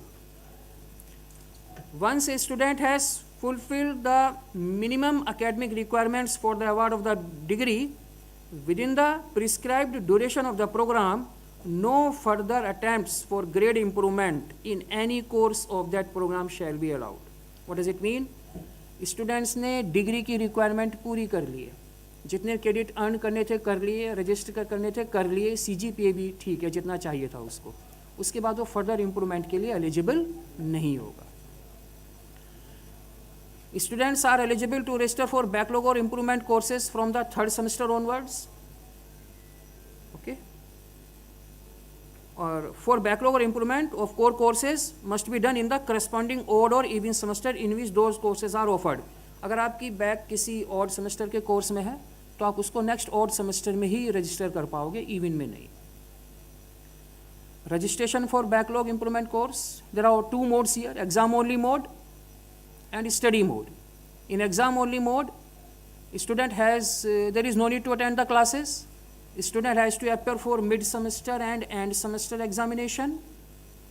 Internal marks, continuous assessment marks will be carried forward. Study mode, in study mode, student has to register for the subject and attend the classes, fulfill the attendance requirement criterion. He has to appear for the mid-semester and end semester examination, and his internal assessment marks will not be carried forward, they will be evaluated again. But study mode is mandatory for those students who are debarred due to any disciplinary action, involved in unfair means, shortage of attendance, or awarded a year back. Eligibility for award of BTech degree. Each BTech program consists 172 credits. Means student has to register for 172 credits. And he shall be eligible for the award of degree upon earning at least 164 credits and securing a minimum CGPA of 5. आपने 164 credits earn तो कर लिए, but CGPA अगर 5 से कम है, तो you will not get that degree. Okay? The CGPA and division will be displayed on the transcript only if the student meets all of the following criteria. 172 or more credits registered ho, 164 credit earned ho with a minimum CGPA of 5, and these conditions are also fulfilled. 1. The student has successfully completed all 3 VAC courses, value addition courses. We offered 3 value addition courses in the first 4 semester itself. First semester में एक value addition course, third semester में and fourth semester में. Student ने register भी सारे कर लिए हैं, earn भी कर लिए हैं, CGPA भी 5 से above है, but अगर उसकी VAC तीनों courses, value addition courses clear नहीं है, then he is not eligible for the award of the degree. Furthermore, project 2 जो 8th semester में है 8 credits का, वो clear होना चाहिए. Project 1 which is offered in 7th semester 4 credit, वो भी clear होना चाहिए. Training after the 6th semester 2 credits के, वो भी उसको भी earn करना है. The student has passed the course. Community internship जो है वो भी पास करना मैंडेटरी है. अगर इनमें से भी किसी में बैक हुई, अर्न भी 164 कर लिए, रजिस्टर भी 172 से ज़्यादा हुए और CGPA भी 5 से अबव है, बट इनमें किसी में बैक है, तो he is not eligible for the award of the degree. The student has pass CC, FC types of courses with A combined credit total of at least 120. Okay, तो if a student has registered for exactly 172 credits, so he or she may fail up to 2 courses of any type, FC, CC, ED, EI, EM. All these are basically credit based course. तो 172 earn कर लिए, exactly 172 register किए, 164 में degree मिल रही है, तो 8 credits बचते हैं. 8 credit means 2 courses because 1 course is of 4 credit. तो उसके 2 credit based courses हैं वो में फेल हो सकता है, या उनको हम कंसीडर नहीं करेंगे to calculate the CGPA, because CGPA is calculated on the best 164 credits. तो result and award of degree. Each BTech program comprises of total 172 credits. Student shall be eligible for the award of degree upon earning 164 credits, minimum CGPA of 5. CGPA shall be calculated at the end of the program based on the best 164 credits earned by the student. उसने ज़्यादा earn कर लिए, अच्छी बात है, but best 164 पे CGPA calculate होगा. Now, a student who qualifies for the award of degree by securing D grade. D grade is just pass grade. D grade or higher in subjects totaling 182 credits in the first attempt over 8 consecutive semesters and achieve a CGPA of 8.5 or above, calculated using all 182 credits, shall be awarded first division with honors, means BTech with honors. For such students, the CGPA shall also be computed on the basis of the best 164 credits. A student who qualifies for the award of the BTech degree by securing D grade or higher in all subjects in the first attempt over 8 consecutive semesters and attain a CGPA of 8 or above shall be awarded first division with distinction. CGPA जो है वो 164 credits पर ही calculate होगा best.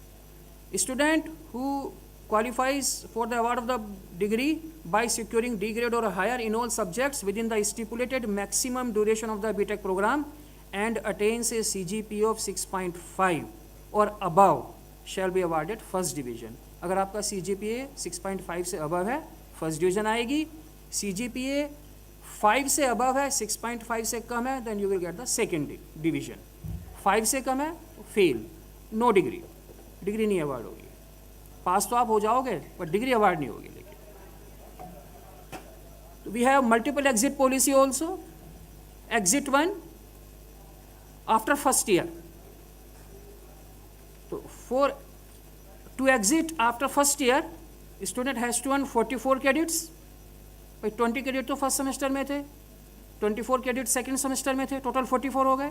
In addition to those 44 credits, student has to pass 2 skill-based courses and 1 ability enhancement course during summer semester. So if a student want to exit after the first semester and wants a certificate, then he has to apply at the end of the second semester before the summer vacation starts, so that we will offer these 2 courses for him or her to get the certificate. Exit 2, this is after second year. Earn at least 86 credits, pass 2 skill-based courses and 1 ability enhancement course during summer semester, he will get the advanced diploma.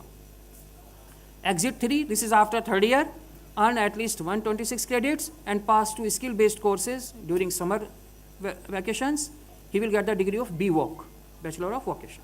Exit 4 is BTech, जो आपने भी मैंने बताया आपको 164 credit earn कर लोगे तो BTech plus minor तब मिलेगा जब आपने एक माइनर बास्केट के एटलीस्ट 4 कोर्सेज क्लियर किए हों.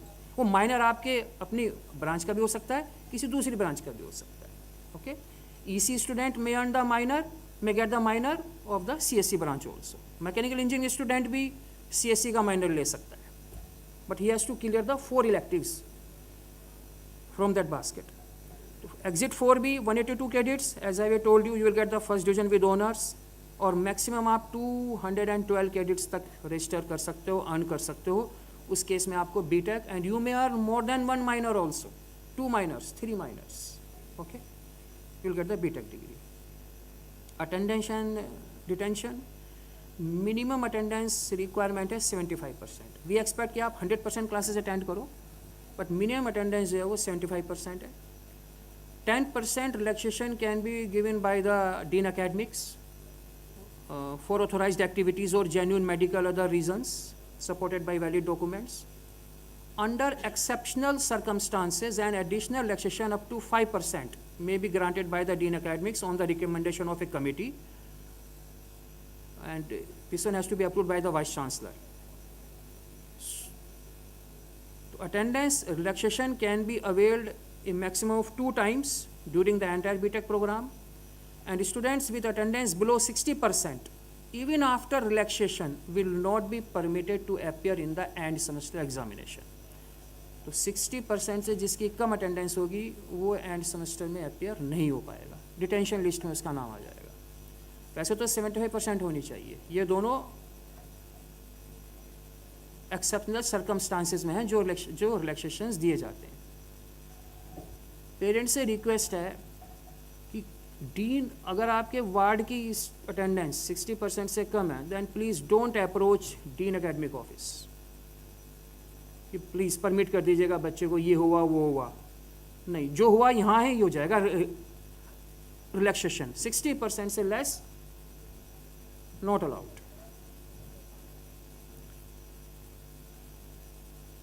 Do's and don'ts for parents.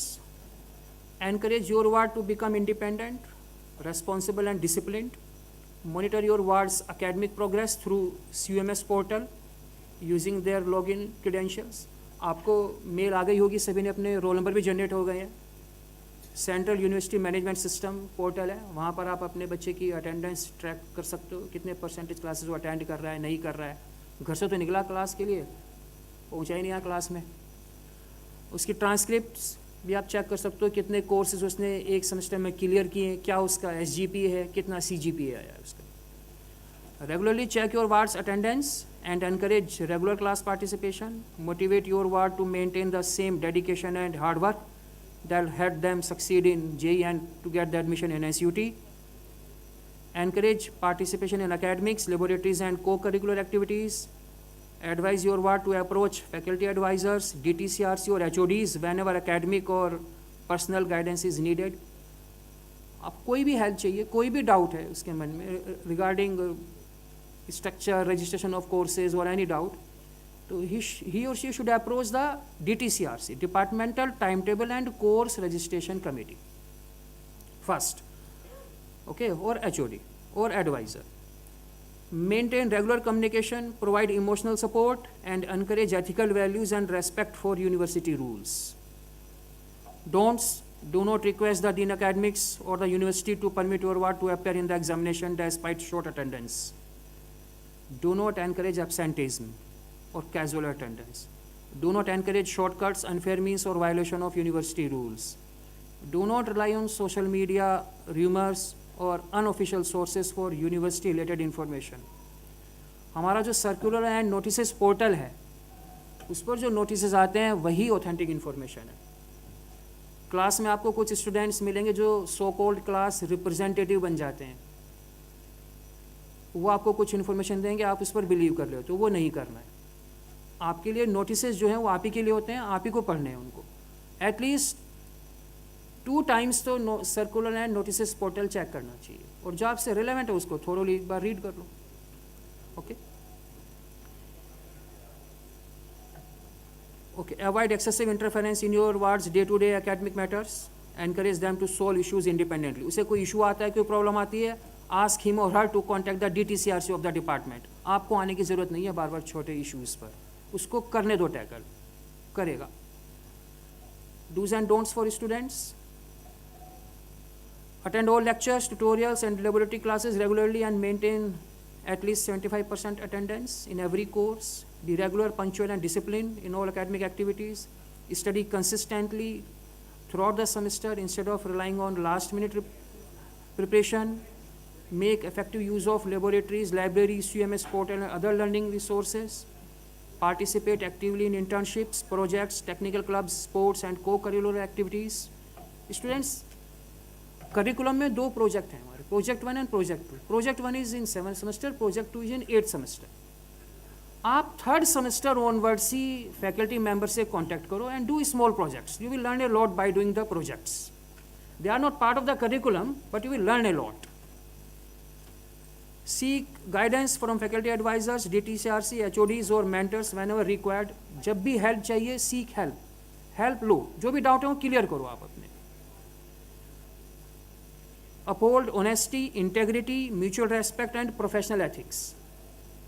कहीं कोई नहीं सुन रहा है तो डीन एकेडमिक ऑफिस है, आप वहाँ पर जा सकते हैं स्टूडेंट्स। ओके अपनी क्वेरीज को लेकर के first approach DTCRC, HOD and then dean academic office. Don'ts: do not remain absent from classes without a valid reason. Do not indulge in UFM, unfair means, plagiarism or any form of academic misconduct. Do not violate the university's rules, code of conduct or disciplinary regulations. Do not damage university property or misuse laboratories and other facilities. Do not depend on rumors or unofficial social media posts. Always verify information through official NSUT channels. Do not hesitate to seek help when facing academic or personal difficulties. Counselors भी हमारे यहाँ हैं. In case student is feeling pressure, he may consult the counselor. Okay, first contact the DTCRC, they will help you, and you may contact the counselor also. Do not engage in ragging, bullying, discrimination or any behavior that creates an unsafe or unhealthy campus environment. Attend classes regularly, maintain your attendance. Do not indulge in these type of illegal activities. उसके बाद आप तो परेशान होते ही हो, फिर parents भी परेशान होते हैं और उसका कोई सोल्यूशन निकलता नहीं है actually, because this are the part of the regulation. Regulation को हम वायलेट नहीं कर सकते। Okay, so the next 4 years will shape not only your career but also your character. Learn with curiosity, work with integrity, innovate with courage and serve society with compassion. These 4 lines are from Harivansh Rai Bachchan. This is for students. आपके लिए हैं ये। अभी कहाँ आराम बड़ा, यह मूक निमंत्रण छलना है, अरे अभी तो मीलों मुझको चलना है। अभी कहाँ आराम बड़ा, this is not the time to rest. आपको पेरेंट्स ने ये बोला होगा कि बेटा ये 2 साल हैं बस 11th 12th, इनमें अच्छी मेहनत कर ले, उसके बाद तो 4 साल फिर कुछ नहीं करना, एडमिशन हो जाएगा फिर लाइफ बन जाएगी। बच्चों ऐसा बिल्कुल नहीं है। ये 4 साल भी आपने उसी तरह से मेहनत करनी जैसे आपने लास्ट 2 years की है। मेहनत करना, जिस पॉइंट पर आप छोड़ दोगे वहीं पर ही सैचुरेट हो जाओगे आप, कैरियर वहीं सैचुरेट हो जाएगा। 4 साल यहाँ से जाने के बाद भी जॉब में भी मेहनत करोगे तो सक्सेसफुल होगे। तो मेहनत तो करनी है लाइफ में, जैसी पहले की वैसी ही करनी है। तो अभी कहाँ आराम बड़ा, तो this is not the time to rest. यह मूक निमंत्रण छलना है। The silent invitation to stop and relax is deceptive. वो 2 years वाला जो मैंने कहा अभी, it can distract us from our larger purpose. 4 years उसी तरह से पढ़ाई करनी है आपको, मेहनत करनी है, बल्कि ज़्यादा करनी है। अरे अभी तो मीलों मुझको चलना है, There are still many miles ahead of me. I still have a long journey to complete. Thank you, students. Wishing you a rewarding and successful journey at NSUT. Thank you.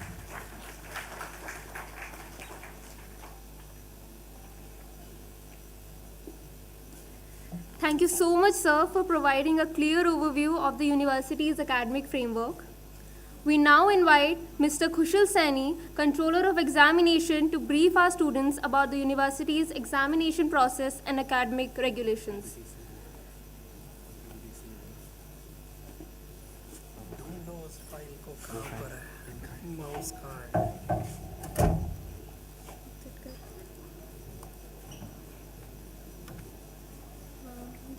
इस पे नहीं है वो ईमेल जो पे है हाँ ना ईमेल कौशल सर हाँ कौशल सर। मैं कर रहा हूँ मेल खोल क्रोम कोड ये लगा है ना इसमें जाओ हाँ कार्ड इसमें इनबॉक्स पे क्लिक कर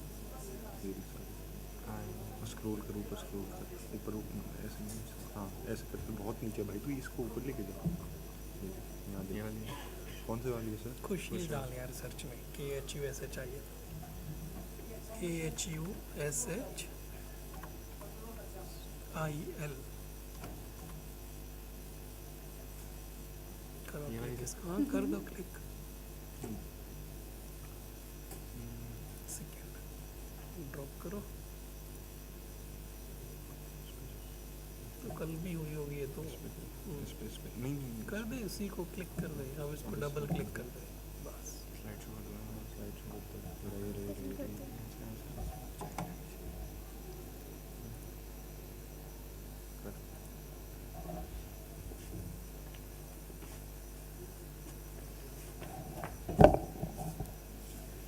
Good afternoon, students and parents. I am Khushil Saini, Controller of Examination. So by now you have seen all the department facilities.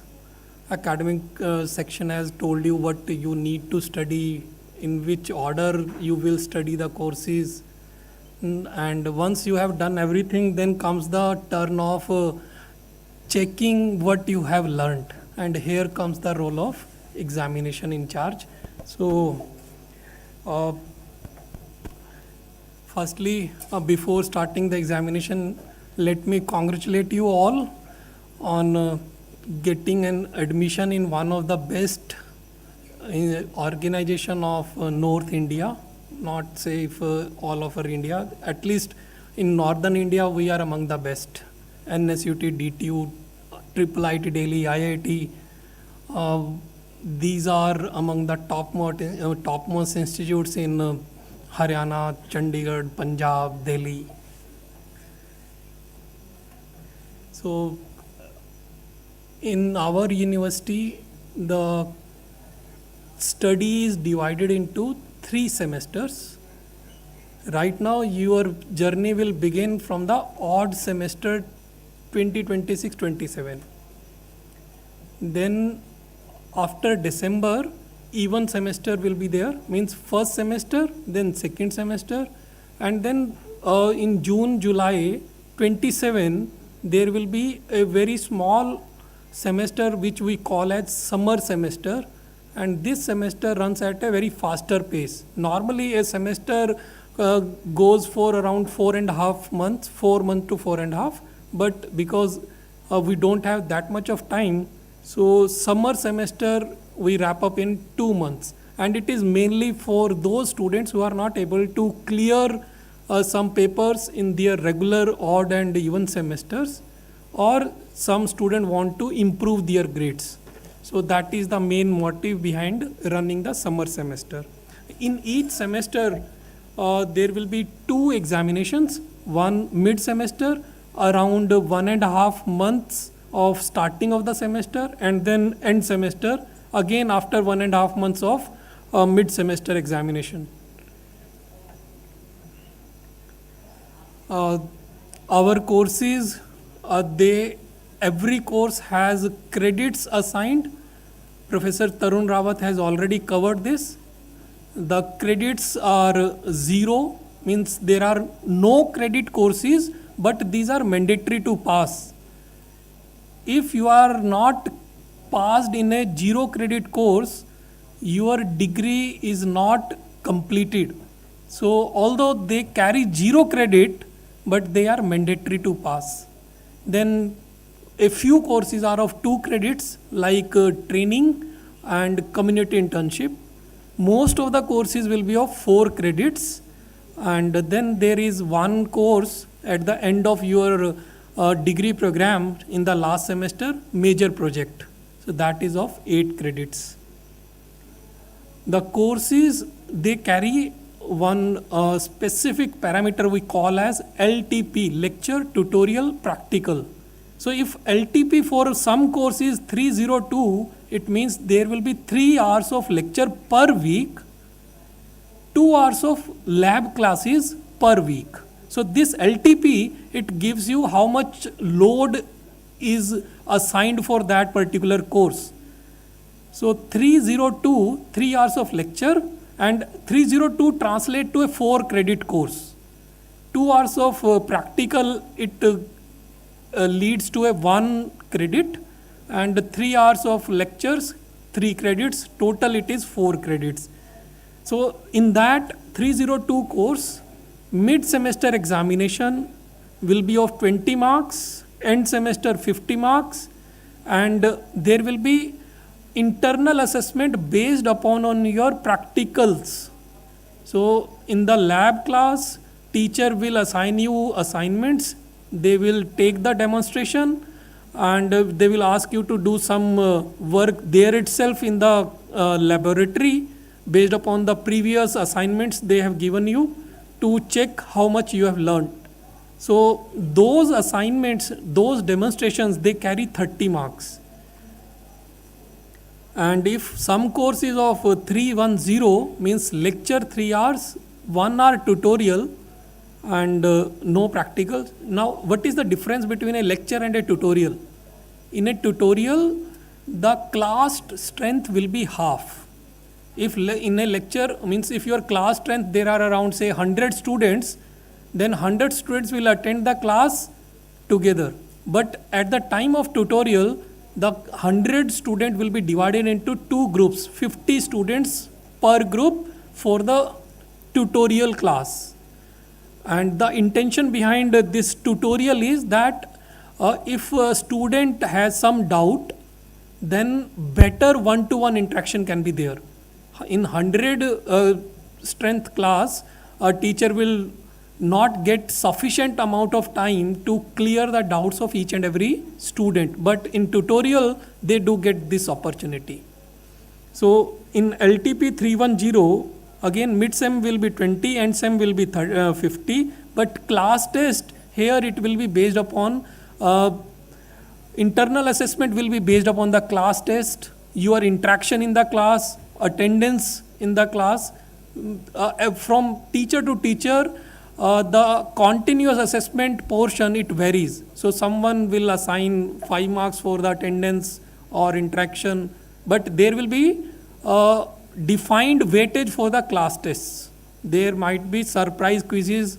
Class tests are normally announced around 10-15 days of starting of the semester. There will be one class test, then there will be mid-semester. After that, there will be another class test, then end semester. So they keep you engaged, and they ensure that whatever is being taught to you, you keep on revising that regularly.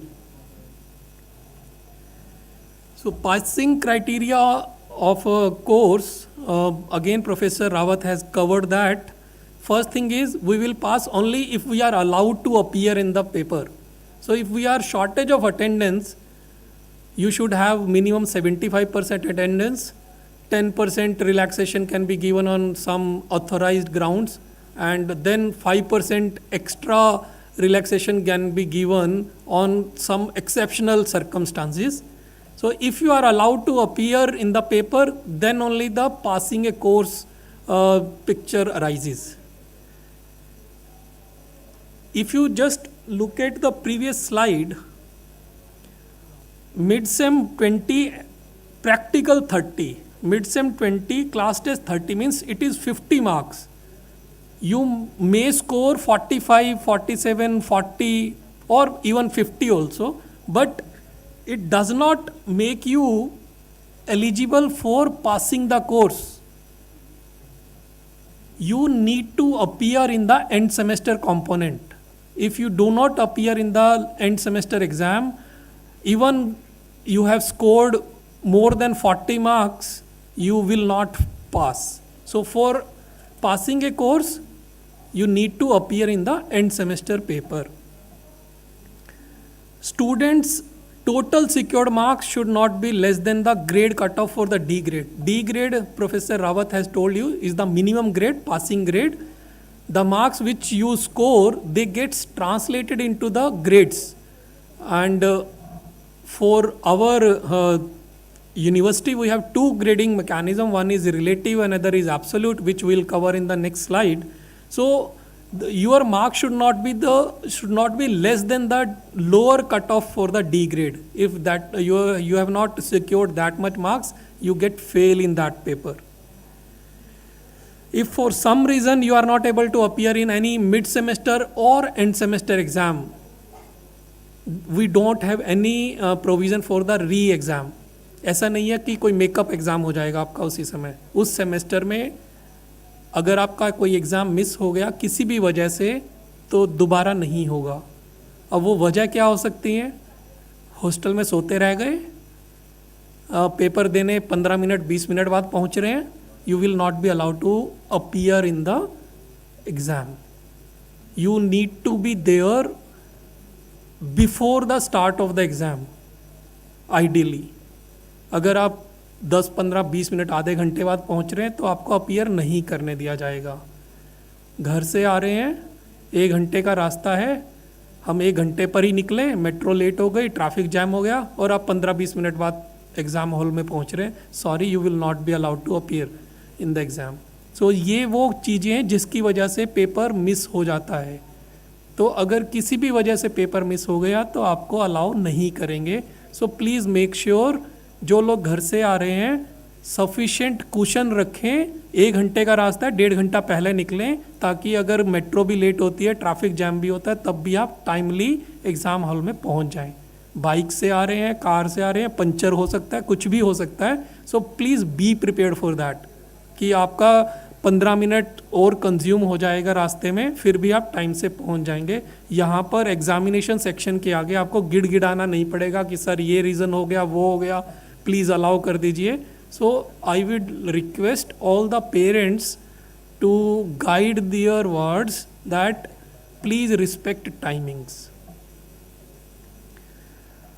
This we have already covered. Mandatory to pass all the 0 credit courses. अभी recently बच्चे का IIM में हुआ है और उसने ध्यान नहीं दिया कि उसका एक 0 क्रेडिट का कोर्स है जिसमें वो फेल है. अब वो परेशान हो रहा है. तो सारे कंडीशन सेटिस्फाई हो गया, सब कुछ 5 CGPA भी है, 174 रजिस्टर भी कर लिए, 172 जो भी सर ने बताया, और जितने चाहिए थे अटेन भी कर लिया, बट 0 क्रेडिट के कोर्स में फेल हो गए तो डिग्री नहीं मिलेगी. सो प्लीज़ अभी क्या है कि पेरेंट्स, अब स्टूडेंट्स बताते हैं हमें तो किसी ने बताया नहीं था. तो भाई पहले दिन ही बताया जा रहा है. वैसे वेबसाइट पर सब कुछ लिस्टेड भी है, पढ़ने की जहमत उठाते नहीं है बच्चे और पेरेंट्स तो देखते नहीं हैं. तो आज आपको बताया जा रहा है. ये चीज़ें बार बार भी बताई जाती हैं, परंतु नॉन सीरियसनेस की वजह से फिर at the completion of the degree आप सफ़र करते हैं. We do not want that you also get trapped in such a situation. शुरू से ध्यान रखिए, 0 क्रेडिट के पेपर में पास होना जरूरी है.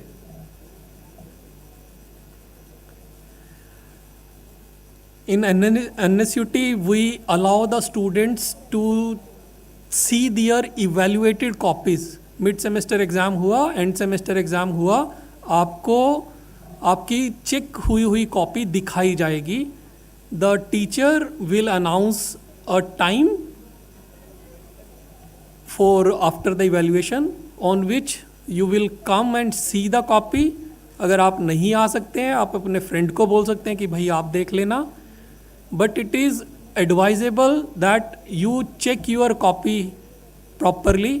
कभी किसी से गलती से कोई क्वेश्चन अनचेक्ड रह जाता है, टोटलिंग में मिस्टेक हो जाती है, बट अगर वहाँ पर आप कहते हैं कि जी मैंने तो 2 पेज भरे, मेरे को 2 नंबर दिए हैं, 5 में से ज़्यादा मिलने थे, तो टीचर ही जस्टिफाई कर सकता है, बाकी कोई नहीं कर सकता. ठीक है, तो it is advisable that all the students should check the evaluated copies. हम लोगों के यहाँ पर इवैल्यूएशन का कोई मैकेनिज्म नहीं है, क्योंकि हम आपको पहले से कॉपी दिखा रहे हैं. टीचर आपका ग्रीवेंस अटेंड करेगा, और अगर टीचर के एंड पर आपका ग्रीवेंस सॉल्व नहीं हो रहा है तो हर कोर्स के लिए एक कमेटी वो होती है जिसे बोलते हैं कोर्स कोऑर्डिनेशन कमेटी. मान लीजिए आपका मैथमेटिक्स का पेपर है, NSUT में सभी ब्रांचेज में पढ़ाएंगे, तो 15-20 टीचर पढ़ाएंगे उस पेपर को, तो उनमें से किसी एक टीचर को कोऑर्डिनेटर बना दिया जाता है, एक टीचर को चेयरपर्सन बना दिया जाता है कोर्स कोऑर्डिनेशन कमेटी का. तो अगर आपके टीचर के एंड पर प्रॉब्लम रिजॉल्व नहीं हो रही है, you can submit the representation to the chairperson of that course coordination committee कि सर ऐसे ऐसे करके मेरा इशू है, टीचर अटेंड नहीं कर पा रहे हैं, please look into the matter. तो लेटर ऑन RTI में कॉपी की मांगते हैं, तो ये आप प्रॉब्लम ही क्रिएट कर रहे हैं. हम रिफ्यूज़ भी करते हैं कि जी आपको दिखा दिया गया था, कॉपी आपको पता है, हम RTI में सबमिट नहीं कर रहे हैं ये copy. So there should not be any need to file an RTI when we have already shown you the given you the opportunity to see the evaluated copy.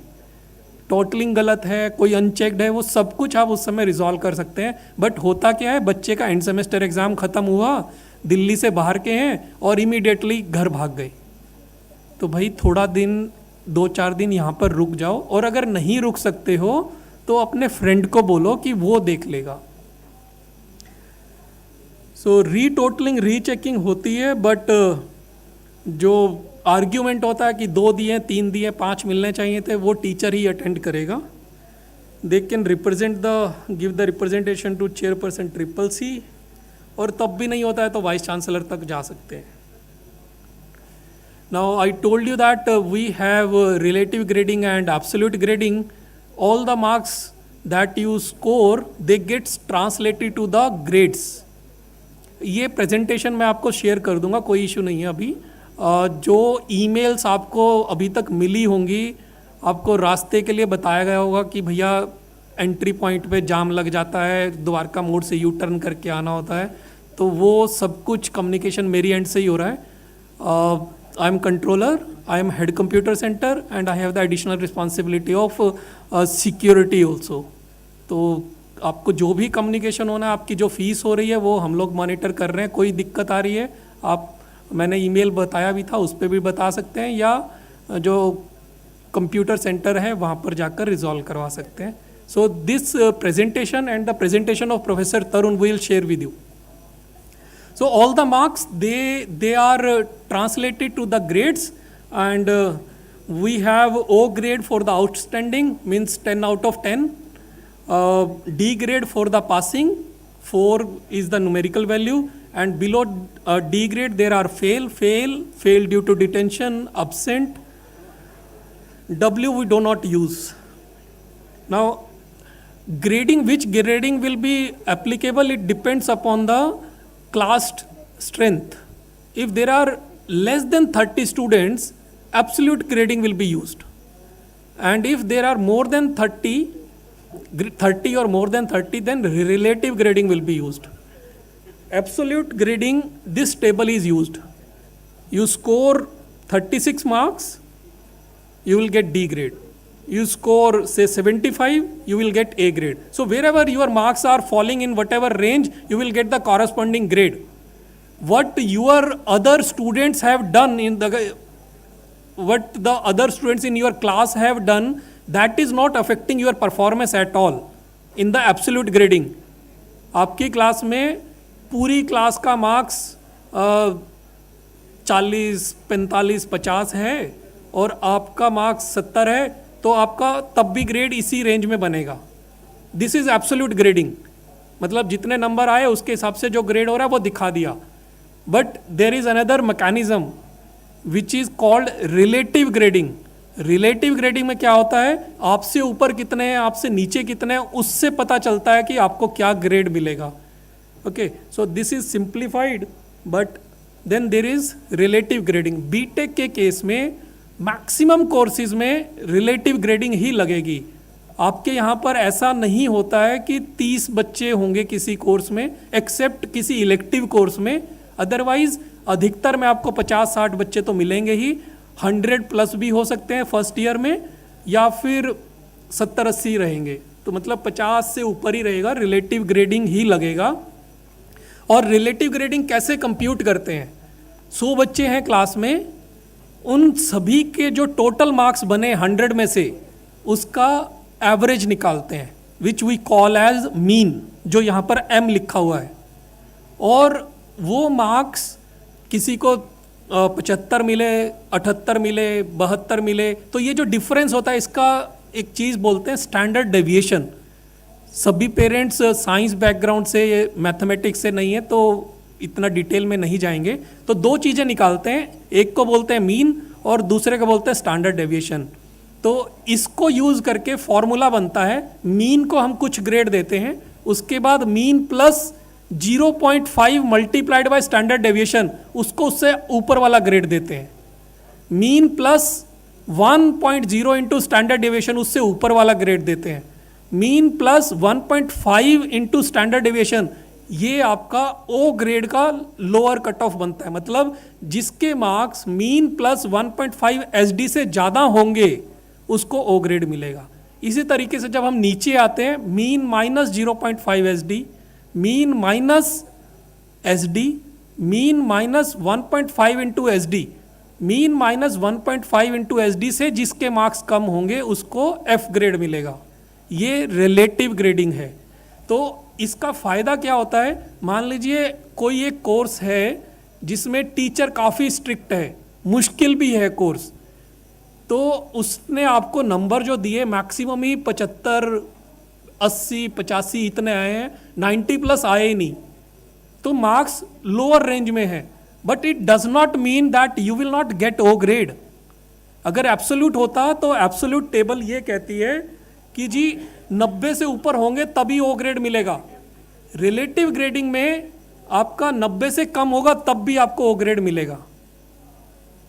Absolute में ये कहते हैं कि जी आपके 35 से नीचे हुआ तो फेल होंगे. रिलेटिव ग्रेडिंग कहती है कि मीन माइनस 1.5 एसडी से कम होगा तब फेल होंगे, और वो हो सकता है कई बार 35 से नीचे भी चला जाए. टीचर ने स्ट्रिक्ट मार्किंग किया, पेपर डिफिकल्ट था, तो सब कुछ नीचे की तरफ मूव कर जाएगा. इसी तरीके से पेपर बहुत आसान है, टीचर ने लीनियंट मार्किंग किया, पता चला अधिकतर बच्चों को 90 प्लस ही मिल रहा है, तो उस केस में मीन प्लस 1.5 एसडी जो है वो 100 प्लस चला जाता है. मीन प्लस 1.5 एसडी की अगर वैल्यू कंप्यूट करेंगे तो वो हो सकता है 110 आए, 105 आए, तो क्या किसी को भी ओ ग्रेड नहीं मिलेगा? क्योंकि ओ ग्रेड तो 100 से ऊपर हो ही नहीं सकता. अब वो वैल्यू आ रही है 110, तो ऐसा नहीं है. ये जो एक्सेप्शन केसेस हैं इनको हैंडल किया जाता है. Anybody getting more than 95 will always get O grade, anybody getting less than 30 marks will always get fail. तो इस तरीके का सब कुछ रिलेटिव ग्रेडिंग के लिए हमारे सिस्टम में, यूनिवर्सिटी मैनेजमेंट सिस्टम जो है उसमें मैकेनिज्म बना रखा है. ठीक है, तो ये रिलेटिव ग्रेडिंग ही आप लोगों के केस में अप्लाई रहेगी.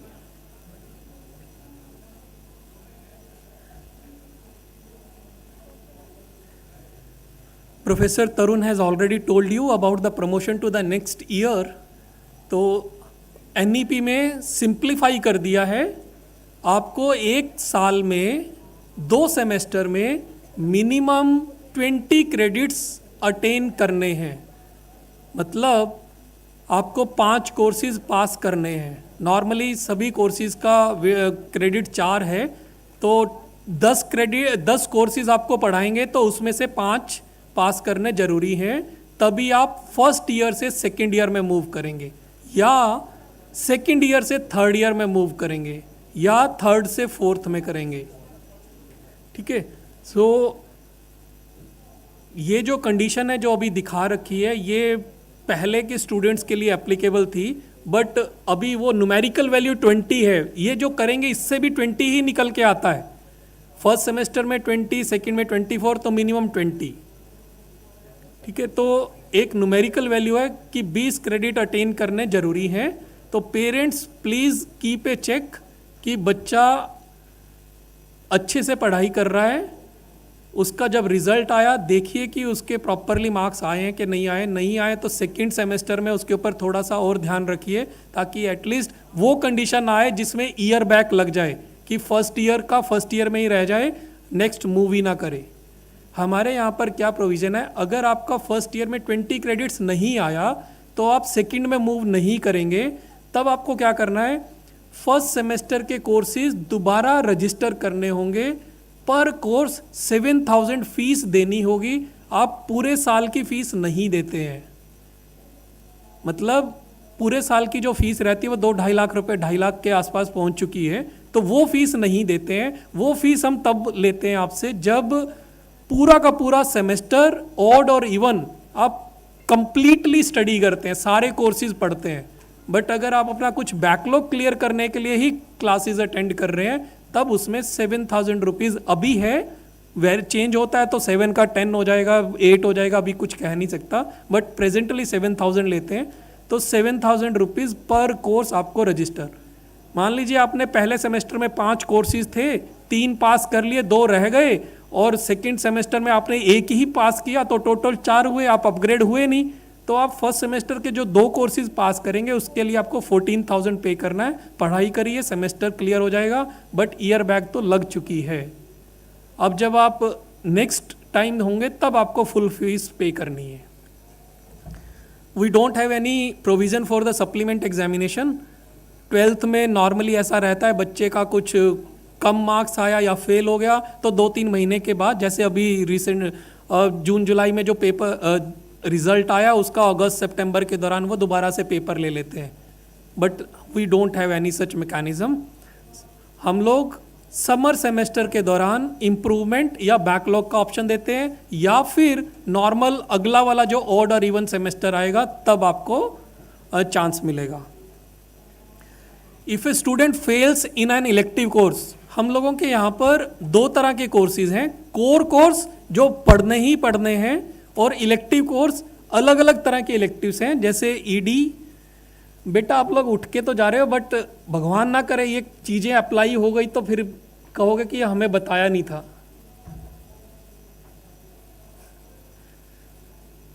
जब मैं क्लास लेता हूँ ना तो मैं यही कहता हूँ, जिसको अटेंडेंस चाहिए मैंने अटेंडेंस ले ली, चले जाइए। जिसको पढ़ना है वो बैठिए। 80-85 की क्लास आती है, 20-25 बैठते हैं, बाकी सब भाग जाते हैं। बच्चा किस लिए आ रहा है? सिर्फ अटेंडेंस के लिए। नॉलेज तो उसको लग रहा है कि मैं यूट्यूब पे ले लूँगा, इधर उधर के लेक्चर सब मिलते हैं उससे ले लेंगे, और जब पेपर आता है फिर हम उससे जो हमने पढ़ाया वो पूछते हैं तो शोर मचता है, out of syllabus, out of syllabus. फिर टीचर उसको कहता है बुक नंबर ये, बुक का नाम, पेज नंबर ये वाला कॉन्सेप्ट, क्वेश्चन नंबर ये वाला। फिर कहते हैं हमें तो धमकाया जा रहा है। तो टीचर्स की ऐसी हालत ख़राब है। रियलिटी शेयर कर रहा हूँ, I am no more a teacher, अभी कंट्रोलर ऑफ एग्जामिनेशन हूँ, मेरा रोल बदल गया है। बट हाँ, 2-3 साल पहले मैं टीचर था। तो कंप्लेंट हुई, ये सारा मेरा पर्सनल एक्सपीरियंस है। पहले पढ़ाने की कोशिश करो, नहीं पढ़ेंगे। फिर आप उनकी नॉलेज टेस्ट करने की कोशिश करो, फिर वो कहेंगे जी आउट ऑफ सिलेबस आ गया।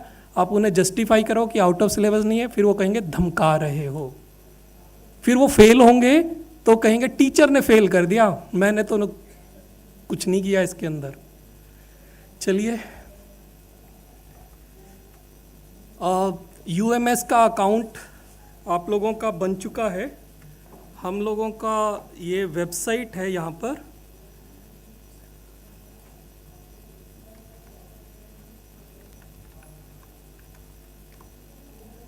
आप लोगों को रोल नंबर्स मिले थे, आपने एक्टिव कर लिया होगा।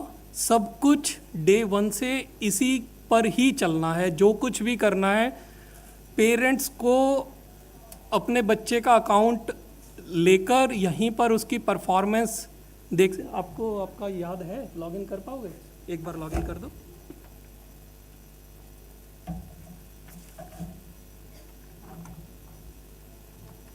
अगर कोई बोर फील कर रहे हो तो भाई जा सकते हो, अगर लग रहा है कि कुछ अच्छा बता रहा है तो बैठिए। हाँ, कोई बात नहीं।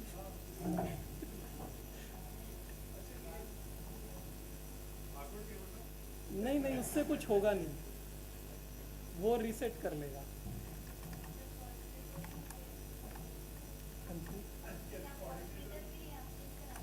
नहीं मैडम, मैं तो खुद लॉगिन कर लेता, पर वो कहते सभी लोग कि भाई ये तो सबके में जा सकता है, तो वो ठीक नहीं है। नहीं पता क्या? चेक करना पड़ेगा, हो जाएगा। चलो ठीक है, थैंक यू। तो ये इस तरीके से आपका अकाउंट होता है। यहाँ पे माई प्रोफाइल आपको अपडेट किया होगा, मैंने वीडियोस बनाकर शेयर कर रखा है, टेक्स्ट में भी लिखा हुआ था। तो माई एक्टिविटीज़ में जाते हैं, यहाँ पर आपको ये अटेंडेंस दिखाई देती है। अभी ये स्टूडेंट कौन सी ईयर में हो? 3rd year. ये लॉगिन करके मुझे पता चला, जब हमें पता नहीं है कि ये क्या मूर्खता करी हुई है। 28, 29 और 29, 30।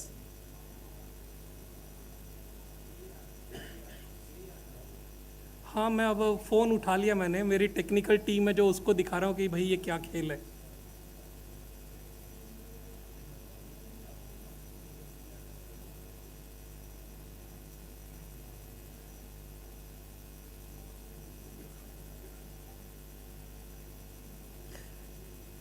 तो अभी तो मैं इसका पुराना भी आपको शायद नहीं दिखा पाऊंगा, क्योंकि ईयर डिसाइड करता है। जब हम यहाँ ईयर डालते हैं तो उसके हिसाब से आता है।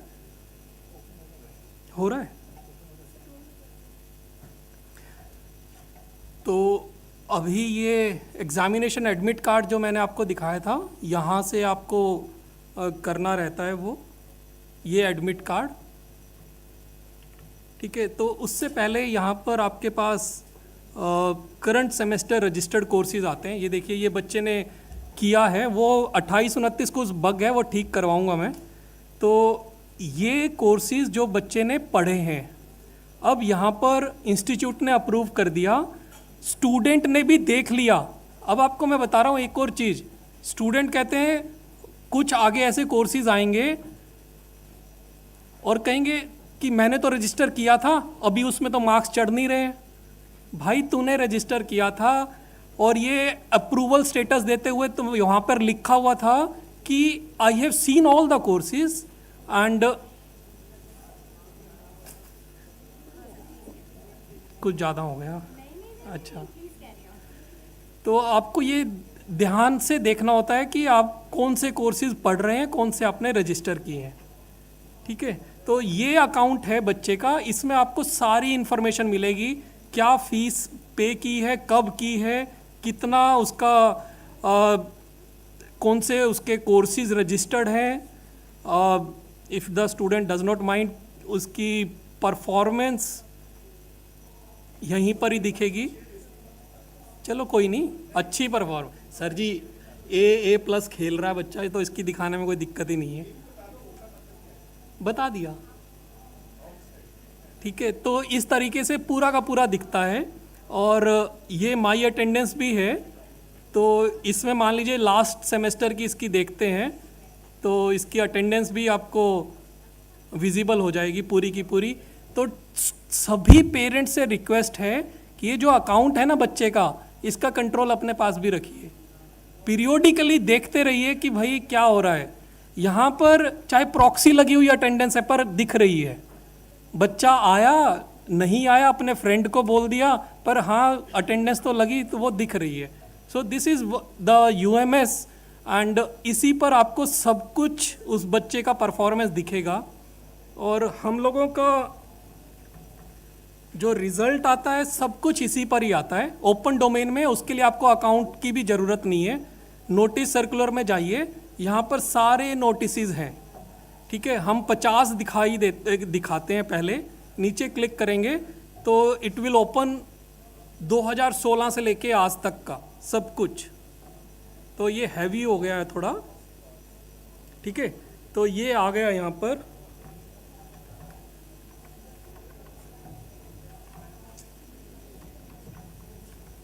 तो ये रिज़ल्ट जो हम लोग निकालते हैं यहीं पर ही लगा देते हैं। तो ये लिंक आप खोलेंगे, इसमें बच्चे के सभी पुराने रिजल्ट्स जिसका जो देखना है सब दिखेगा। सो इफ़ यू वांट कि बच्चे का ट्रैक रखना है, आप आराम से इस वेबसाइट पर आइए, सब कुछ अटेंडेंस, मार्क्स, कौन से कोर्सेज, क्या फ़ीस कब भरी, क्या काम करना, सब कुछ यहीं पर ही मिलता है, ठीक है। So this is about this admit card. और अब कुछ एग्जामिनेशन रूल्स हैं जो सभी को पता होने चाहिए। Please carry the examination admit card, जो अभी प्रिंट आउट निकाला था रोल नंबर को वो वाला, और अपना NSUT का आइडेंटिटी कार्ड। पेरेंट्स को मैं बताऊं कि बच्चों को बड़ा शेम सा फील होता है कि NSUT का आइडेंटिटी कार्ड क्यों कैरी करें। Why are we being forced to carry the identity card? तो भाई आपको NSUT का नहीं कैरी करना, अपना पासपोर्ट कैरी कर लो, पैन कार्ड कर लो, प्लास्टिक वाला आधार कर लो। बट हाँ, एग्ज़ाम के समय आपको कोई ना कोई फिज़िकल आइडेंटिटी कार्ड चाहिए। अगर आप नहीं कैरी करेंगे तो आपको पहले दिन हम छोड़ सकते हैं अंडरटेकिंग लिखकर कि मैं आज भूल गया, आगे से लाऊंगा, बट उसके बाद चांस नहीं मिलेगा और आपको पेपर नहीं देने दिया जाएगा। सो प्लीज़ इंश्योर कि आपके पास एडमिट कार्ड हो और एक आइडेंटिटी कार्ड हो, चाहे वो NSUT का इशूड हो, चाहे कोई सरकारी दूसरा हो। We request students to be seated in the examination. अभी यहाँ पर 20 लिखा है, 10 मिनट भी कहते हैं, और मैं तो ये भी कहता हूँ कि पेपर शुरू होने से जस्ट पहले तो बैठ जाओ। आप देखेंगे किसी दिन, आपको जब पेपर होते हैं ना तब आके देखिए यहाँ पर क्या हालत होती है।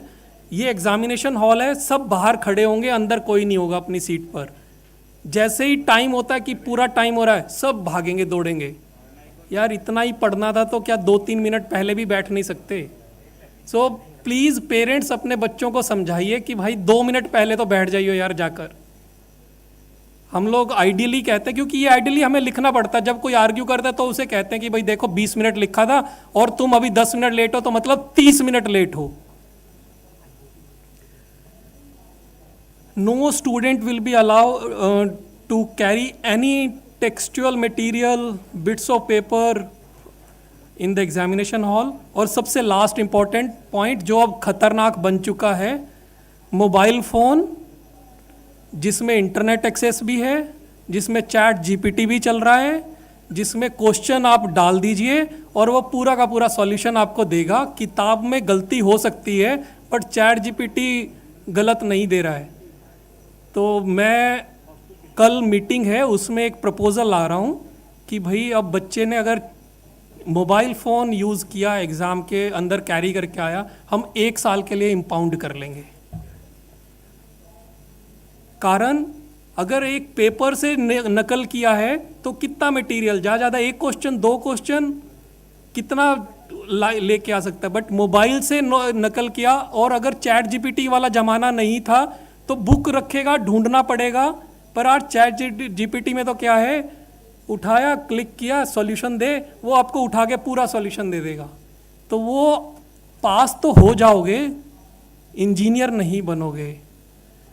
असाइनमेंट तो सबमिट हो जाएगी, बट कंपनी में जब पहुंचोगे ना कि उस पर काम करना है, वहाँ तो चैट GPT काम नहीं आएगा। So chat GPT is there to help you, but it is not the way to get pass. Use करिए, कुछ अगर आपको नहीं समझ में आ रहा है वो अच्छे से समझाएगा। हम भी करते हैं। मैं अभी कोई नोट शीट बनानी होती है, अपने सीनियर को भेजना होता है, लिख दिया पूरा का पूरा, फिर चैट GPT में डाल दी कि भाई थोड़ी गलती हो ना ठीक कर दियो, वो अच्छी सी इंग्लिश बना देता है उसकी। बट मैंने उसे ये नहीं कहा कि भाई मेरे को ये भेजना, तू बना के दे दे, मैं उठा के एज इट इज़ चेप दूंगा। नहीं, चैट GPT को यूज़ करना है तो अपनी ब्रेन भी हमें यूज़ करना है। So mobile phones please make sure कि कोई भी कैरी ना करे। अभी एक रिसेंट एग्जाम्पल देता हूं मैं। बच्चे के पेरेंट्स मतलब well belonged family, father doctor हैं, यूरोलॉजिस्ट हैं, मदर डॉक्टर है, गायनी है। बेटी ने यहाँ पर फ़ोन यूज़ करा, नकल में पकड़े गई, पेरेंट्स को यहाँ आना पड़ा। अब वो एक यूरोलॉजिस्ट और एक गायने अपना छोड़ के आ रहे हैं, तो कितने का नुकसान करवाया उन्होंने वो तो देखो है ही है। तो क्यों ऐसी सिचुएशन क्रिएट करना जिसमें आपके पेरेंट्स को यूनिवर्सिटी में आना पड़े और रिक्वेस्ट करना पड़े आपके बिहाफ पर कि भाई इसको प्लीज़ माफ़ कर दीजिए। So please don't carry mobile phone under any circumstances. मैं तो कहता हूँ लाने की ज़रूरत भी नहीं है। वो ज़माना था जब मोबाइल फ़ोन नहीं थे, तब भी तो हम लोग थे। हमारा ये आपका और हमारा ये बच्चों के टाइम में मोबाइल फ़ोन आए, उससे पहले तो थे ही नहीं। तो अवॉइड कर सकते हैं करो, अदरवाइज़ अपने बाहर बैग में, अपने फ्रेंड के बैग में, गाड़ी में कहीं पर छोड़ के आइए, पेपर में मत लेके आइए।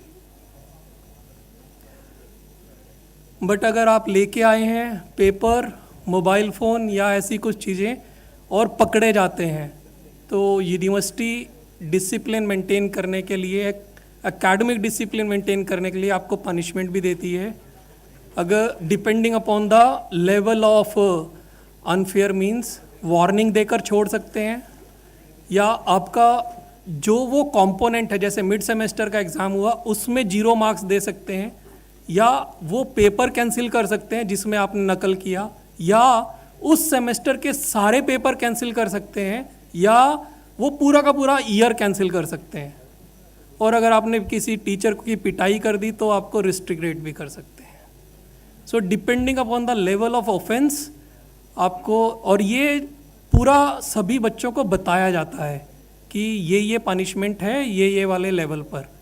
सो we will not like any of the student to fall in this case. अच्छा नहीं रहता है, बट हाँ डिसिप्लिन मेंटेन करने के लिए मजबूरी है, करना पड़ता है। So it is the responsibility of the parents also कि बच्चा को ध्यान रखें कि वो ना पकड़े जाएं। ऐसी चीज़ पकड़ने नहीं, सॉरी, ऐसी चीज़ यूज़ ही ना करें पेपर के दौरान। ठीक है, so that's all from my side and wishing you all A fulfilling and successful journey. और होपफुली मैंने बोर नहीं किया होगा आपको। हाँ जी, रिगार्डिंग अपग्रेडेशन कुछ मॉर्निंग में क्वेरीज थी रिगार्डिंग अपग्रेडेशन, ब्रांच अपग्रेडेशन। जो स्टूडेंट्स अभी बैलेंस फी पे नहीं करेंगे उनका एडमिशन हम कैंसिल करेंगे, तो कुछ सीट्स वैकेंट होंगी। उन वैकेंट सीट्स के अगेंस्ट अपग्रेडेशन रन होगा। अपग्रेडेशन रन करने से पहले हम चॉइसेस रिफ़िल करवाएंगे आपसे अगेन। जैक लॉगिन के थ्रू ही चॉइसेस फिल होंगी, और जब आप जैक लॉगिन करेंगे तो उस समय आपको केवल NSUT की चॉइसेस विजिबल होंगी, क्योंकि अब इंटरनल अपग्रेडेशन होगा ओनली। तो उस समय आपको NSUT main campus, east campus और वेस्ट कैंपस, तीनों कैंपसेस की ब्रांचेस विजिबल होंगी। तब आप उनको प्रेफरेंस में फिल कर सकते हो। इनिशियली जब आप लॉगिन करोगे आपसे विलिंगनेस पूछेगा कि you want to participate in the upgradation, yes or no. आप येस करेंगे। जब आप चॉइस फिलिंग पर जाएंगे तो आपको उस समय केवल वो चॉइस विजिबल होगी जो आपको अलॉटेड है अभी करंटली ब्रांच। फिर आप अपनी प्रेफरेंसेस फिल कर देंगे। तो बहुत केयरफुल्ली फिल करना है, ईस्ट कैंपस की ब्रांचेस देख करके फिल करना है, वेस्ट की और मेन की। कुछ स्टूडेंट्स आगे ब्रैकेट में ईस्ट कैंपस लिखा होता है उसको देखते नहीं है, कंप्यूटर साइंस एंड इंजीनियरिंग लिखा होता है उसको 1, 2 या 3, 4 पे फिल कर देंगे, और फिर वो मेन कैंपस से ईस्ट कैंपस चले जाएंगे। फिर कहते हैं कि सर हमें तो जाना नहीं था, हमें पता नहीं चला, ये हो गया वो हो गया, वेस्ट कैंपस चले जाएंगे इस तरह से। तो fill the preferences carefully as per your choice, okay, visible होंगी। ये नोटिस जो है चॉइस फिलिंग का मे बी ऑन 10th आ जाएगा। 12th को चॉइस फिलिंग होगी। अभी ये मैं टेंटेटिव शेड्यूल बता रहा हूँ आपको। ओनली 1 डे 11:30 AM से स्टार्ट होंगी, 11:59 PM तक चलेगी चॉइस फिलिंग। फिर आप लॉक कर देंगे। 14th को अपग्रेडेशन रिजल्ट डिक्लेयर हो जाएगा, अपग्रेडेशन हो जाएगा। Result will be displayed in the candidates JAC login, okay. Upgradation के बाद जिस कैंडिडेट की जो ब्रांच अपग्रेड हुई होगी मिलेगी, उसको उसी कैंपस में जाना होगा फिर पढ़ने के लिए, और उसी ब्रांच में क्लास अटेंड करनी होगी। फॉर एग्जाम्पल अभी सपोज कोई students electronics and communication engineering का है,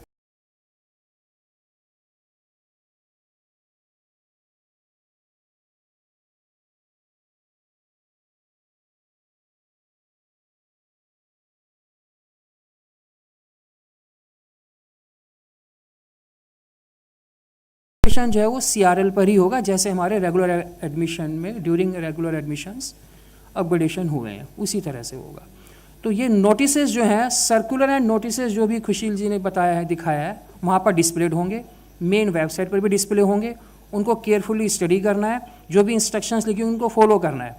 जो candidate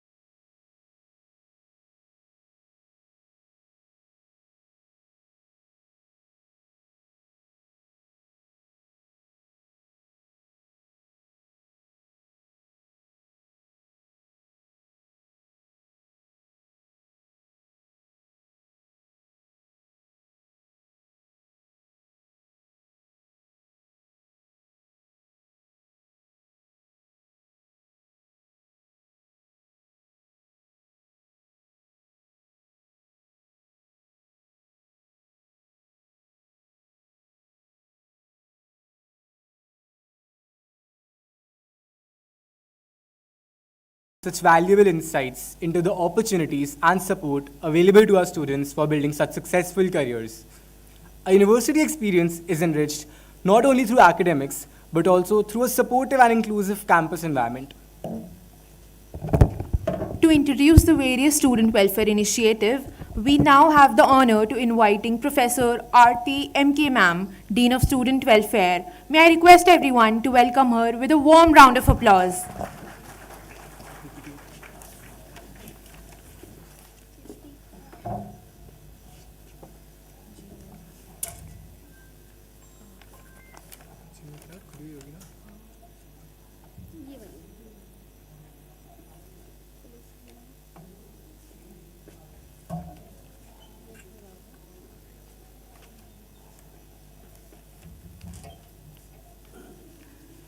Good afternoon, everyone.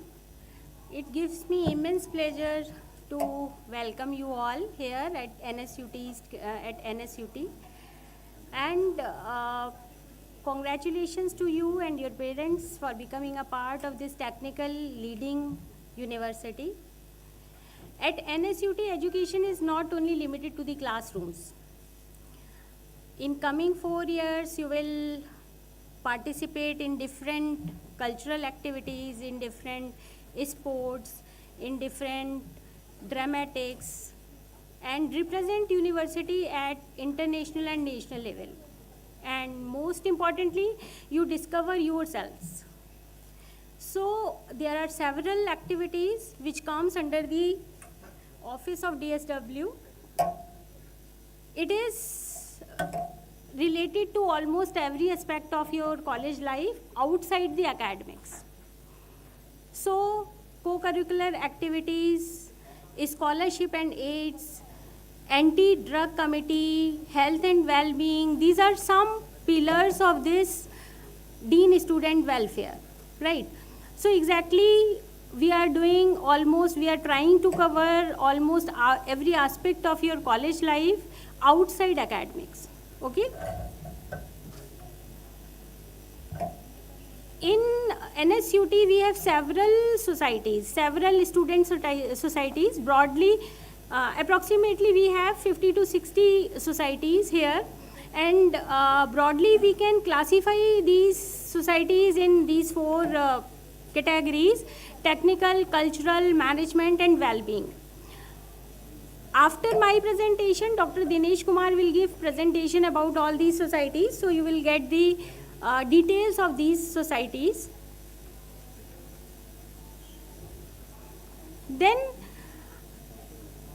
university provides supports to the students if there is some problem related to the finances, or is there any something unfortunate in any student's life, like parents are not there or something like that.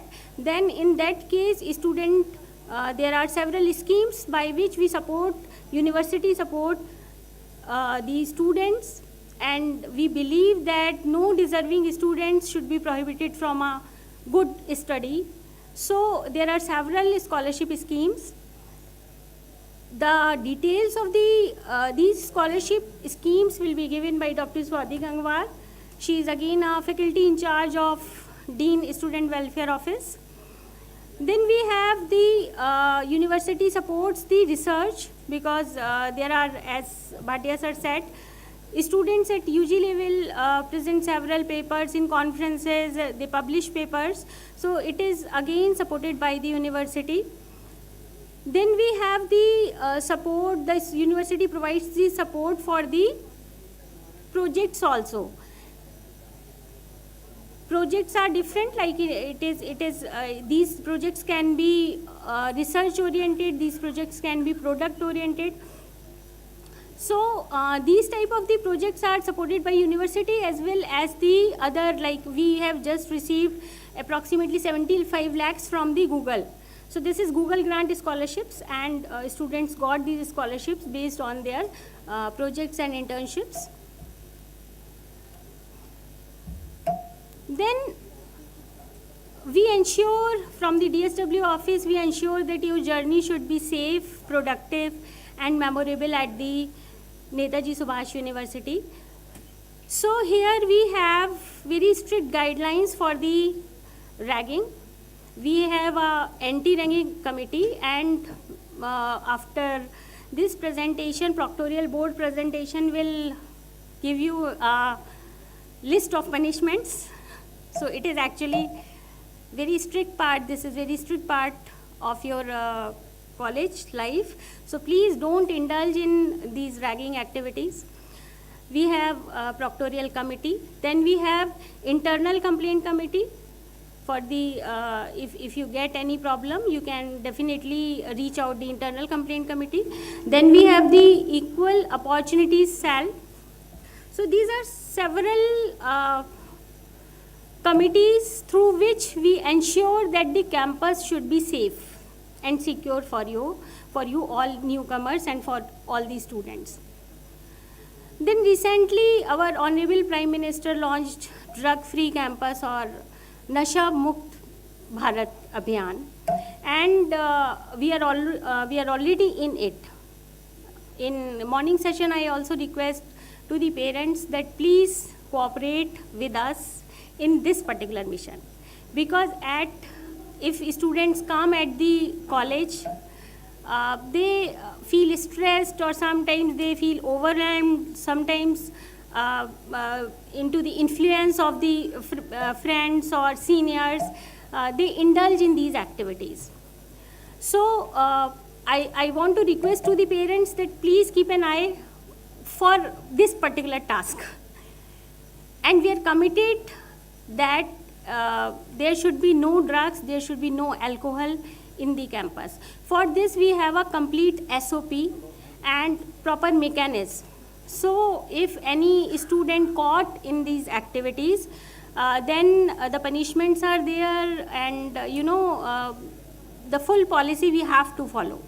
So please do not indulge in these activities. Then another important aspect of students' life is the mental health and well-being. We all know that mental health is as important as physical health. So if you feel stressed, you feel anxiety, you feel any kind of problem, please speak out.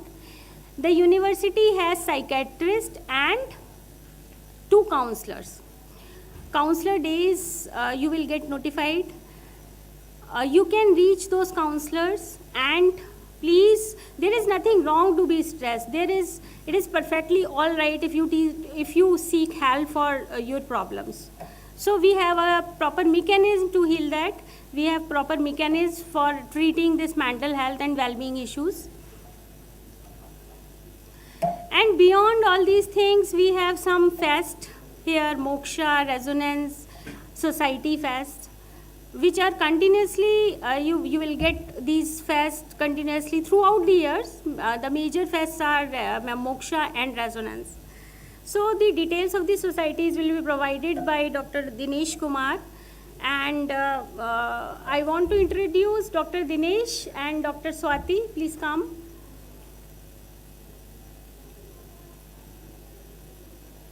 Dr. Dinesh is from the management department.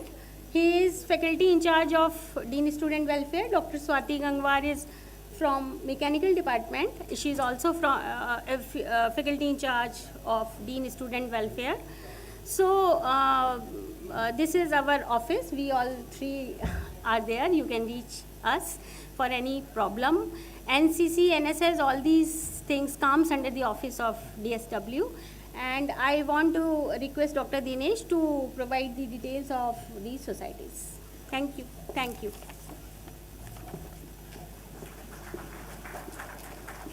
Thank you ma'am and good afternoon everyone. जैसे सुबह कुछ students पूछ रहे थे कि sir हम कौन सी society join कर सकते हैं, शायद कोडिंग का कुछ था। Apart from the academics, now we are here to cater the needs of individual interest in terms of hobbies, music, and everything apart from academics. So we have around more than 40 plus societies for different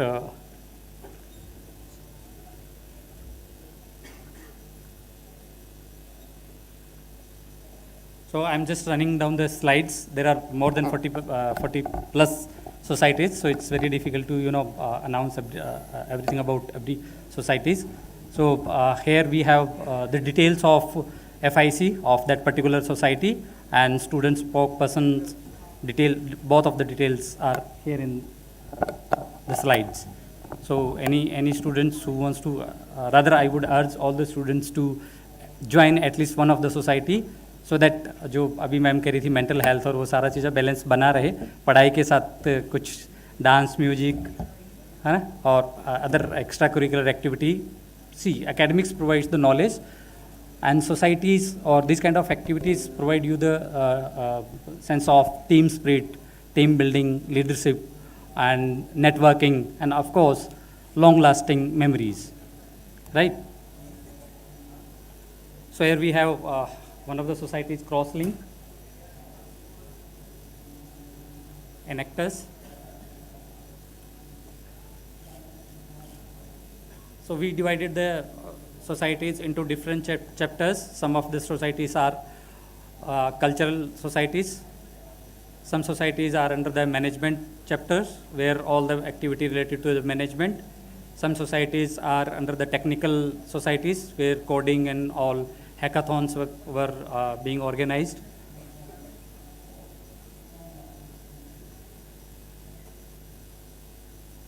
Music society. Junoon photographic, we have the students who are capturing the photos since morning.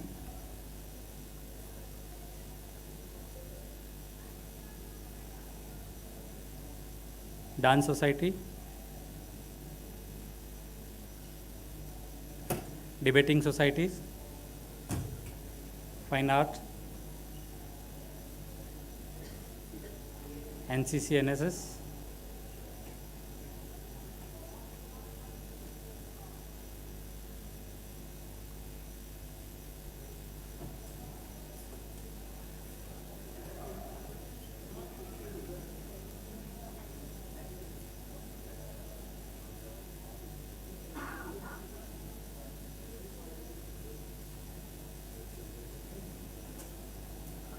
So each society is used to have one events in the session. So almost we have around more than 40%, 40 plus events organized by the societies. And apart from those, we have two, as DSW ma'am showed you, one of the most famous fest, cultural fest, which is inter-university, Moksha, and other is Resonance. So, anybody who wants to ask anything about the societies? Thank you.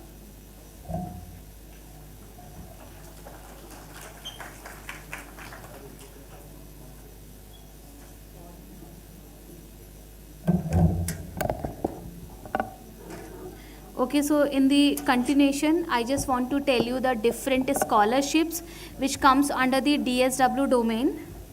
So basically, there are a lot of scholarships. Some are came under the domain of Dean Academics, and some are came under the DSW, that is the Dean Student Welfare. Okay, so the major point is that is known as the CBS PK, that is the Chhatra Vittiya Sahayata and Protsahan Kosh. Under this, there are different classification of these scholarships. One is the TIS scheme. Okay, talent incentive schemes. It is also subclassified in TIS 1, TIS 2, TIS 3. Then we have the FWS, that is the financial weaker student. And then we have the DOEP, that is the death of earning parent or parents. Okay, so in this what happened? If I am talking in detail about these things, so if I am talking the TIS 1, then the scholarship comprises the tuition fee component of the overall fees of the academic year will be awarded every year to the top 5% student of each branch of academic program. Means TIS 1 मतलब कि पूरे academic year में, for example, you are in first year right now, okay, so in the whole first year, like first semester and second semester, इसको pass out करने के बाद आपका जो CGPA बनेगा, and if you are in among the top 5% of from your branch, तो आप you will become under this category, okay, and there are lot of eligibility criteria as well. So a student getting any scholarship from any other resources will not be entitled for this scholarship. At a time you can only get a single scholarship. Okay. In the TIS2, that is the Talent Incentive Scheme 2, 5 students from each department including all branches having a JEE rank up to 2000 taking admission in the first year course of BTech will be reimbursed university and tuition fee for, from the overall fees. That means if there is a department, like if there is mechanical and there are some other branches like mechanical, CAD, CAM or any other sub branches, so including throughout the department 5 students will be selected whose branch should be within the 2000 rank. Okay, ऐसा कोई बच्चा होगा तो उसकी भी university and admission fees will be Baird of. And if you have required further this scholarship in the second year, third year or the final year, then you have to maintain the CGPA, that is the 7.5, and you should not be get any backlog. मतलब total आपको clarity होनी चाहिए कि backlog नहीं होना चाहिए पूरे साल में, और 7 पॉइंट CGPA आपका overall cumulative including both the semester 7.5 CGPA maintain होना चाहिए. जिन बच्चों का 2000 JEE रैंक था तो उनको फर्स्ट ईयर में तो मिला ही on the basis of 2000, second year में अगर वो 7.5 CGPA विदाउट बैक मेंटेन करते हैं तो उनको वो कंटिन्यूटी में second year, third year, final year भी मिल सकता है. In this TIS2, second category is 2 students of each department seeking admission to MTech course in NSUT and having a rank within top 1000. तो this one is for the MTech student. अगर उनकी rank gate में 1000 है तो उनको ये scholarship मिलेगी. And similarly if they want required second year scholarship they have to maintain the 7.5 CGPA with no backlog. Similarly if we are having the TIS3 category, final year undergraduate student of the university who secure a valid GATE score in their relevant branch and they are not getting the above any scholarship, then they will awarded with a cash prize of 10,000 with a certificate of appreciation. In the TIS3 also we have subdomain. So second point is final year undergraduate student securing a rank of 1 to 50, in between 1 to 50 in the GATE, then they will awarded with the 50,000 cash prize with a certificate of appreciation. In the third category, if final year student who receive admission offer of joining masters or PhD in any top 50 QS ranking university, they will be awarded with the cash prize of the 1 lakh with certificate of appreciation. Means after the final year, if you are going somewhere and you are lying in this category, then you can also get the cash prize with the certificate of appreciation. In the third category, if any student selected for the UPSC within the range of 1 to 100, they will get the cash prize of the 2 lakh with the certificate of appreciation. In the next category, UPSC conducted all other group A examination. Top 20 rank holders will be received a cash prize of 1 lakh with a certificate of appreciation. And last one is the final year student who are admitted to top 5 NIRF ranking IIMs shall be awarded a cash prize of 1 lakh with the certificate of appreciation. And the last one, if any student got selected in defense services, CDS, FCAT or any Air Force, Army, Navy, then they will be received a cash prize of 1 lakh rupees with the certificate of appreciation. So these are some of the eligibility criteria within the range of the TIS category. Next one is the financial weaker student. So if any student whose parents' income is less than 2 lakh rupees, then they will get the 100% waiver from the university fee tuition component. And if it is in between 2 lakh to 4 lakh, then they will get the 50% rebate. And if it is within the 4 lakh but less than 6 lakh, then it will be 25%. And if it is in between 6 lakh to 8 lakh income, then it will be 10%. Means the income should be from the whole family.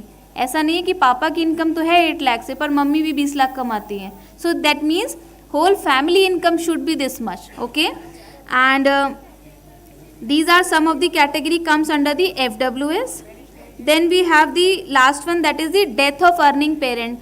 in between of your career due to any circumstances, if suppose one parent is no more or both the parents are no more and they are you do not have any income to continue your education, or one parent is no more and another one is not doing anything and they are not getting any resources, in this situation university will take care of the whole tuition fee, hostel fee and everything.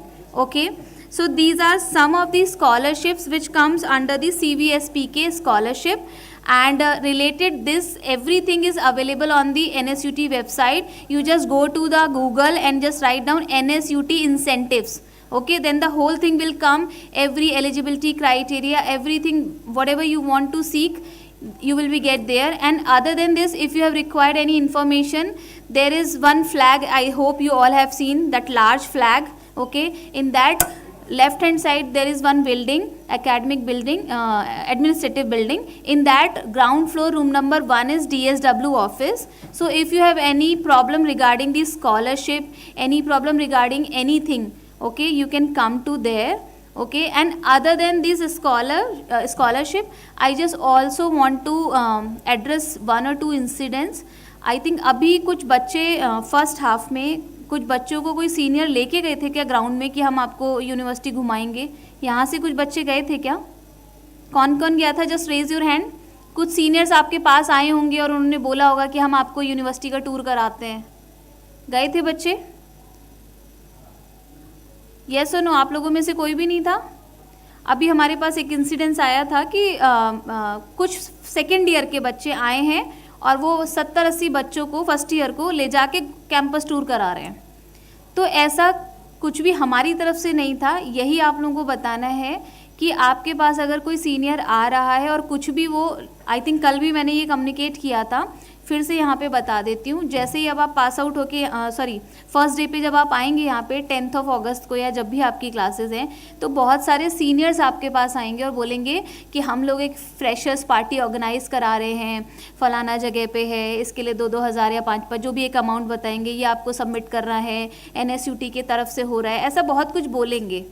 तो आप लोगों को इन चीज़ों पे ध्यान नहीं देना है, because whatever the fresher party और any party given by the NSUT, it will be mention through the proper channel and it will be mention over there where you found all the notices and circular, या तो आपकी mail ID पे किसी proper communication के थ्रू, proper channel के थ्रू, हमारी तरफ से DSW ऑफिस की तरफ से या जो भी रिस्पॉन्सिबल ऑफिस है उसकी तरफ से आपके पास इन्फॉर्मेशन आएगी.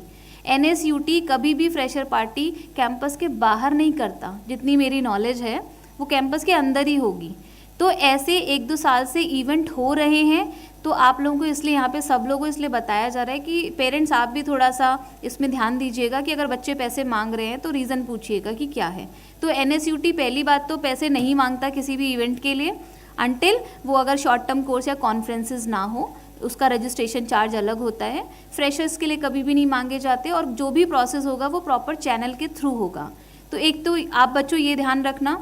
दूसरा, कोई भी सीनियर अगर आपके पास आ रहे हैं, जो कि अभी इंसिडेंट हुआ कि आप सब चलो आपको यूनिवर्सिटी घुमा देते हैं, तो ऐसा कहीं पे भी हम यूनिवर्सिटी की तरफ से कुछ भी नहीं है डायरेक्शन कि आप सबको घुमाना होगा. आप सबको कभी भी कुछ करना होगा तो वो फैकल्टी के थ्रू ही होगा. किसी बच्चे को हम लोग नहीं बोलेंगे कि जाओ 50 बच्चों को घुमा के आ जाओ. तो वो बच्चे जो कर रहे हैं वो अपनी मर्जी से कर रहे हैं, उनके ऊपर हम एक्शन लेंगे.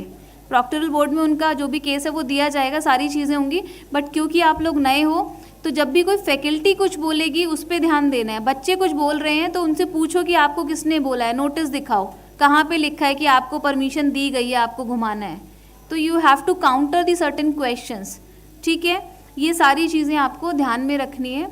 और आई थिंक शिक्षा मैम, इसके बाद प्रॉक्टोरल बोर्ड का मैम भी बताएंगी. तो जो जो इंसिडेंट है आप लोग ध्यान से सुनिएगा. ठीक है, thank you everyone.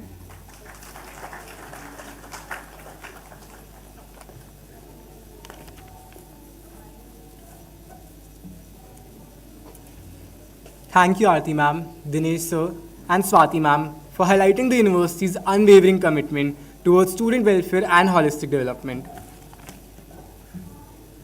Many of you have already met Dr. Shiksha Kushwaha from the Proctorial Board. So now let's invite us again in our capacity overseeing the Proctorial Committee and the Anti-Drug Committee to brief us on the university's discipline and support available for both discipline and drug abuse.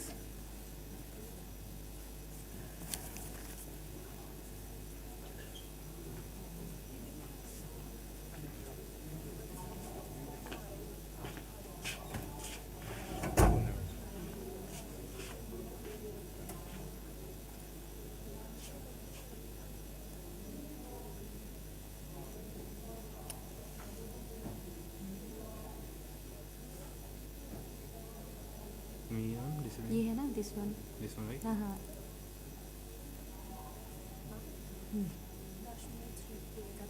Okay.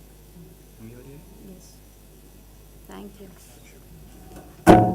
Very good afternoon, everyone. I am Dr. Siksha Kushwa, Assistant Professor at Department of Management Studies. Today I am representing Proctorial Board as a proctor. This Proctorial Board is being headed by Professor Sonika Bhatnagar.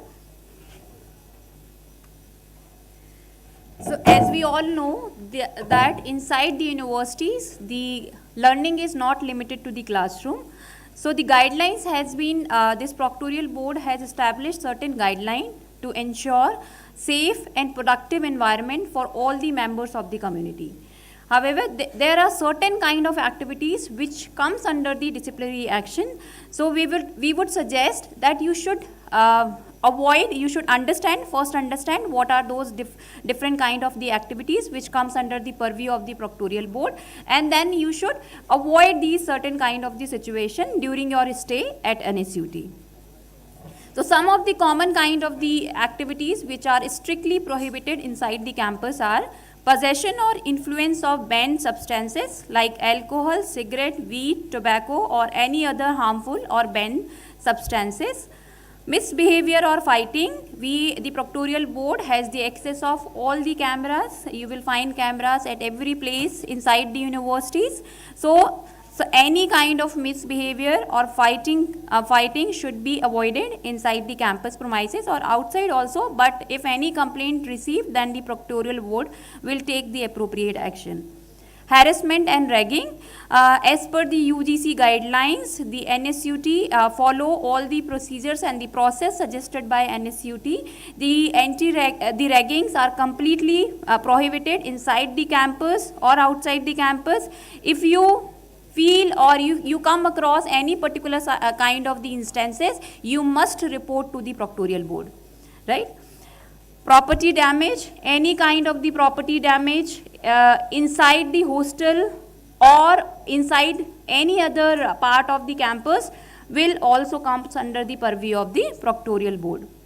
Theft inside the campus, there are theft issues which has been noticed which has been raised by the hostel residents. So those kind of issues should also be avoided, and this also comes under the purview of Proctorial Board. Along with this, if there is any other different kind of the issue which may be considered as a indiscipline or harmful or maybe not safe for the existing members of the committee, will also be taken care by the Proctorial Board. So these are the certain kind of the consequences or the actions the individual may have to face if get involved in any particular kind of the indisciplinary action that has been mentioned on the last slide. So it may start from a low, moderate to a very strict kind of the punishment, such as monetary fine as per the recommendation of the committee, depending on the type of the complaint received, recovery of the damages in case of loss or any particular kind of the damage to the property, mandatory community service of the type and duration recommended by the committee members, debarred from the position of responsibility in student committees. There has been instances or the reports which has been received by the Proctorial Board where if the individual or the group of members who are responsible for handling certain kind of the committees, if they were involved in any indiscipline kind of the activities, the appropriate action will be taken, including the debarred from that particular responsibility or the committee. Suspension from the classes for recommended duration. It is possible that the student may get suspended. The duration may vary from a semester to a year, or maybe a complete expulsion from the programs. So it is very important that neither you get involved in any particular kind of the instances, or neither get pressurized by anybody to get involved in any particular kind of the instance. In both the cases, right, the appropriate action will be taken. The committee will sit and investigate the entire incident. As per the guidelines of the UGC, anti-ragging committee has been formed. This committee will be headed by Professor Sonika Bhatnagar. There are 15 members. If you come across any particular kind of the situation, you are directed to report to any of the particular committee member. The students who are going to reside in the hostel premises are also directed that they can report to the immediate appropriate staff available inside the hostel premises. They can reach out to the warden, they can reach out to the attendant, and your complaint will reach to the appropriate authority. But you must speak out if you feel at any place, if you feel any of the incident which is pertaining to the ragging, right? But but if someone asks your name or the introduction, so please be careful that there are certain kind of the activities which can be considered as anti-ragging activities, but there are certain kind of the activities which is like a normal familiarization among the seniors or the juniors. So you must understand the difference between these two different kind of the activities. This is a proctorial board. Any complaint, if we receive any particular kind of the complaint, then we invite the parties, both the parties, to the proctorial board, and these are the members who actually listen and investigate that particular incident, and then come up with the appropriate kind of the the committee propose the appropriate kind of actions or the measures for that particular incident. You can reach out to the proctorial board through any of these particular email IDs, right? We have a separate email ID for anti-ragging, anti-drugs, and for the proctorial board. We are also providing the helpline numbers. You can reach out to the respected your hostel wardens. If you are going to be the resident of the hostel, you can reach out to your hostel wardens through their mobile phones, which is mentioned here. And after my presentation, Sameer sir will also give the presentation. He will also tell you the name of the hostel wardens who will be responsible for taking care of the different hostel. The first year hostel, for you it will be a first year hostel. Even when you are in a doubt, you must reach out to the committee member. We will resolve, we'll try to understand before it becomes an issue, unmanageable issue, right? Thank you very much.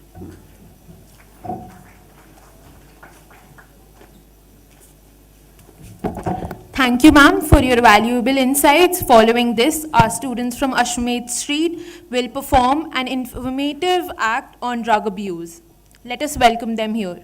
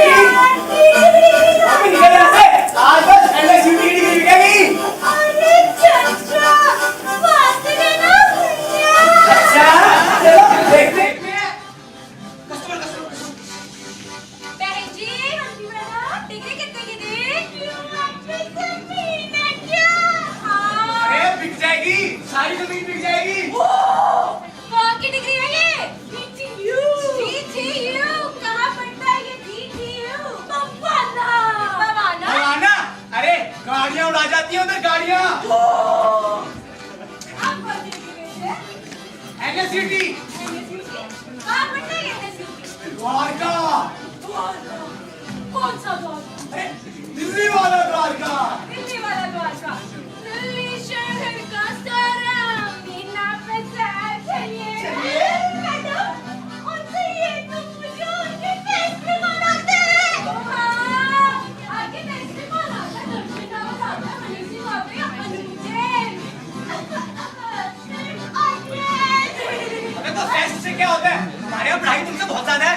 अरे, हमने campus देखे, तो जंगल में क्या? जंगल के नीचे बैठ के पढ़ते हैं, पेड़ में बैठ के पढ़ते हैं। मुझे ये बताइए, जी मैडम, मजे कहाँ होते हैं? अरे मैडम, मजे तो इसमें करेंगे। चुप, ये सब थोड़ी करने आए हुए हैं यहाँ पे।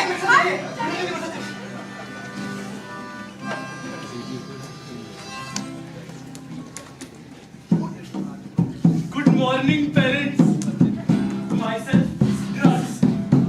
मेरे कई वेरिएंट्स हैं, आपने तो सुने होंगे। जो हम पीते हैं, जो हम फूकते हैं, और जो हम फूकते हैं। चलो दिखाता हूँ इन बच्चों को कैसे बर्बाद करूंगा। आगे कोने आइए।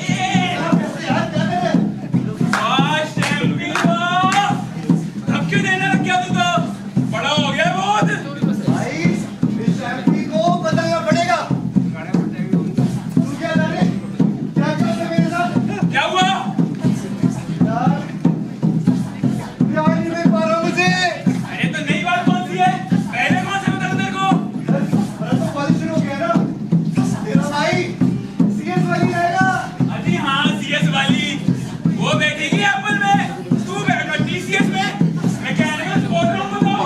तो क्या हो गया?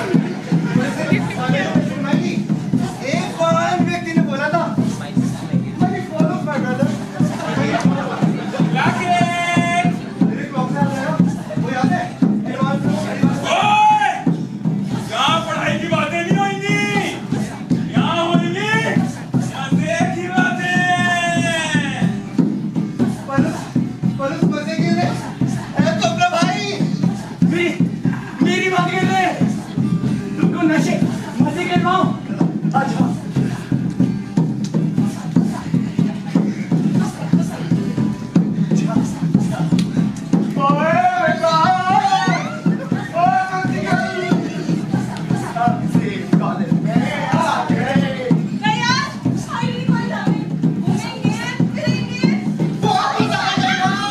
यार ये सब मजे तुम स्कूल में करते थे ना, तो कॉलेज आ गए कुछ असली मजा हो जाए। ऐसे कौन से मजे देंगे तेरे को? आपको कॉलेज की मजे करनी है? आ जाओ नशे मजे करवाता हूँ। पहले तू जाएगा, मैं दोस्त बनाएगा, लैपटॉप हो जाएगा, एक बार ट्राई करना चाहेगा, बस हो जाएगा, बस हो जाएगा, बस हो जाएगा। मैंने सुना, बस ये दीवाने सिखाने थे, मुझे तो कुछ हुआ ही नहीं। आप भी करोगे? बस आप भी करोगे? अरे बता दो।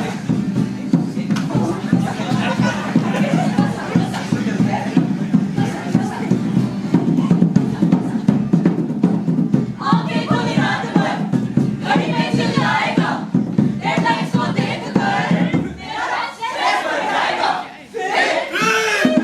बस हो जाएगा, बस हो जाएगा, बस हो जाएगा, बस हो जाएगा। और इन्हीं सब बातों को आपके समक्ष प्रस्तुत करने नेताजी सुभाष प्रौद्योगिकी विश्वविद्यालय की नाट्य मंडली लाई है आप सभी के समक्ष ड्रग अब्यूज पर आधारित अपना स्वलिखित एवं स्वनिर्देशित नुक्कड़ नाटक बस एक बार। पीठ ढिंढोरा, पीठ ढिंढोरा, पीठ ढिंढोरा, पीठ ढिंढोरा, पीठ ढिंढोरा, अरे पीठ ढिंढोरा, ढिंढोरा, नुक्कड़ आया रे,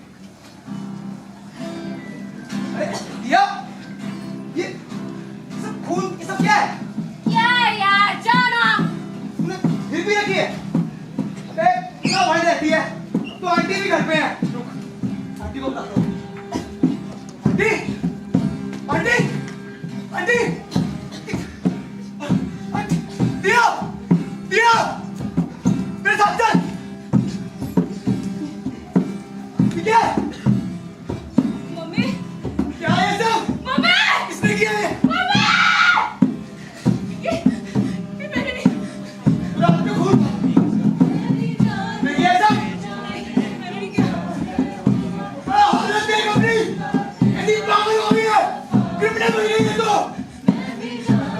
पुलिस को कॉल कराऊं मैं?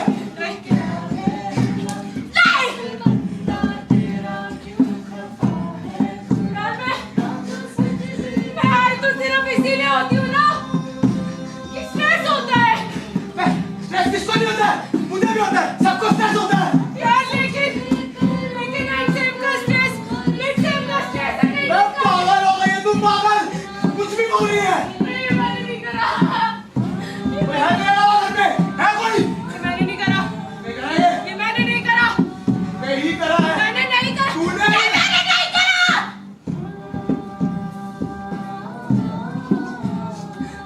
क्या होता है यहाँ पे? सब किसने किया ये? यार, पता नहीं उस दिन बहुत सर दुख रहा था और माँ 1 महीने से घर पे थी और मुझे आए होने का मौका ही नहीं मिल रहा था। और फिर एक दिन माँ अचानक से कमरे में आई और देखा तुम सुबह से काम कर रही है, सब ठीक तो है? माँ यार, आपको पता तो है मुझे कितना काम होता है। तू परेशान लग रही है, तेरी तबीयत तो ठीक है? कुछ नहीं हुआ माँ, मेरे बस सर में दर्द हो रहा है। अब जाओ यहाँ से, मैं ना तेरे लिए दवा लेके आती हूँ, तू यहीं रुक। हाँ, और फिर माँ बाजार गई। मुझे लगा यही मौका है, थोड़ा सा आए हो लेती हूँ। लेकिन माँ 30 मिनट की बजाय 9 मिनट में वापस आ गई और क्या कर रही है तू? शिवा, ये क्या कर रही है तू? आप जाओ, ये सब निकाल देंगे नहीं। तू ये सब कैसे कर रही है? माँ, आपने मुझसे छीना कैसे? मैं तेरी माँ को कॉल करूंगी। आपने वो फेंका कैसे माँ? क्या हालत बना दी मुझे अपनी? मैंने तो ये सब निकाला।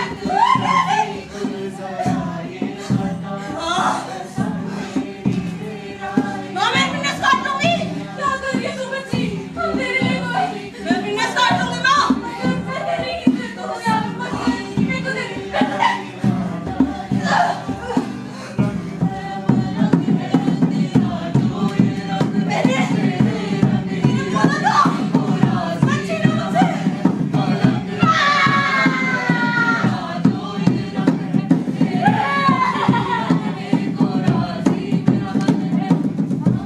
आप सब लोग इतना सहम क्यों गए?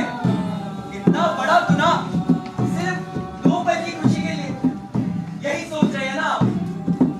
पर इस गुनाह से बढ़कर सच हमारे बीच पनपता है, ड्रग्स। इन्हें आप जिस नाम से भी जानो, एक बार फंस गए ना तो इससे निकलना नामुमकिन सा लगने लगता है। सच, झूठ, सुख, दुख, ये सब बस बहाने बनके रह जाते हैं उस एक डोपामीन के हिट के लिए। ऐसा हाय जिसकी लत में अगर आप फंस गए, आपकी पूरी जिंदगी आपके सामने से चली जाएगी, पर आप कुछ नहीं कर पाएंगे। मगर सच ये भी है कि आप खुद को इस जाल में फंसने से बचा सकते हैं। आप समाज में फैल रहे इस जहर को रोक सकते हैं। हेल्पलाइन सेंटर्स पे, रिहैब सेंटर्स पे संपर्क कीजिए। अंत में ये निर्णय आपका है। क्या आप ड्रग्स के बहकावे में आना चाहते हैं या फिर अपने लिए एक बेहतर जिंदगी चुनना चाहते हैं?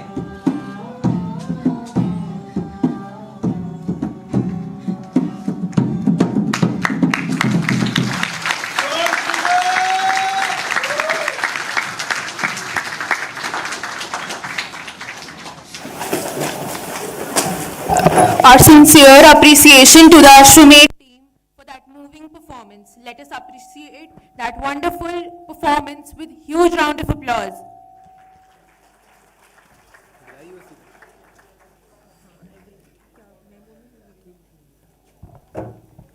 Every student deserves a campus where they feel respected, valued, and empowered to succeed. Our next segment focuses on fostering an exclusive environment through the Equal Opportunities Cell, followed by a special theatrical presentation by the students of Ashramate stage.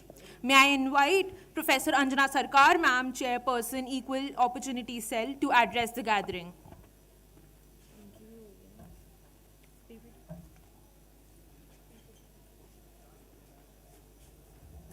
Just give me a second, ma'am. Give me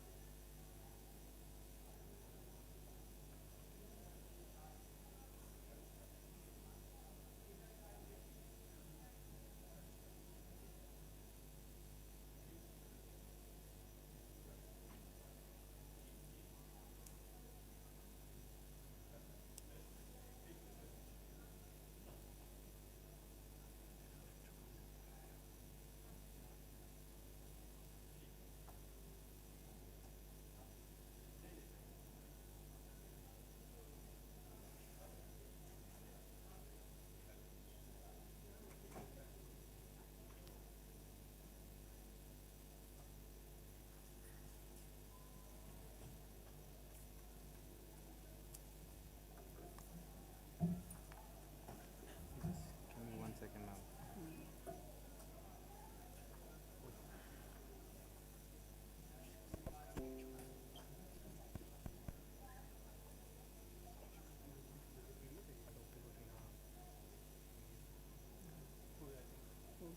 हो गया? It's fine like this? You keep on All right, changing. ma'am. So good afternoon, newly admitted students, the proud parents to NSUT. I am sure you are very happy and you feel very proud to be in NSUT. Now NSUT is an institute or a university where we value equality with everybody.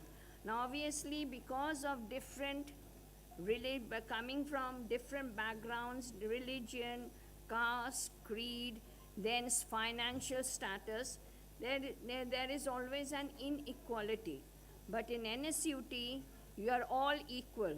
By chance, if you find anywhere that you are facing such problems, then we have this cell, the equal opportunity cell, where you will be given equal chance for any grievances you have. Now, this is according to UGC rules, that the university has a cell, the equal opportunity cell. Now, equal opportunity means fair access to rights, resources, and opportunities. Core principle in democratic and inclusive societies. Foundation for social justice, equity, and human dignity. Now, according to UGC rules, the UGC promotes equal opportunity to all students in higher education institutes. It ensures inclusivity of fairness in academic, cultural, and social spheres. No student shall face discrimination on any grounds. Now, what are the equal opportunities? Equal opportunity does not mean equal outcome. It means but equal sharing points. Everyone should have the same access to quality education, fair employment, and representation regardless of their identity or background. It ensures no individual is disadvantaged due to caste, gender, religion, race, disability, or economic status. It focuses on fair treatment in education, job, and legal rights. It requires removal of systemic barriers and unconscious bias, and it often operationalized through reservations, affirmative actions, and diversity policies.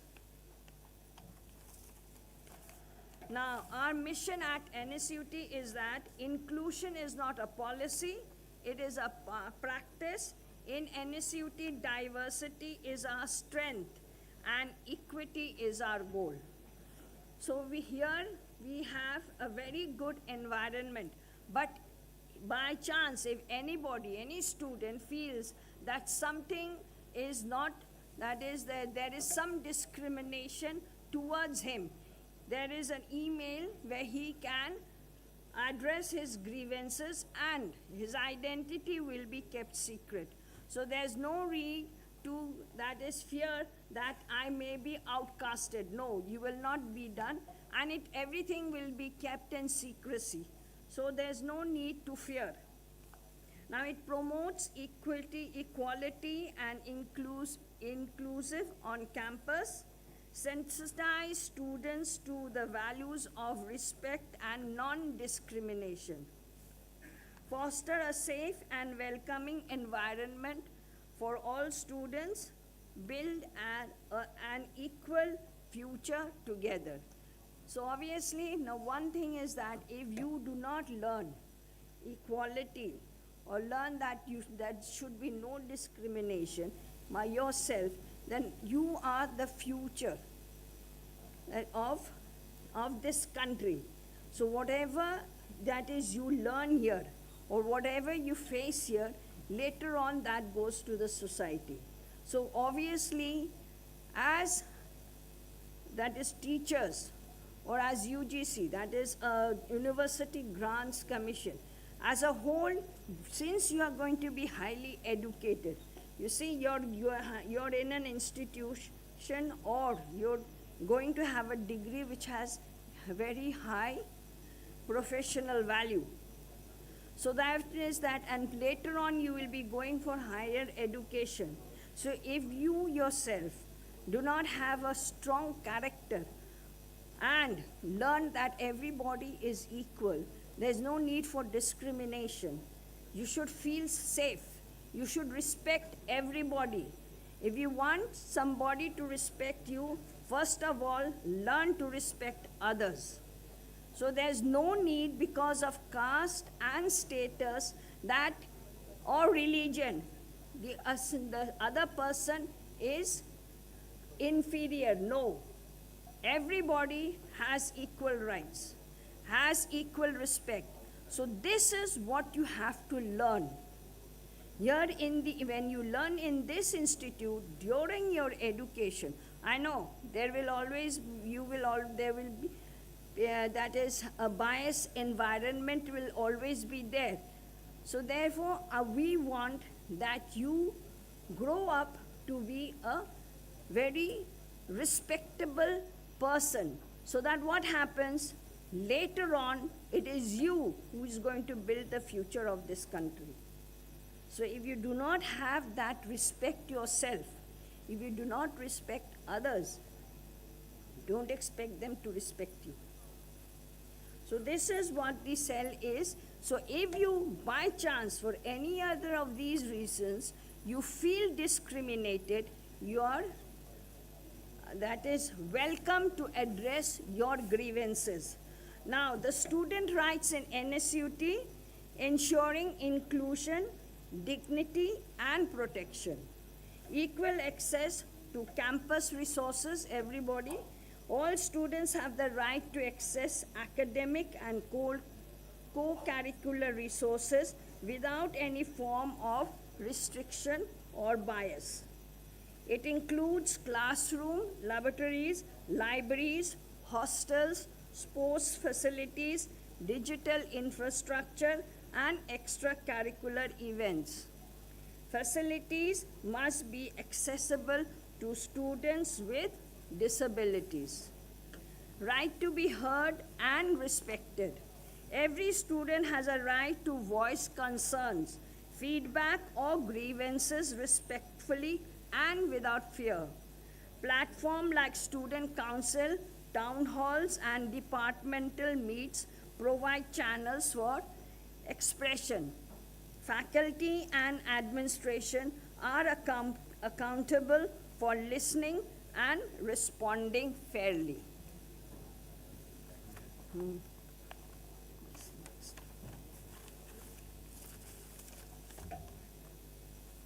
no discrimination on the basis of gender, language, caste, religion, identity, social or economic status, skin color, or appearance. Now, why do they matter in a just society?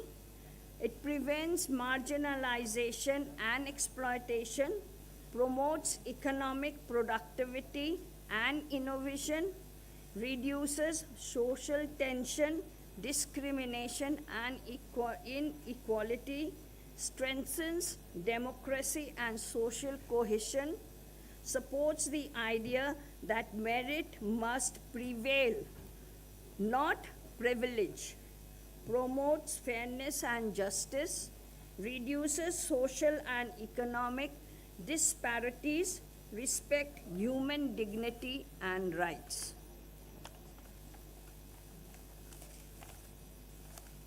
Now, the role of youth and civil society, volunteering and community action.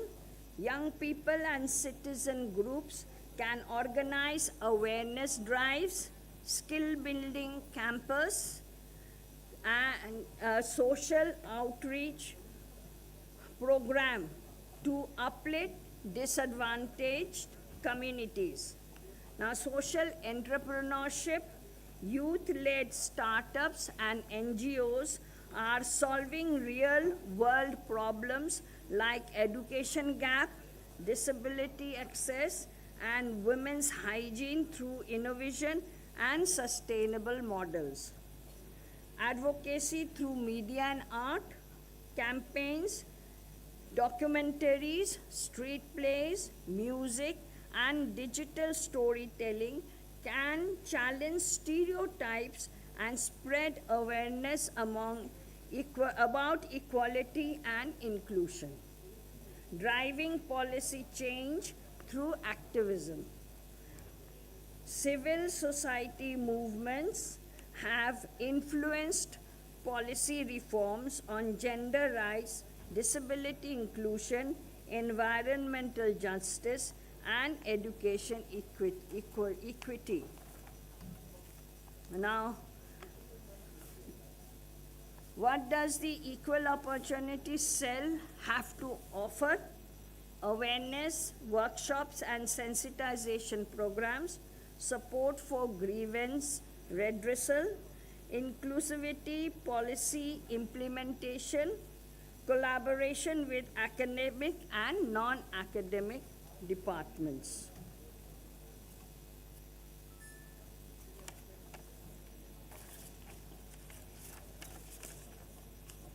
So, impact and student leadership.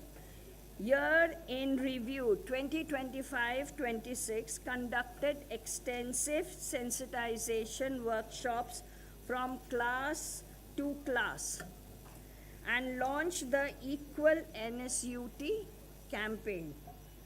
Actionable outcomes, facilitated prompt grievance redressal and accessibility audit with the help of 50+ student volunteers. The EOC Student Council acts as the primary liaison between the student body and the administration to represent student voice. Peer support and initiatives serves as approachable first responders, guiding peers while organizing diversity festivals to foster inclusive culture.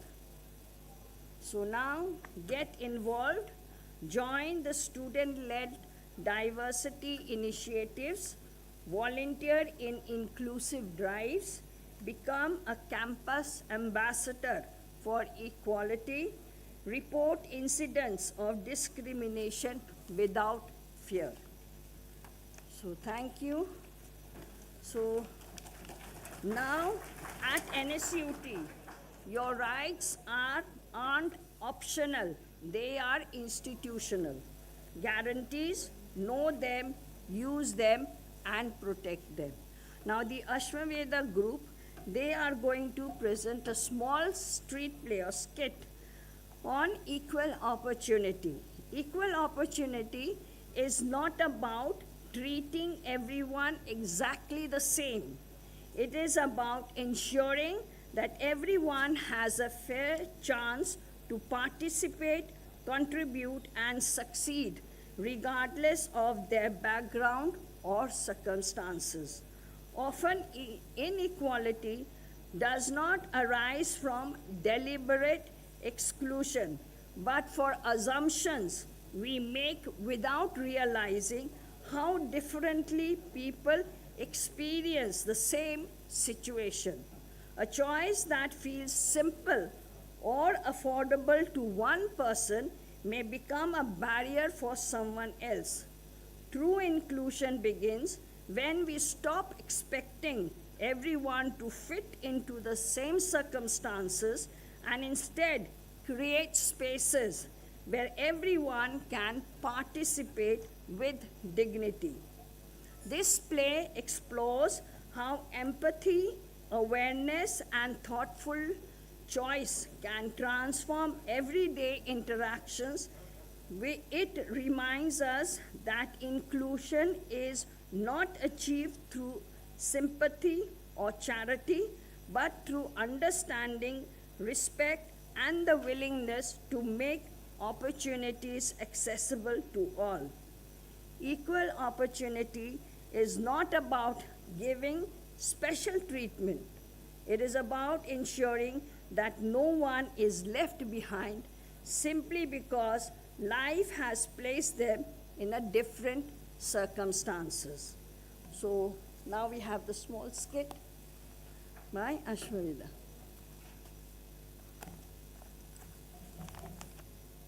So NSUT.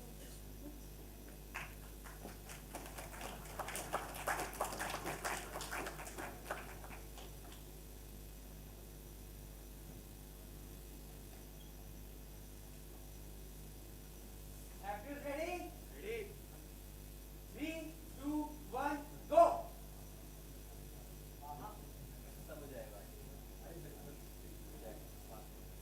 अरे हाय ऋत्विक, हाय नैना, हाय काव्या। कहाँ है तुम? अरे यार वो एक meeting थी, थोड़ा लेट हो गया था उसमें। मिलो मेरे क्लासमेट से फरहान। हाय, हेलो, हाय फरहान। हेलो। हाय। कौन से स्कूल से हो वैसे? मैं सेंट जेवियर से हूँ। हाँ, सेंट जेवियर हम भी उसी से हैं। कौन सा वाला? अरे बहुत बढ़िया। मैं वो अंधेरीस में जो है ना उस वाले से हूँ। अच्छा, साउथ वाले से। तो तुम जैसे वहीं पे हो? लकीरिया कौन से? नहीं, मैं मीरा रोड से आता हूँ। मीरा रोड है ना उस तरफ से। अरे वहाँ से तुम्हें दूर नहीं पड़ता होगा बहुत? नहीं, अब यहाँ पे हॉस्टल एरिया ना तो सब चीजें आराम से हो जाती है, कोई दिक्कत नहीं आती है उसमें। अरे ये सब छोड़ो, ये बताओ कॉलेज का व्हाट्सएप ग्रुप ज्वाइन कर लिया? हाँ, कर लिया, सबने कर लिया। अरे क्लास का टाइम हो रहा है, चलो चलो। बहुत लेट हो गए, चलो चलो।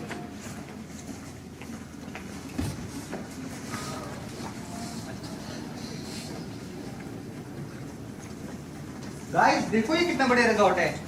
क्लास ट्रिप के लिए परफेक्ट है। पूल भी और बॉनफायर भी। हाँ, ये तो बड़ा सही लग रहा है। तो ये मतलब पर हेड कितना पड़ेगा? 2000 के आसपास ही है और स्टे फूड सब इंक्लूडेड है। 2000 तो कुछ भी नहीं यार, वीकेंड का ही तो प्लान है। फरहान, हाँ, तू भी आना यार, जिसमें तेरा भी नाम ऐड कर देता हूँ मैं। नहीं, उस वीकेंड में यार मुझे घर में कुछ काम रहेगा शायद, तो मेरा आना मुश्किल होगा। मैं देख के बताता हूँ यार। अरे फरहान आ जाना यार, सबका बहुत मजा आएगा। मैं देख के बताऊंगा, मेरा पक्का नहीं है अभी यार। मैं देख के अरे यार फरहान कुछ तू मुझे बता दे। बताता हूँ।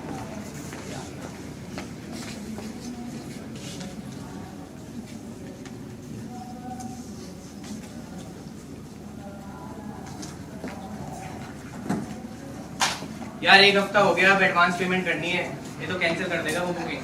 मैंने तो कर दी, तुम लोगों ने कर दी पेमेंट? यार मैं शाम तक कर दूंगी। मेरा भी कंफर्म ही है ऑलमोस्ट। मैं तेरे को कल तक बताता हूँ यार, चलेगा ना? ठीक है ना? अरे यार शर्मा क्यों रहा है, 2000 की तो बात है। और तो टेंशन ना ले, मैं स्पॉट कर दूंगा। नहीं यार, उसकी जरूरत नहीं पड़ेगी। मैं देख लूंगा अपना, उसकी जरूरत नहीं पड़ेगी। मैं देख लूंगा। चल यार मैं बस कह रहा था, जैसी तेरी मर्जी।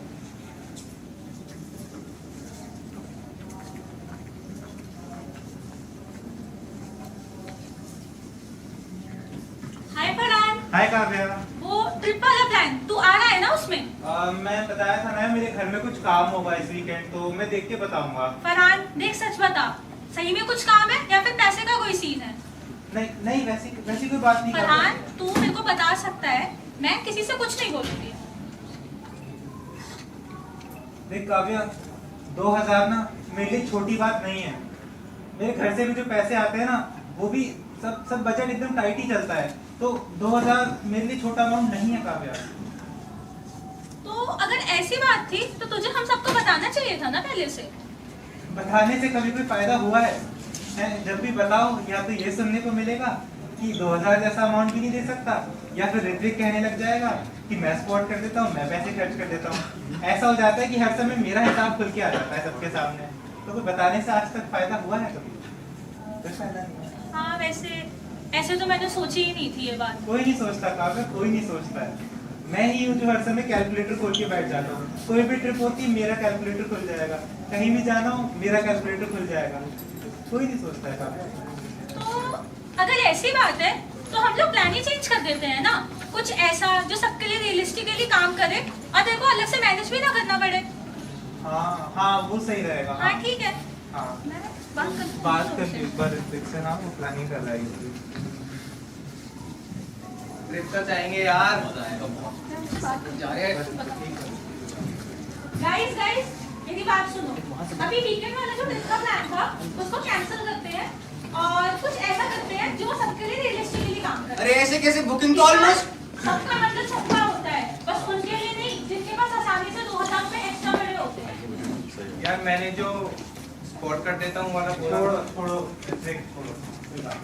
बस आगे से इतना सा ध्यान रखना कि कोई भी चीज अज्यूम करने से पहले एक बार मुझसे पूछ लेना, प्री असम्पशन मत करना। इतनी सी रिक्वेस्ट है।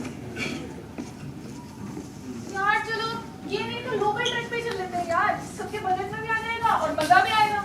हाँ यार, एक्चुअली बेटर है और सबसे साथ मजा भी आएगा और कोई टेंशन भी नहीं होगी फिर। हाँ मैं एक लोकल ट्रैक ग्रुप को जानता भी हूँ, मेरे कजन का ग्रुप जाता है वहाँ पे, तो हम उनके साथ चल सकते हैं। अरे उसकी पूरी डिटेल बता यार। हाँ ब्रोशर रखा है, मैं दिखाता हूँ तुम्हें। आओ दिखाता हूँ।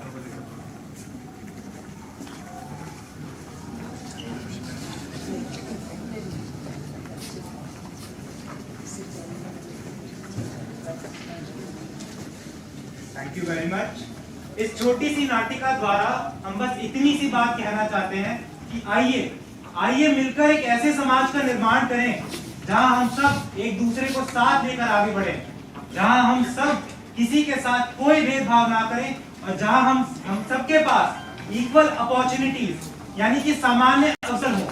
Late us pledge to create an ecosystem where we all have opportunities, that is सामान्य अवसर। Let us pledge to create an ecosystem where all of us have a bright future and all of us move ahead together. Thank you very much.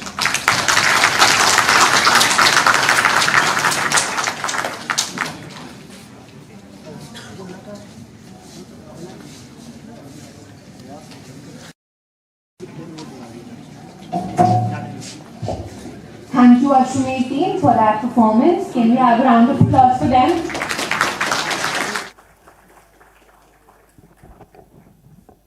Discipline, mutual respect, and responsible choices form the foundation of a safe and thriving campus community. We now continue with a series of important briefings introducing you to the student support services here at NSUT. May I now invite Dr. Sameer Gokhan sir, Chief Warden and Security in Charge, to brief us about hostel regulations and the university's security provisions.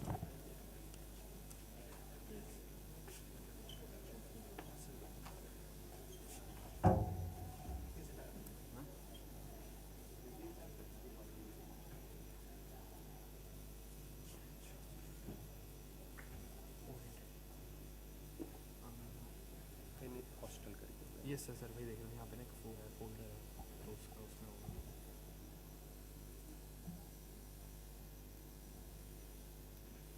ये सही है इसमें जी।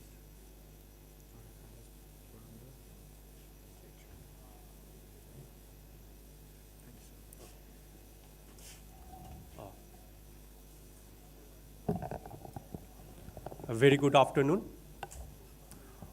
On behalf of NSUT Hostel. I am Dr. Samir Gokan, Chief Hostel Warden.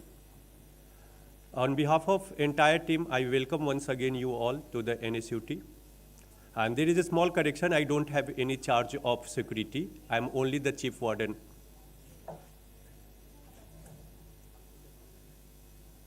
So NSUT hostels, where you will get a place to live, learn and grow. The hostel life is not only a place where you stay. It gives you, or it plays a vital role in developing your personality. It gives you a chance to be a self-driven. It gives you a chance to share the responsibility. It gives you a chance to be a part of community. And lastly, that is, you get a chance to make a friend which can be with you forever. So these are the brilliant things which you get a chance while staying in the hostel. But there is a limitation, we cannot accommodate everyone. So we have 9 buildings, hostel buildings, and around 1,300 students are there, including first to fourth year of BTechs, MTechs, MBA, PhD, all, boys and girls, all. And we provide 24/7 safety and security. Let me introduce the support team. The first one is let us meet with the wardens. So Dr. Nancy, she is the warden of Girls Hostel number 1. Dr. Siksha, she is the warden of GH 2 and 3. Dr. Sasi, he is the warden of Boys Hostel 4. Dr. Swapnil, he is the warden of Boys Hostel 2. And the Pargin, he is the warden of Boys Hostel 3. And me, myself, is the warden of, chief warden and warden of Hostel BH1. Apart from the wardens, there is a team of staff. They are always available over there. So there will be, each hostel will be having a caretaker and 3 attendants. Sanitation staffs will be there for cleaning the hostels and the other things. And we have the security guard also. Now, understanding more about the hostels. So the boys hostel, there are 4 boys hostel for the, and 1 more boys hostel which is for the international students. That is the JC Bose. In that, only the international students through the DASA, they get the accommodation. So BH1 is also known as Aryabhat Hostel. It is having only the single seater. Bhaskar Hostel, that is BH2, it has the single and the double accommodation. Raman, BH3 and Ramanujam both are having the double and single accommodation. Similarly, Girls Hostel, GH1, that is the Saraswati Hostel, it has the triple seater. Alaknanda, once again, this is the hostel which is fully AC, and in the boys hostel also, JC Bose is the fully AC, but only the international students, those who take admission through the DASA, they get the opportunity to get the accommodation. Kaveri Hostel and the PG Hostel. So in the Kaveri Hostel, there are 4 seaters and the PG Hostel double seater. Now, what are the facilities and amenities available in the hostel?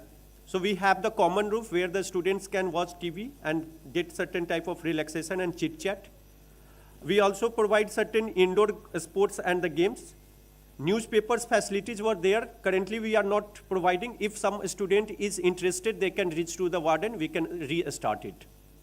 Laundry service is there. Library and medical support is there. During the exam time, we extend the canteen hours also. So after the dinner, we extend the hours so that if some students are studying for the night, they can have the option to have the certain type of snacks on the food. We have, each hostel has a separate 1 or 2 guest rooms where the parents, if they are interested or if there is any requirement, they can stay over there for a couple of days. And we also provide Wi-Fi connectivity. Now coming to the life, the daily life, that is hostel. Hostel means food. Food means mess time. So mess time, there are 3 types of meals are provided during the 4 periods, breakfast, lunch, snacks, and the dinner. So generally, breakfast starts at 8:30 and ends by 9:30. Similarly, lunch starts by 12:30 and end by 2 p.m. Snacks start in the evening, that is 5:30 p.m. and ends by 6:30 p.m. and the dinner 8 p.m. to 9:30 p.m. We have the different committees also, mess committee, cultural committee. So the mess, the food quality and what will be cooked, what they will eat, that will be always governed by the students. Faculty and the NSUT administration, they don't play any vital role in deciding the menu of the hostel. The students, they are the people who will control the mess of the hostel. Similarly, we have the cultural committee, a sports committee, and finally, the most important, disciplinary committee. Now, if you are staying together, there will be certain rules also, so which you have to follow. So that comes under the code of conduct. Very simple, this is your place, you are staying over here, so you have to take the responsibility. So respect respect others, in return you will get the respect. That is the only thing. So no verbal abuse, cooperation with your colleagues and the staffs also. And you have to abide the hostel rules also. Girls' hostel curfew time is 9:30 p.m. and the boys' hostel curfew time is 11 p.m. Means after that, if you are found in the campus roaming around, you will be punished. Now, if I have said punish, there are certain things where you will be getting severe punishment. Already, ma'am and the sirs have discussed related to the conduct in the campus and not using or some things which you are totally prohibited. So there is a zero tolerance towards the narcotics things. So we will not at all tolerate this part. Violence, any type of violence. So violation of any of these things, for example, narcotic drugs, alcohol, ragging or harassment, it will be taken care by the disciplinary committee if it is found inside the hostel. If the things are severe, it will be transferred to the proctor committee. And already proctor committee has explained what type of actions can be taken according to the nature of the problem. But if you are found and you have been involved directly in conducting any of the above mentioned things, you will be prohibited and summarily expelled from the hostel. None of the hostel, that I can ensure that we will not or never allow any students which are found in disciplinary activity, they will never ever get any accommodation in any of the hostel. That part, hostel, as a chief warden, I will always take care of it.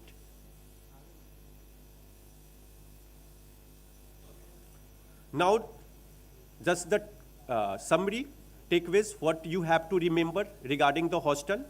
If you are going to stay in the hostel, there will be a curfew time. For girls, it will be 9:30. For boys, it will be 11 p.m. We will be providing Wi-Fi connectivity, laundry facility, mess timing. It will start at 8:30, 8:30 to 9:30, breakfast, lunch 12:30 to 2 p.m. And the snacks is missing over here, so not to worry, snacks will be there. And dinner time, it will be 8 to 9:30 p.m. Security, we will take care of the safety and the security. That will be our prime concern. Disciplinary action will be taken because this is the place where you have to respect each of them and you have to share the responsibility. If it is not, then we will be taking the corrective actions. So once again, on behalf of the entire team, we welcome you. And for any further question, reach out to the hostel office. If hostel office is not listening to you, or if there is something which cannot be shared to them, you can reach to the hostel wardens, respective hostel wardens. Thank you all. If you have any question, please. Any questions related to the hostel? Okay, thank you once again. Welcome you all to the NSUT.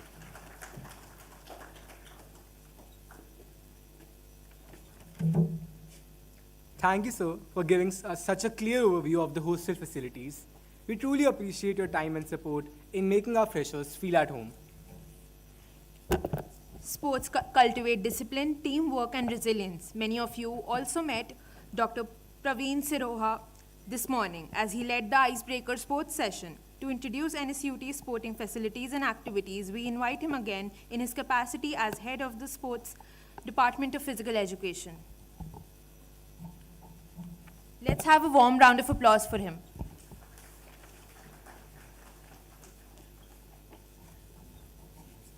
Hello everyone, I'm the same person but in a different attire. I was in a different attire in the morning, and lot of academics, lot of discipline, lot of punishments, like everything was discussed, but now it's only sports and lot of health.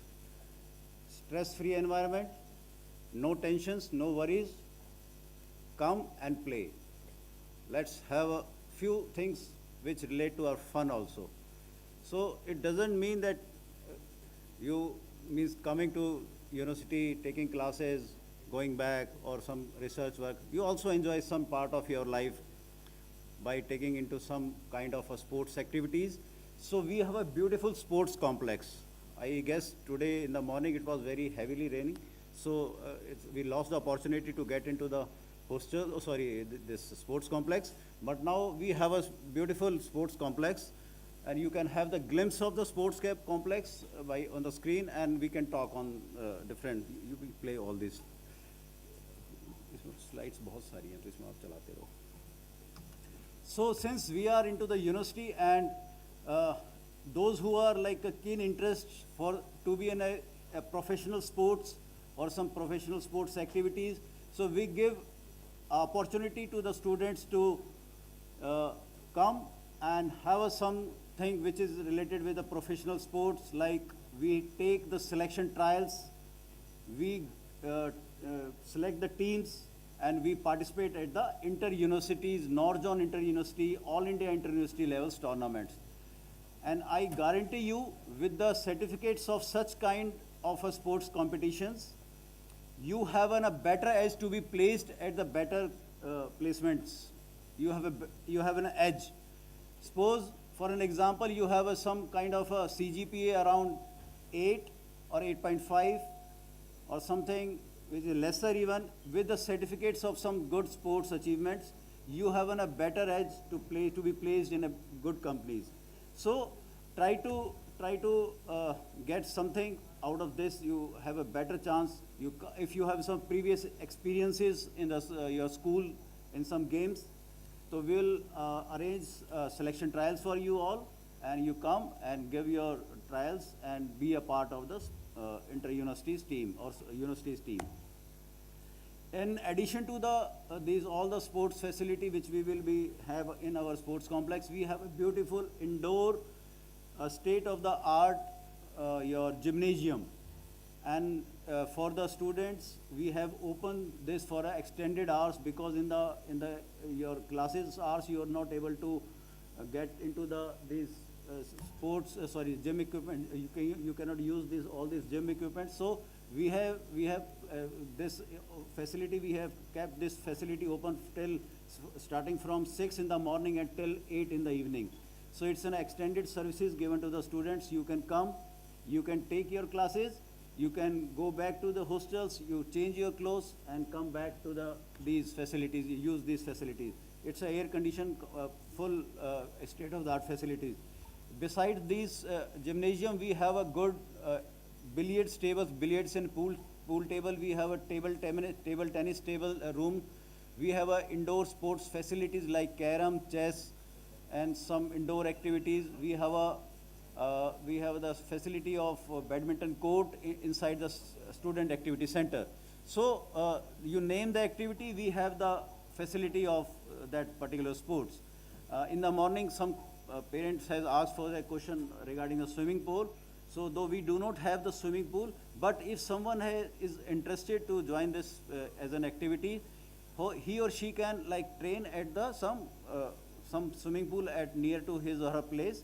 And we can assure you that if you have a good competence or good level of that achievement in the swimming, we can send you to your sports, inter-university sports competitions. So few constraints are there with us, but most of the major sports activities we have the facilities. In addition to this, to keep our students healthy and free from stress, university has started the value-added courses. So in the morning, you all have to come. You must have option for the yoga and sports. So in the morning, you have to come to the university, and for the 2 hours, we keep you busy with your physical fitness exercises. So in a week, you have to come for 2 days and for 2 hours, 8 to 10. So this is for the sports. And any questions from your side? Yes.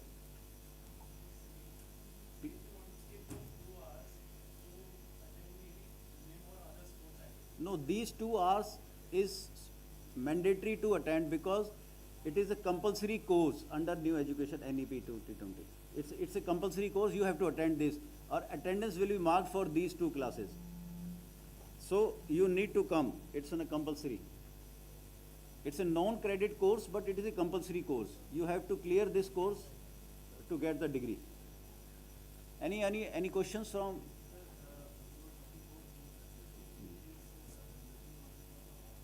It's for every student, whether it's a scholar, day scholar or hosteler. Day scholar can use this sports facility while he is in the college, and hostelers can use like after college hours also. Gym, everything, every facility is for everyone. There is no specific that this is for hosteler, this is for the day scholar. Any questions? Because I have to speak another 2-3 minutes for ICC, Internal Complaint Committee. ICC, Internal Complaint Committee.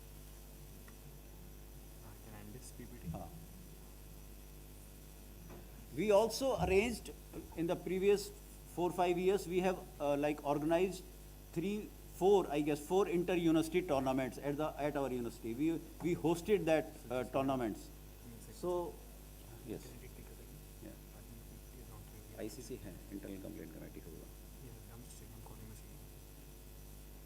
So I am also looking after the another committee, that is the Internal Complaint Committee. आप लोगों ने नाम सुना होगा भी, बहुत लोग बोल रहे होंगे ICC.